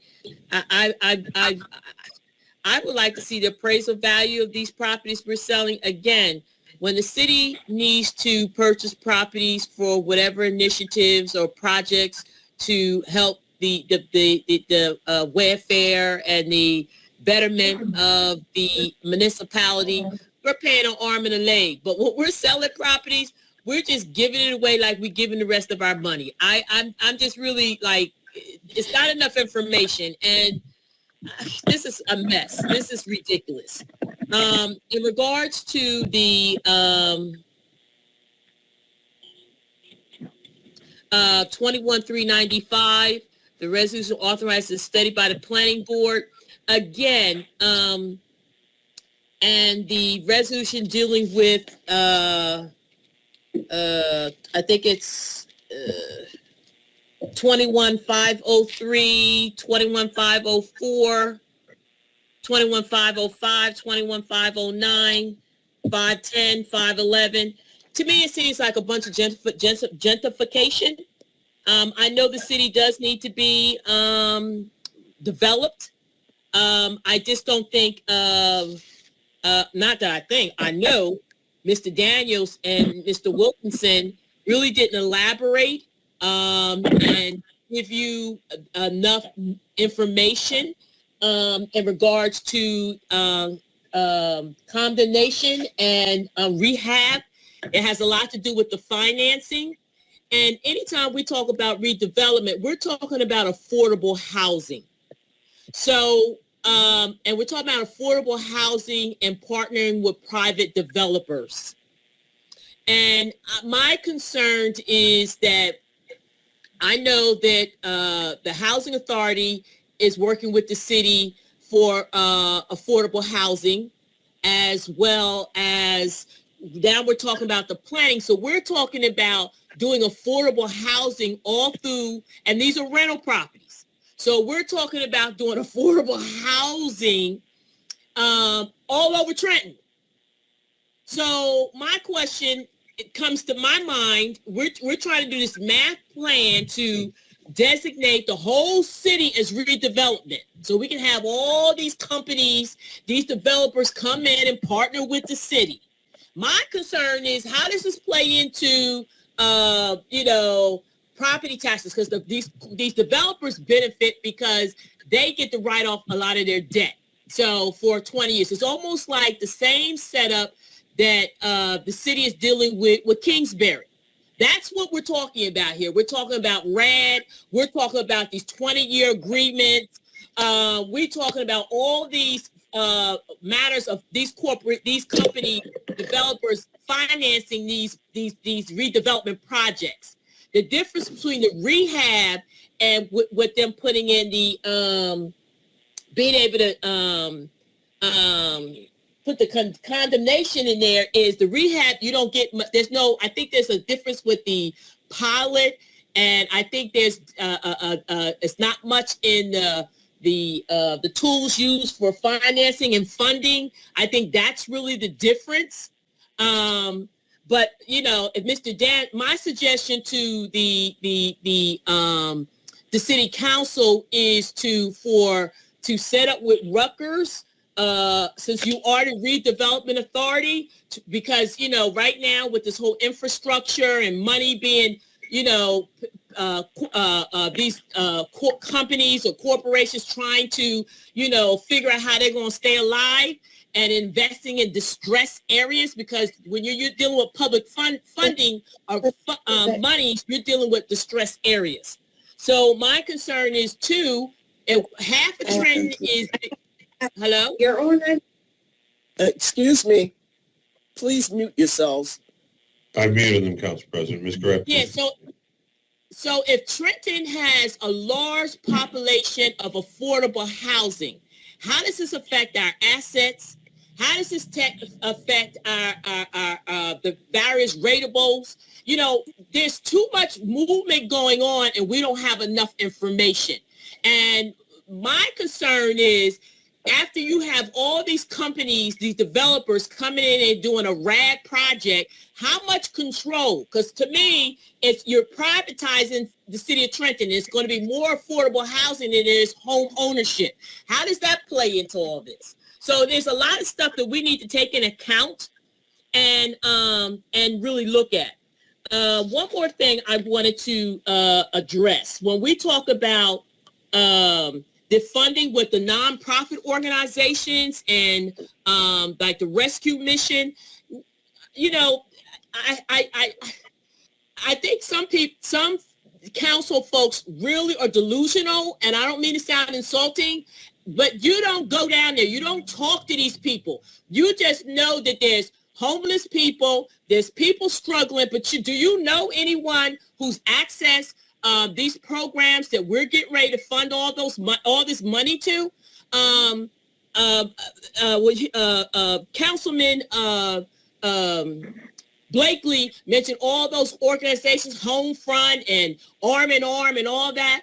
Most of these nonprofit organizations, they're not, I'm sure we all know, are not for-profit organizations. They're for nonprofit. They're for jobs. So most of this funding that you are allocating to these nonprofits, which we should have a breakdown of, how much of that funding is going to salaries? How much is that funding going to operate for operating, or how much is going, and how many per person within Trenton are you servicing or have service, and how much of that service of that money is going to be allocated for the services to those people that will become clients? How much is that going to be? How is that going to affect? We keep talking about we have all these nonprofit organizations and we don't see no change. I guess not. Only change is happening is these nonprofit organizations getting, probably the executive director is probably making $200,000, $300,000, $400,000 a year. That's not including his senior management. So the size of the money that goes out into the community is very small.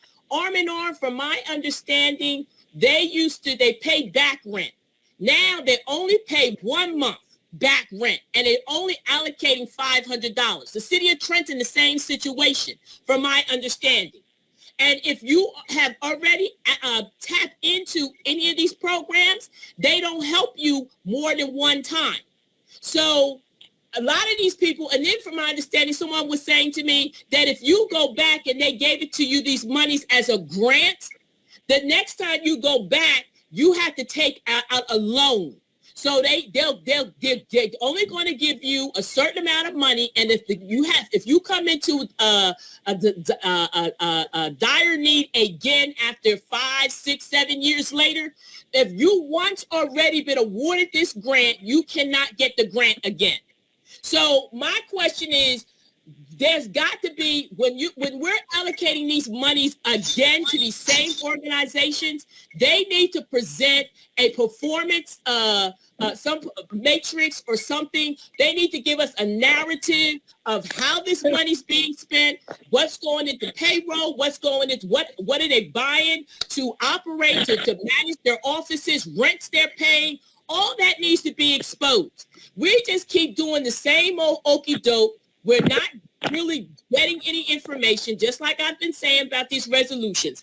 Not to get harp on that, and I want to close up on the resolutions that's put up forth for Trenton Waterworks. Again, I've been saying the same thing. I don't like to do the I told you so type thing, but it's still going down. To me, it sounds like once we started closing off the reservoir, putting in these daggone tanks, we're paying a lot of money, more money, that we're using more chemicals. Now we're dependent on the Delaware River for our water. So something got to be reevaluated here. We're spending a lot of money with Trenton Waterworks. I personally think we need to call the Office of Inspector General, because something is not right here. We haven't even got the forensic audit yet. Like you said, we spent $678,000 for a property, which we should have did eminent domain to take, because it was for the benefit of the residents, the water. But we paid for the property, and now he's asking for $500,000 to tear it down. What kind of nonsense is that? Like, this is ridiculous. Like, this is robbery. Like, some of these, like I said, I'm coming closer. Some of the council people, some of these resolutions that you are passing it just seems like you're cutting back deals or something. I'm not saying that's happening, but that's what I'm looking at. Because I don't get it. Because you keep passing doing the same old okie doke some of you have been doing for years. Come on now. Thank you. Mr. Conlon.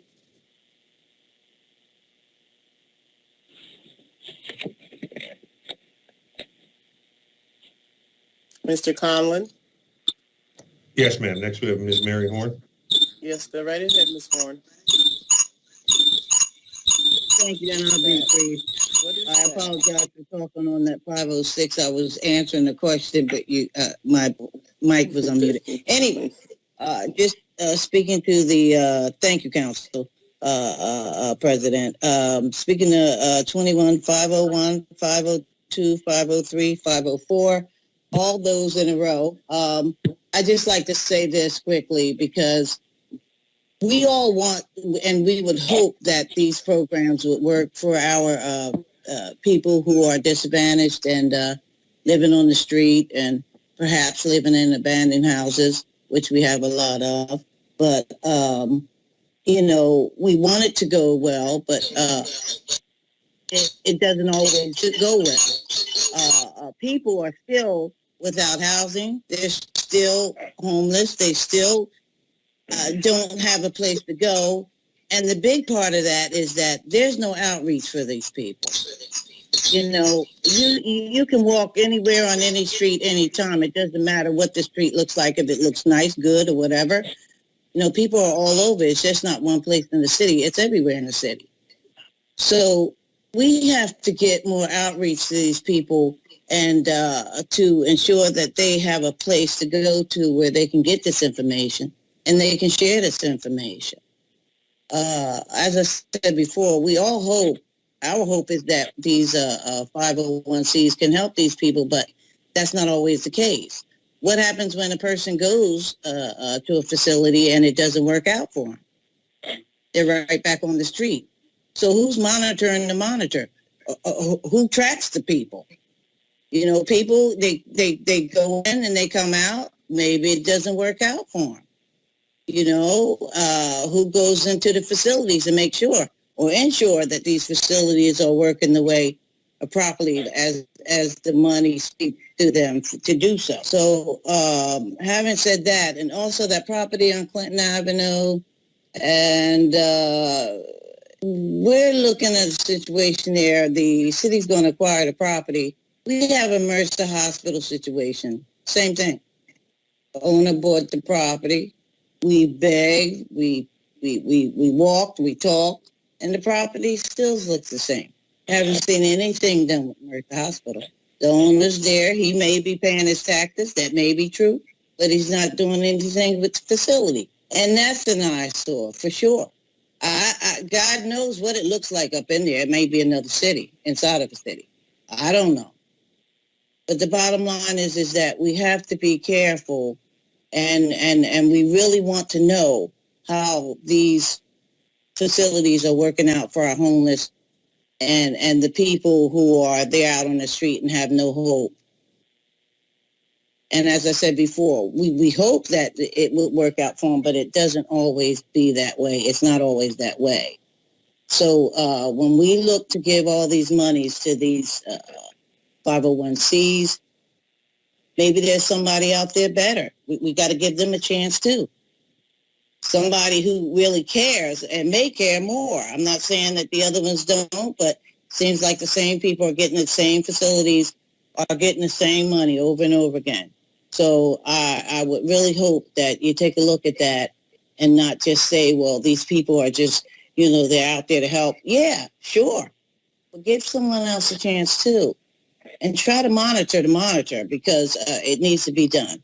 And that's all I need to say tonight. And thank you so much. Good night. Good night.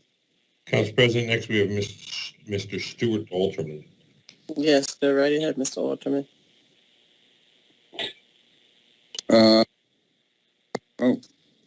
Good evening, Council President and members of Council.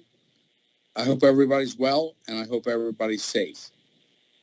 Tonight, I'm going to discuss what I attempted to discuss some time ago, which was last week or 2 weeks ago, about the radio situation with the Trenton Police Department.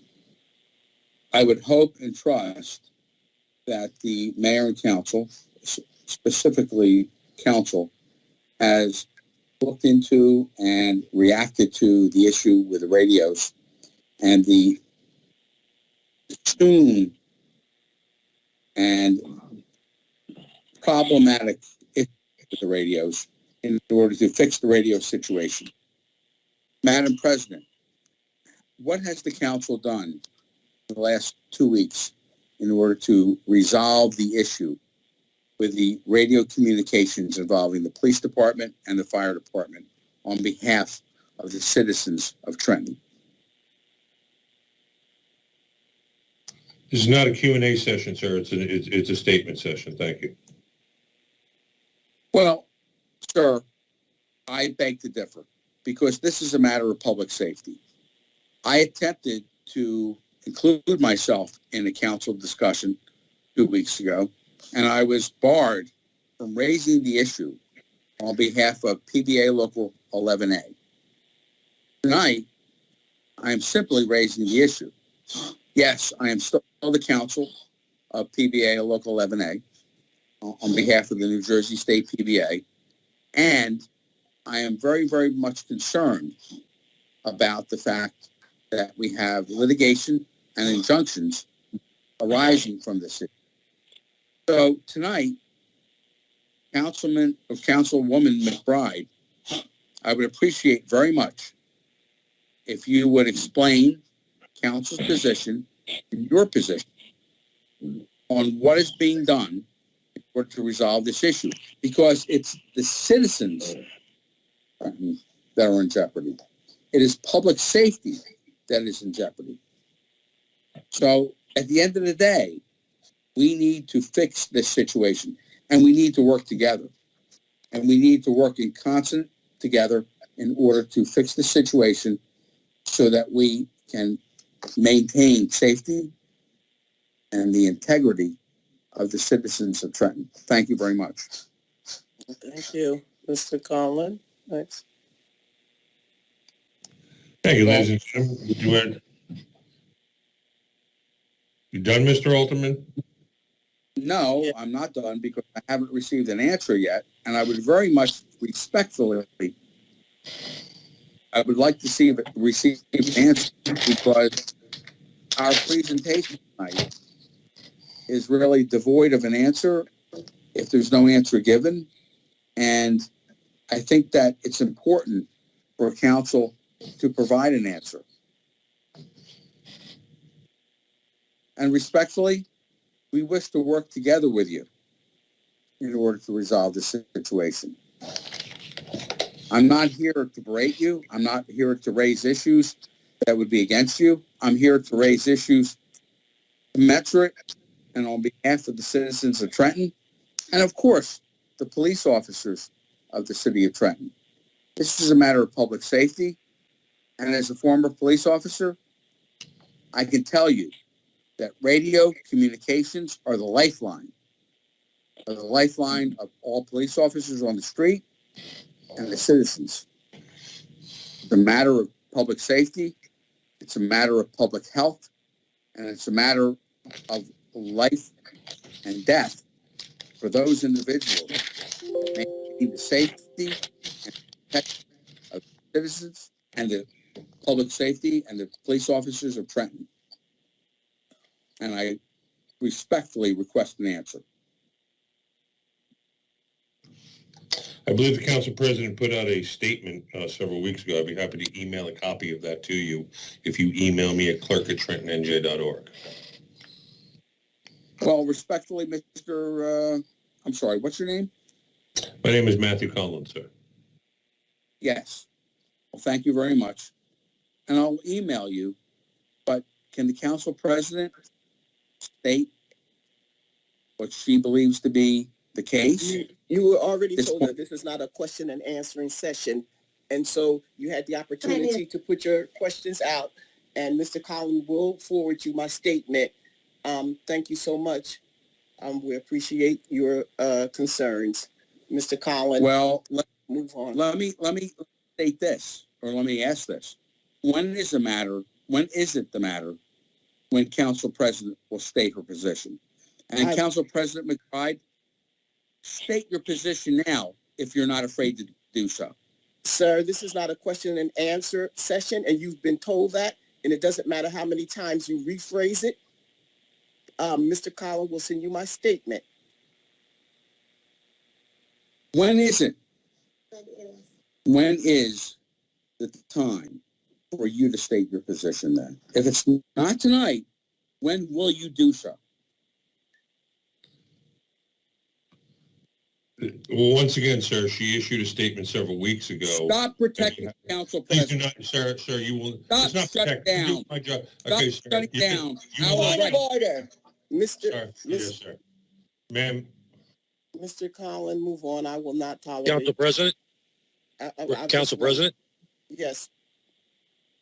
Council President, when are we going to be talking about the radio room? It's a major concern in the city. When are we planning on doing that? Mr. Harrison, this is a public session. The gentleman had an opportunity to speak. Now we're going to move on to the next public comment. And Right, but Council I'm asking President, you, you're a coward. when You're do a we plan on coward. action? Okay, When do I we think plan you on- better yeah, cool it. sir, that was completely and totally inappropriate. Please do not. Okay, so I'm sorry, sir. I'm going to have to. Thank you. Ladies and gentlemen, we apologize for that. Does anybody else wish to be heard by the Trenton City Council tonight? Yes. Can you hear me? Yes, Faith Ann Pearson? Yes. My questions, I know the ordinance 21-394 was asking the American Rescue Plan to give the city $4 million for the Olden Avenue, Arctic Parkway major water main break. I noticed also you have 2 additional resolutions passing tonight, and I was wondering, is that coming out, the money coming out of that rescue plan for those 2 resolutions? Or is it in addition to? I don't understand. Ms. Pearson, if you email me the question tomorrow, I'll try to get you an answer from the finance office. If you email me at clerk, CLERK, at TrentonNJ.org.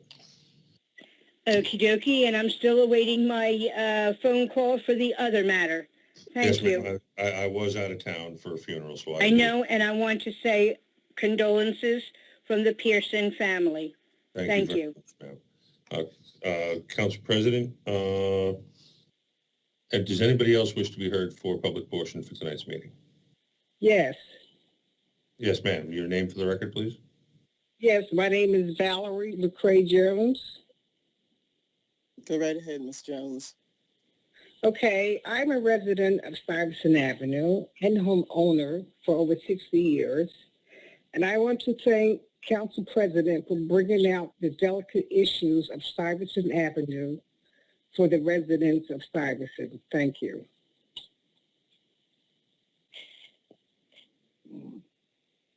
That's it.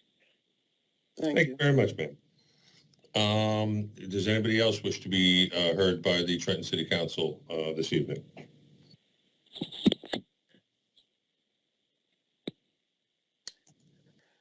Hearing no one else, I move to adjourn the public comment. I have a motion by Council President McBride to adjourn public portion. Do I have a second? To end public portion, to close it. Second. I have a second, Ms. Caldwell-Wilson. All in favor of closing public portion? Aye. Aye. That's 4. Any opposed? Seeing none opposed, public portion is closed. Council President, would you like me to move to the executive session resolution? Please. This is Resolution 21-525, authorizing the City Council of the City of Trenton to hold an executive session which excludes the public. Be it resolved by the City Council of the City of Trenton, this body will convene an executive session in the City Council Conference Room, City Hall, that will be limited to consideration of an item or items with respect to which the public may be excluded pursuant to the Open Public Meetings Act, NJSA 10:412B7, pending or anticipated litigation or contract negotiation herein, in which the public body is or may become a party, or matters falling within the attorney-client privilege, to the extent confidentiality is required in order for attorney to exercise his ethical duties as a lawyer.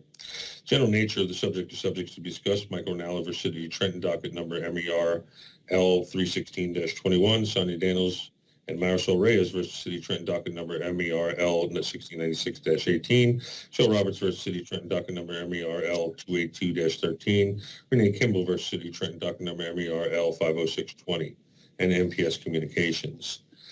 Stated as precisely as possible, the following is the time when the circumstances under the discussion conducted at said meeting can be disclosed to the public.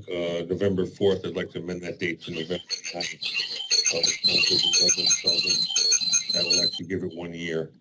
Or when the need for confidentiality no longer exists, whichever is later. The public is excluded from said meeting. Notice sent all in accordance with Section 8 and 4A of the Open Public Meeting. What is that, Mr. Conlon? Can you unmute? Okay, do I have a motion? So moved. A motion by Mr. Wilson. And ma'am, that's as amended for the November 9th date. Ms. Caldwell-Wilson. Yes. Yes. Thank And you. I say. I have a second by Council President McBride. I'll call the roll. This is as amended.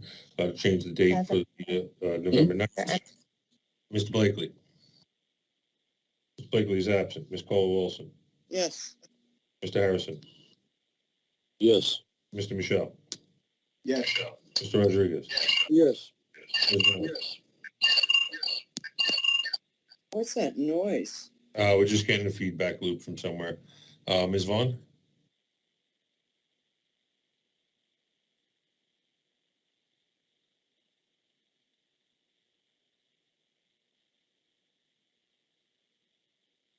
Ms. Vaughn, to go to executive session?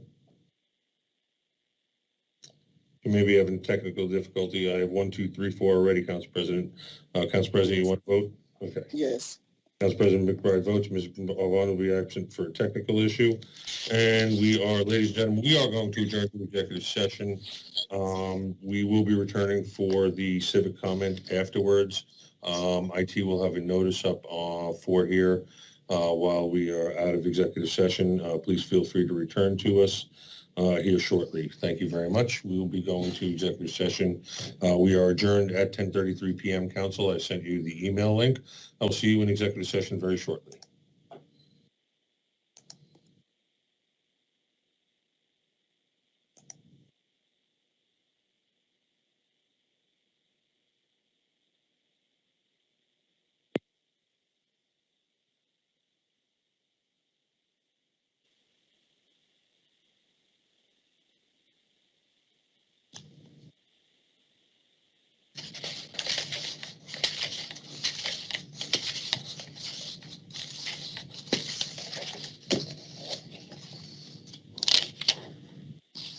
Hello?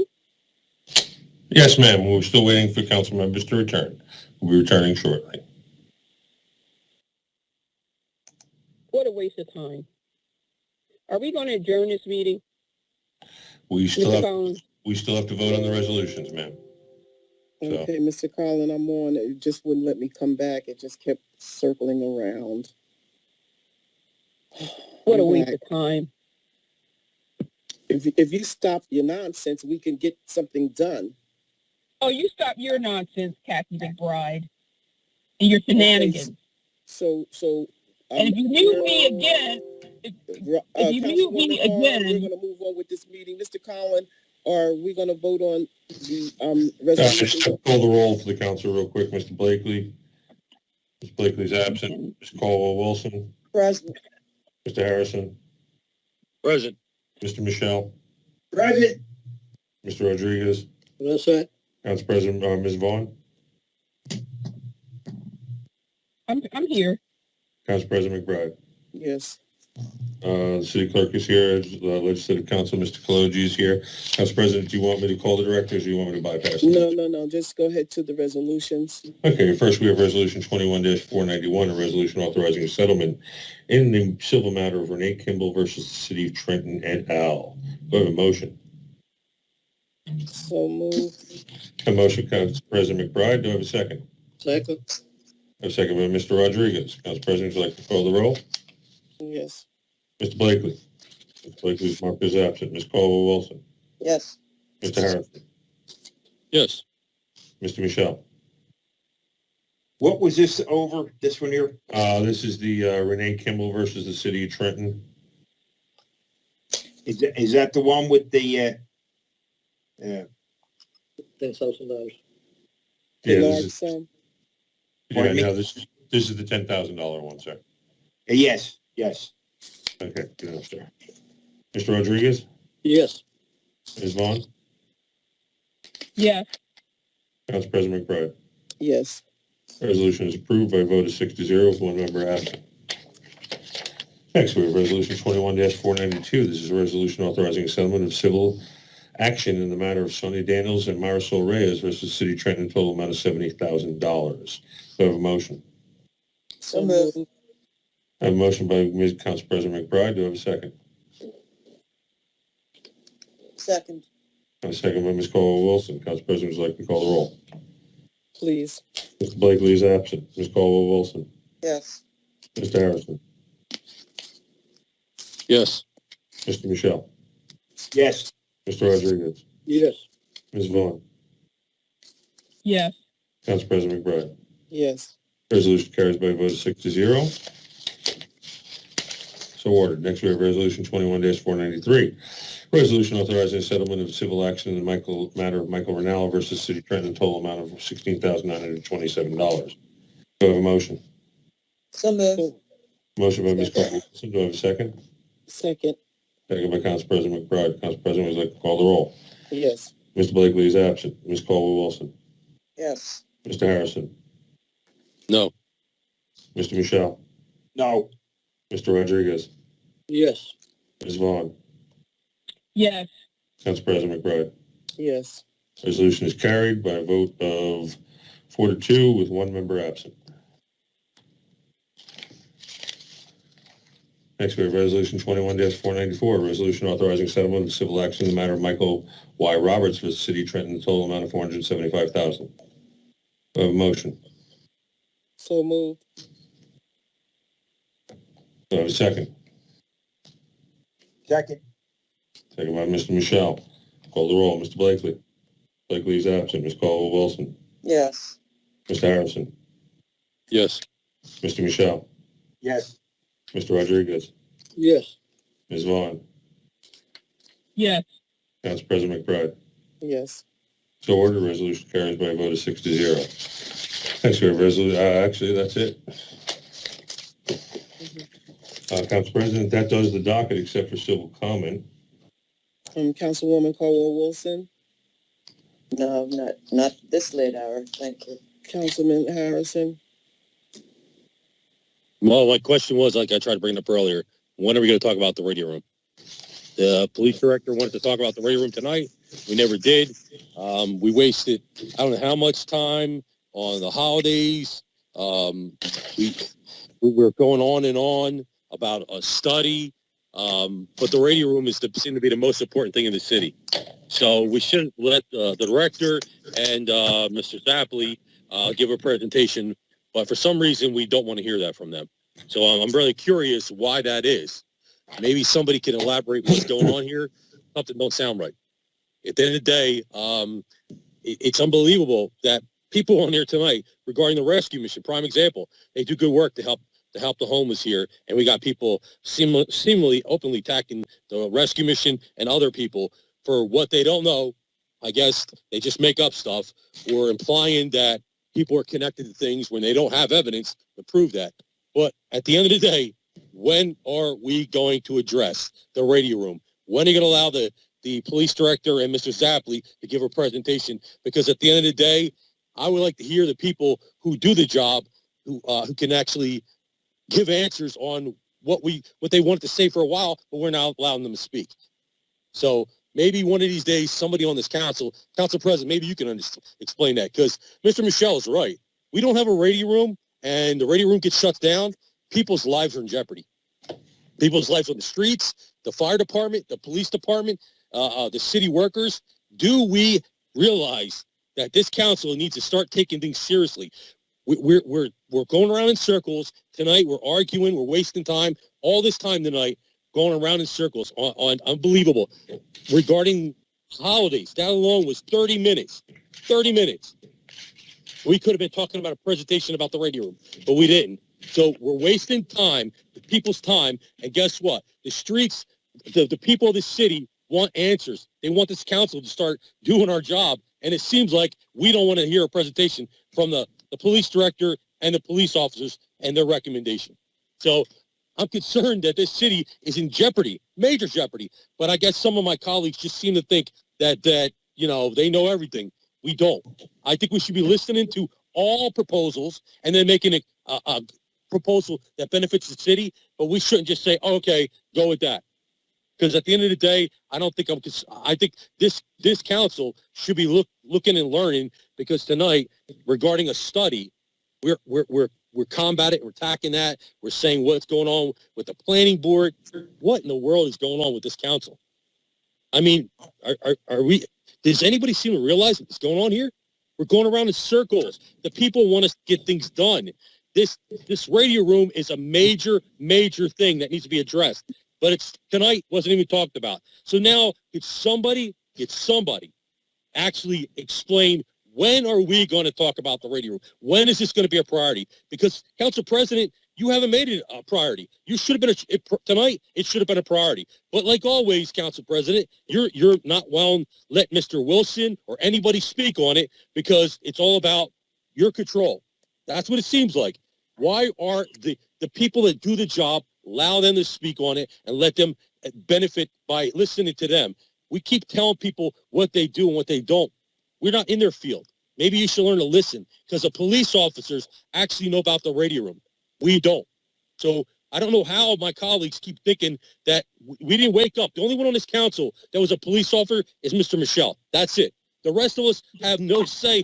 We can't even imagine what it means to be a police officer or a firefighter or these city workers who are out there who need a radio system.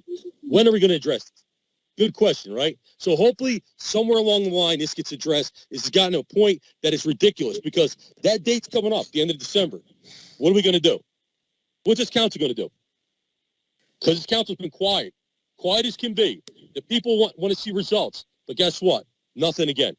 Another council meeting goes by, don't talk about the radio room, going around in circles, around in circles, around in circles. So I don't know, Council President. At the end of the day, you keep talking this about fairness, then we should listen to all proposals. All proposals. That's what we should be doing. But again, you shut that down because you don't want to hear that. This is why the people of this city are so upset, and they should be upset. This council is out of control, and we don't seem to get it in our head. When you're attacking the rescue mission, you might come back to reality. Those people work hard every day to help the homeless on the streets, and they're doing God's work by helping people out there, and they're helping people who need help. Here we are attacking people like that. It's embarrassing. So I hope that one of these days we decide that we're going to take being on this council seriously, because I'm sure, I don't understand if you are taking it seriously. This radio issue is a huge problem, and we haven't been talking about it. So when are we going to do it? Crickets, right? Crickets again. It's embarrassing. It's embarrassing that this council has not been doing what we're supposed to be doing. We're not doing our job, and we're holding the city now, and now we have a radio room crisis. And what are we going to do? You going to blame that on the county? You're going to blame it on the mayor? When this council doesn't want to hear proposals, we don't want to hear proposals. That's what it seems like. Then how in the world can we fix the problem? Good question. See, we got multiple questions here, but it seems like everybody's always quiet. So, I can't wait to hear you guys talk about the same thing you always talk about: corruption. Where's that forensic audit at? That's another thing. Where is that? We spent all that money for the forensic audit. When is it getting released? When is the public going to see that? Right, Council President? When's that coming out? When is the forensic audit going to be released to the public? The public should see what's in that forensic audit, right? Why shouldn't it be released? No forensic audit? When's that coming up? The information regarding the forensic audit, are we ever going to get that? You guys all wanted that. I agree with you. Let's do it. The forensic audit. It's over now. So where's the documents regarding the forensic audit? How in the world can this council keep talking about corruption and we have a forensic audit and we don't want the people to see it? Little question there, ain't that? You gotta start questioning yourself. Why is that? Where is the forensic audit? Huh? Why does the council not have that information? Again, goes around in circles, around in circles. Some of you on this council know, everybody knows, everybody in the city knows what's going on. It's ridiculous that this has become a political battle, and that's what this is. Everybody sees it. Everybody knows it. But at the end of the day, you know what? The answers are right there in front of you. Everybody sees it. Are there people in this city that are working for you, or are they working against you? There's a lot of people on this council working against you. Just remember that, people. Remember that. They are. Because if they did, they wouldn't be attacking the rescue mission and everybody else under the sun. Because that's all they seem to do. Attack everybody. Everybody's corrupt. Everybody's illegal. Everybody's doing something corrupt, wrong. But this council seems to be okay with not addressing the radio room or this forensic audit, which I hope we're going to get it sometime before November of next year. I hope we get it by then. All right. But thank you anyway, everybody. Just remember, at the end of the day, the radio room is a major concern. When is this council ever going to address it? It seems like this council doesn't. Council President, it's going to fall at your feet. You're the council president. It should be on here on the docket. But again, you met tonight. You said tonight, you pulled stuff off the documents. Proving my point, you've been pulling stuff off the documents for a long time.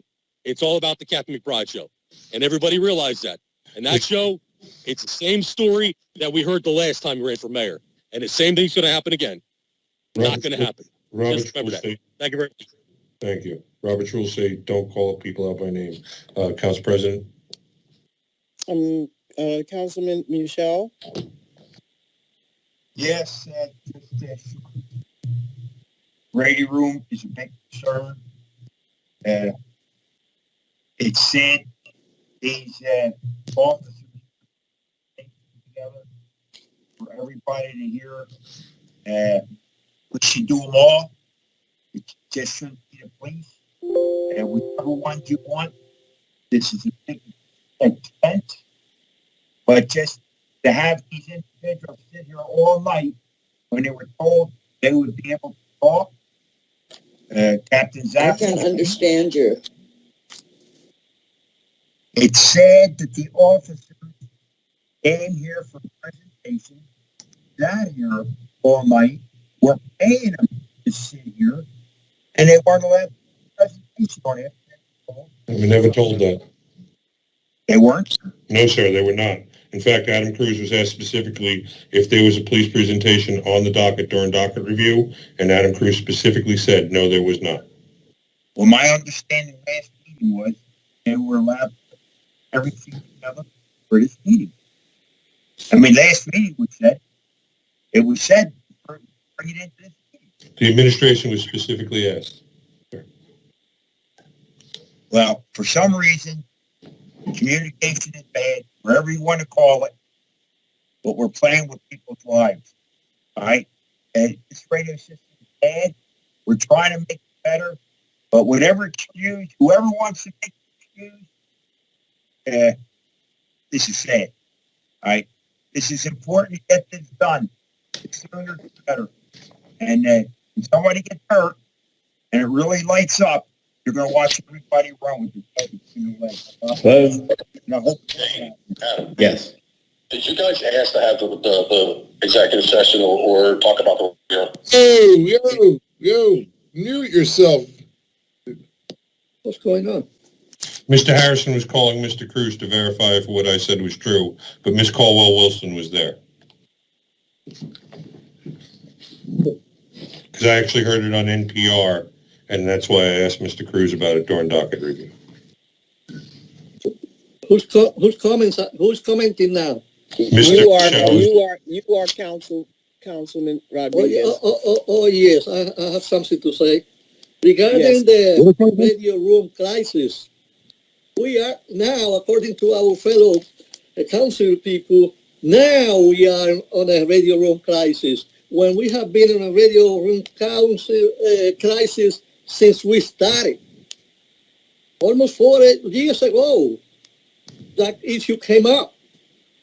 Nobody said anything. They kept on paying that company that, according to that study, had 345 violations. I was told 2 weeks ago, I was told by the captain that is running the radio room now that, there's no complaints. Everything is running smoothly there. But it was found that there were 345 issues with the radio room within the last year and a half or so. Back then, for our city council members, that wasn't a crisis. When I used to talk about it, that wasn't a crisis. Now, not talking about the presentation. I saw the presentation. It was sent to me about 4:30 or 4:30 this afternoon. Almost at 5, I got it from Director Wilson.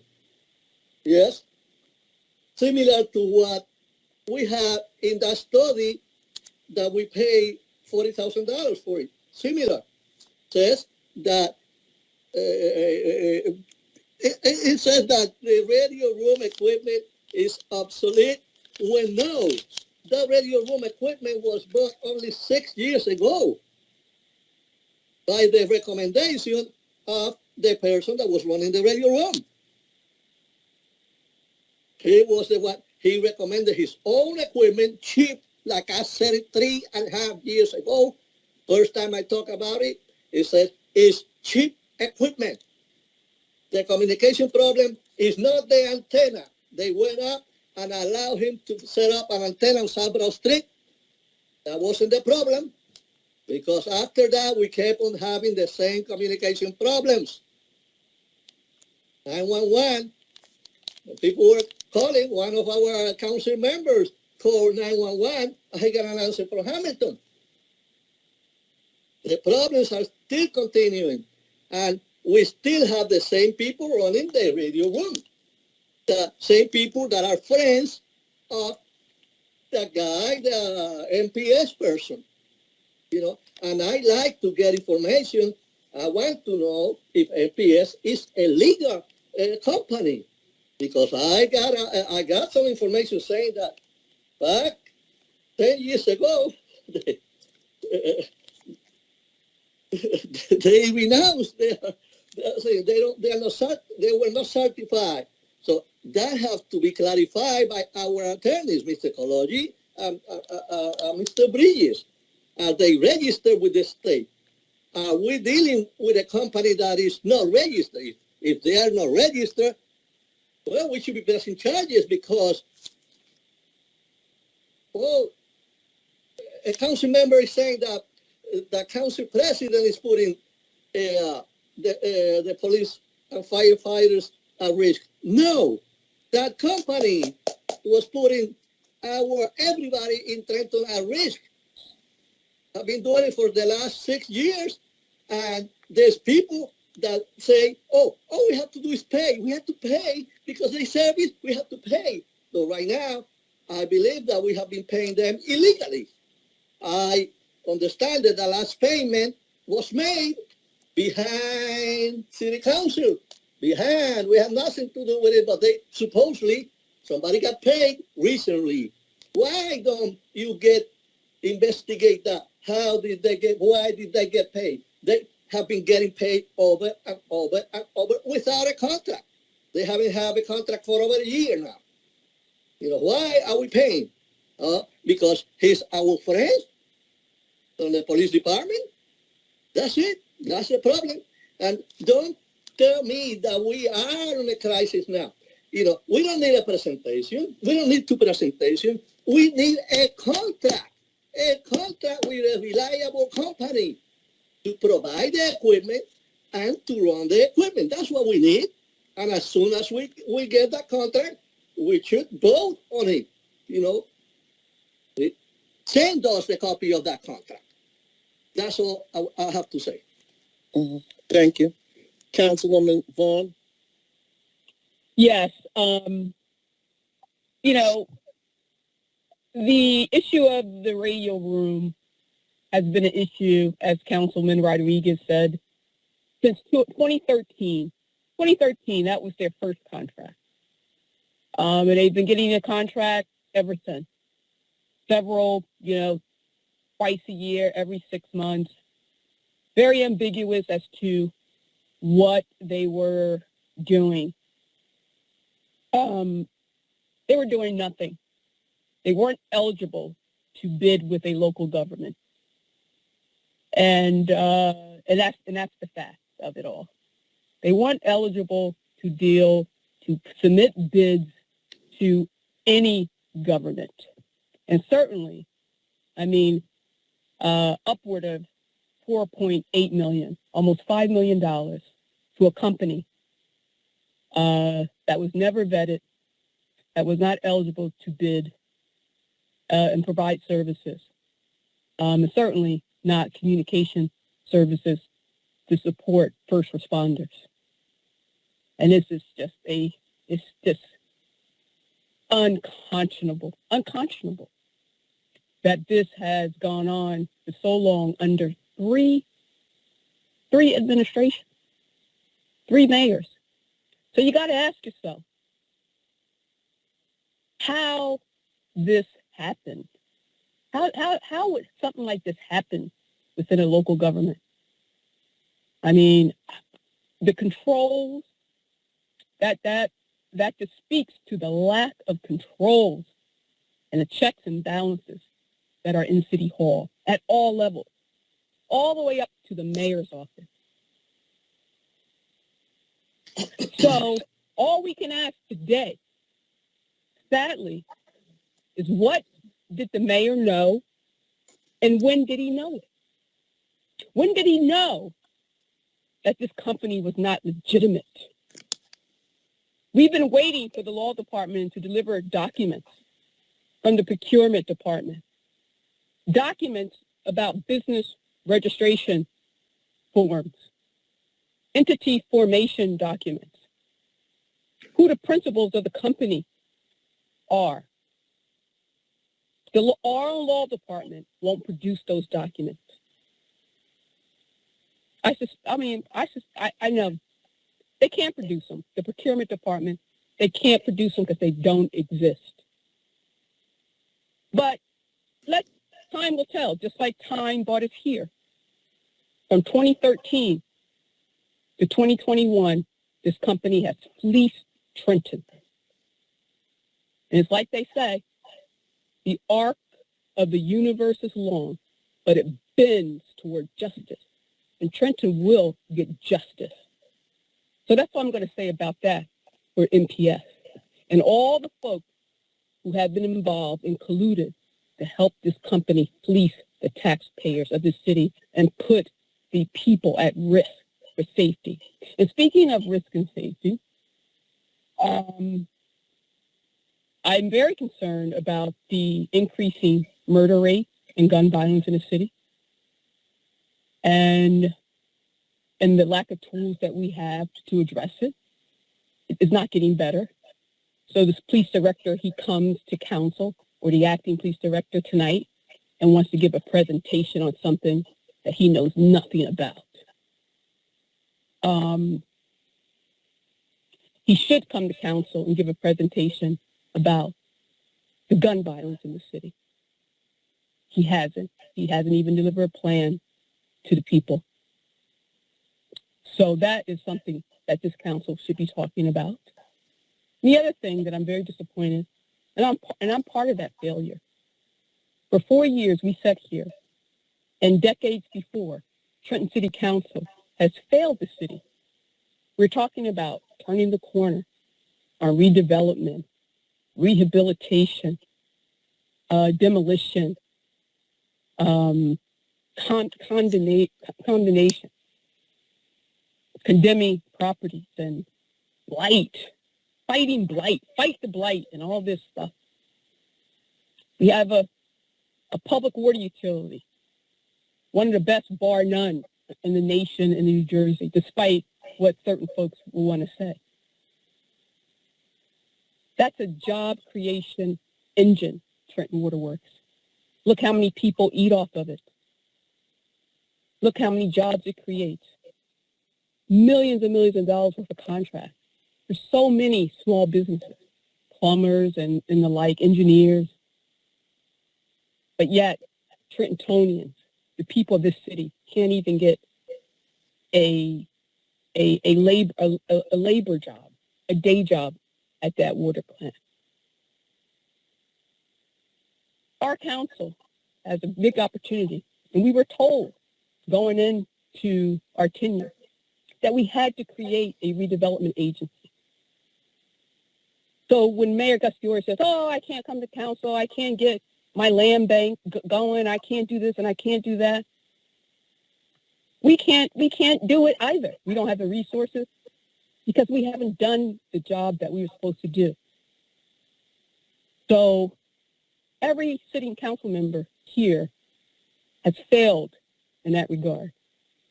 We can't do anything with redevelopment.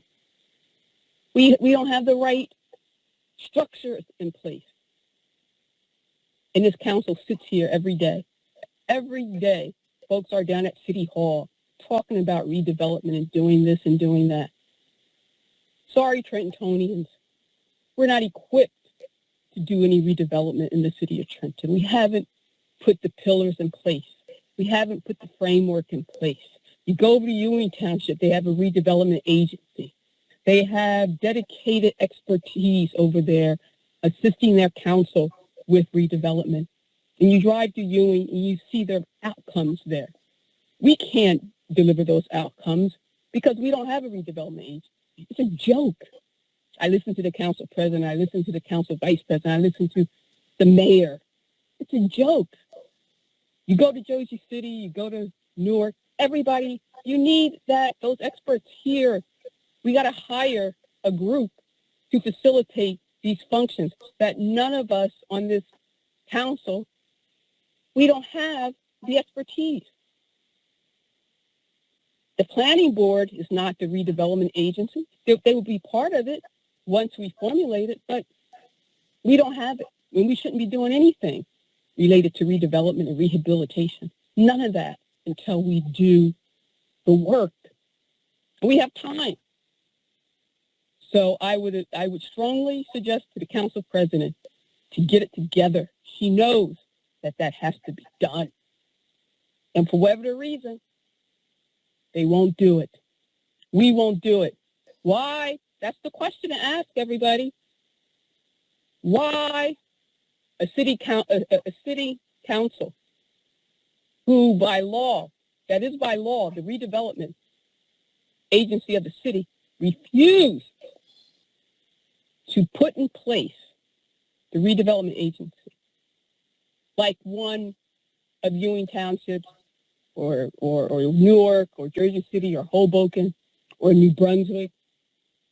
You know, Ewing, they have the dedicated urban planner professional. They have their dedicated, I think it's Ed McManaman's, one of his family members is the redevelopment attorney that is dedicated to that effort. Shouldn't be Mr. Colosi. Shouldn't be, I don't know, whoever our law director is. It shouldn't be Mr. Colosi or anybody of that caliber. It should be someone who has that expertise. And we can't move along with these initiatives until we get that. And we could do it. And I would just challenge my council members to make that, if we do anything before we leave these seats next year, we got to deliver a redevelopment agency to the city of Trenton. That's our job. And we can't deliver on any of these things that we're talking about today without it. And I just want to ask that your time is up. Okay, no problem. Thank you. I would like to thank everyone for coming to this meeting this evening. Your opinion matters. I would like to the hour is late, but I would just like to touch on one major thing, and that is the radio room. So the city council voted, Councilman Harrison put up a resolution or a vote on the floor to have a presentation. The council as a whole voted for HHW to come on board. HHW is the consultant firm that outlined what the city of Trenton need for their radio room. Since the meeting at with the county, we were asking for the actual specs that goes into the RFP And my concern, which I've spoken to Mr. Bridges and Mr. Kaloji in reference to, is that we use HHW's report to determine what goes into that RFQ. We don't have to go out to another consultant. We don't have to listen to people that sat idly by and watched the radio room malfunction and never said a word. In the report, it tells us exactly what we need to build out that radio room. The council should be getting the specs. We should be looking the specs over based on the report that we have in our hands. And then the administration should put it together through the procurement officer and either go with the state or put it out as an RFQ. It doesn't take a rocket scientist to tell us what we need. It's already in black and white from the HHW report. We need to make that happen. And so for my council man to say, oh, it's an extreme emergency, the alarm was sounded in 2018. It was urgent then. 345 infractions in 1 year, and none of them said a word. So I am asking the administration to get that HHW report, to put those specs down on paper and let these vendors know what the city of Trenton needs to build out that radio room. And as far as the cost, we're bleeding money out of that water department and no one is saying anything but just voting as a rubber stamp. So don't talk about the cost and say, oh, it's urgent. Oh, but the cost. No, whatever the cost is, we need a state-of-the-art radio room. We have a footprint in how to get it, and we need to move forward and get those specs put on paper and go out to either the state, local bidder, the state, local contractors, or put the RFQs out. And as far as the rescue mission is concerned, the issue is that the rescue mission is a private entity, and any funding that they get from the city of Trenton, they should bid for it. That is what we've been told by the Department of Community Affairs, and that is what should occur. The city of Trenton doesn't have the right to cherry pick who they give that money to, because under the procurement law, they must put it out to bid. And when you talk about how much good all of these nonprofits are doing, when you look around the streets of Trenton and you see homeless people on every corner, starting from the South Ward down on 29, you go on Layler Street on 129, you go on Perry Street, you go to the entrance of the city on MLK Boulevard, you come out into the West Ward, and everyone has a sign. Our work is hungry. So if all of these organizations were doing such an excellent job, these 5 square miles would not have a homeless person on every entrance, in every entrance to the city, on almost every street corner, 5 square miles, almost 10 organizations that have been getting money from the city forever, and the same problems exist and they're getting greater. If you think that that is the way to make change, then I'm just afraid you're in the wrong place.